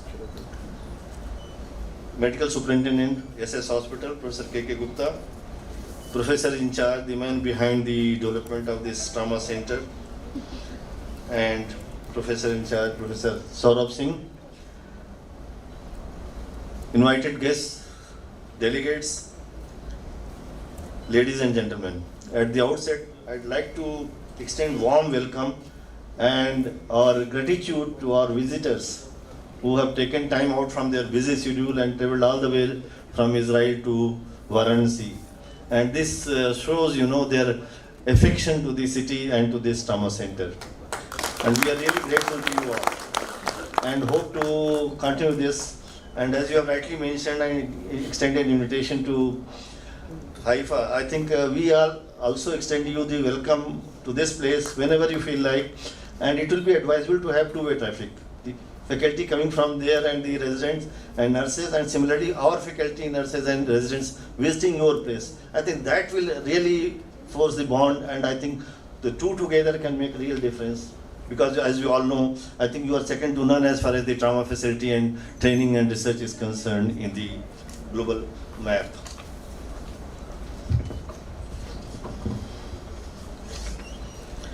Now, ladies and gentlemen, as you know, trauma is the leading cause of death and disability in our younger population. Sometimes it leads to death or disability of an earning member of the family, which turns into long-term consequences, including social and financial burden on the family. And this we face daily because the accidents do take place daily, and we have the mortality, and then you can realize its impact on the family which suffers from it. Every year, approximately about 150,000 people die in India by road accidents, which translate on an average into 1130 accidents and 422 deaths per day. So that is the magnitude of the problem. We pay more attention to the cancer and the other diseases while we leave it aside as far as the trauma is concerned. So I think that trauma should get the priority as far as the Indian healthcare system is concerned, and the public education to how we can prevent it, because prevention is better than cure. The only remedy of saving the lives of trauma victims is to extend quality healthcare services to them. The best outcome of trauma victims can be achieved with good pre-hospital care and timely transfer of trauma victims to appropriate trauma center. I think that is what this workshop is meant for. And it is very important that if you want to save life, improve the outcome in this, pre-hospital care is must. And our friends from the NDRF, police and other, they are the best person to help us in improving this outcome by offering the desired pre-hospital care to these patients. The mass casualty incidents lead to sudden surge of casualty to emergency, which leads to shortage of manpower and resources. And this workshop is meant to create these resources. So as and when we have this problem, which we do face time and again, then we don't have the shortage of the manpower and the resources to tackle these disasters.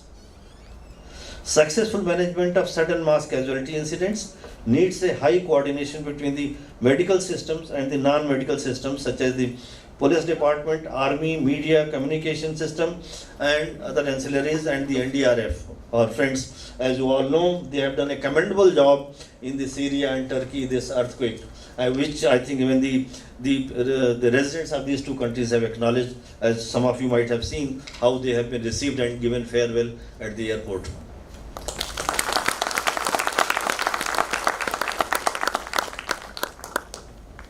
As we all know that the Rambam Healthcare Campus, Haifa, Israel, is the level 1 trauma center committed to entire spectrum of patient care, including training and research.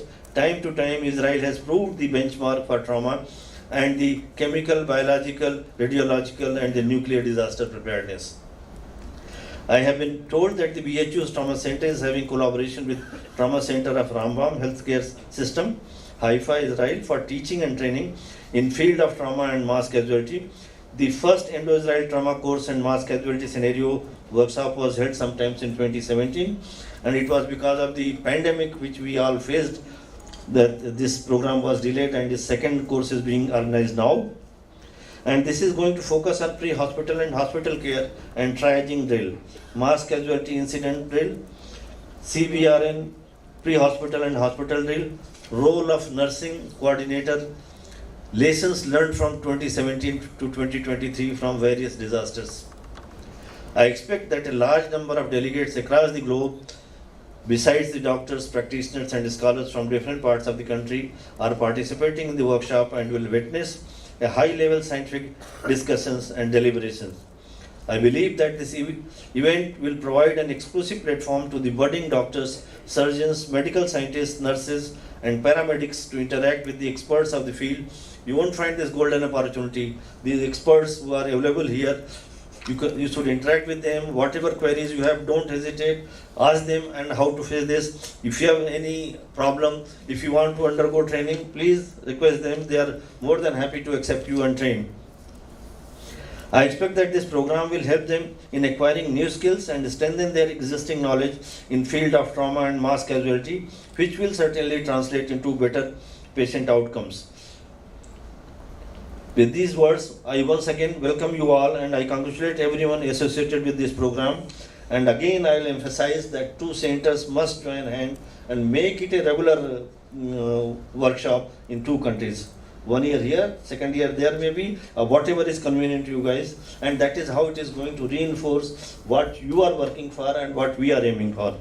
So with these words, I extend my best wishes for the grand success of this workshop. Thank you. Jai Hind. Thank you, sir. Now I would like to call upon Professor in charge Trauma Center, who happens to be the organizing chairman for this workshop. Sir, please come on the dais and say a few words. Thank you, Dr. Kavita. It's been a pleasure to be again here on this podium, and I will thank my all friends from Rambam, they have taken a special kind of care, and it's a privilege for us that they have come again. And what I have learned from them, the success for anything is the teamwork, and they are over and over emphasizing that we should develop our teams, small team, big teams, role changing, and I hope that we can learn a lot of more things in coming 2 days.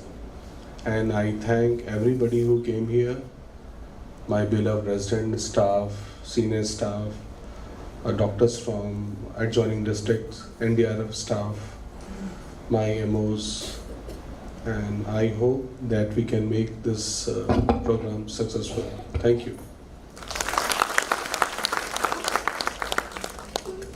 Thank you, sir. Now we will stand up for the national anthem, please.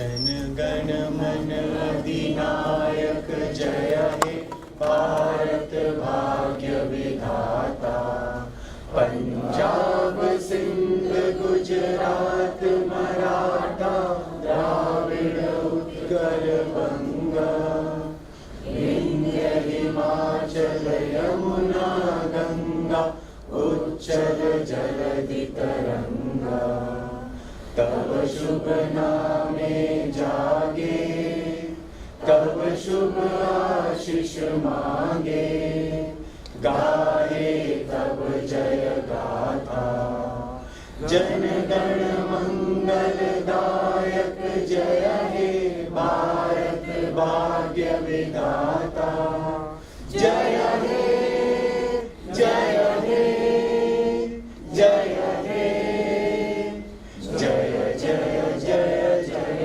Hey. I request everyone to join us for the high tea. Thank you.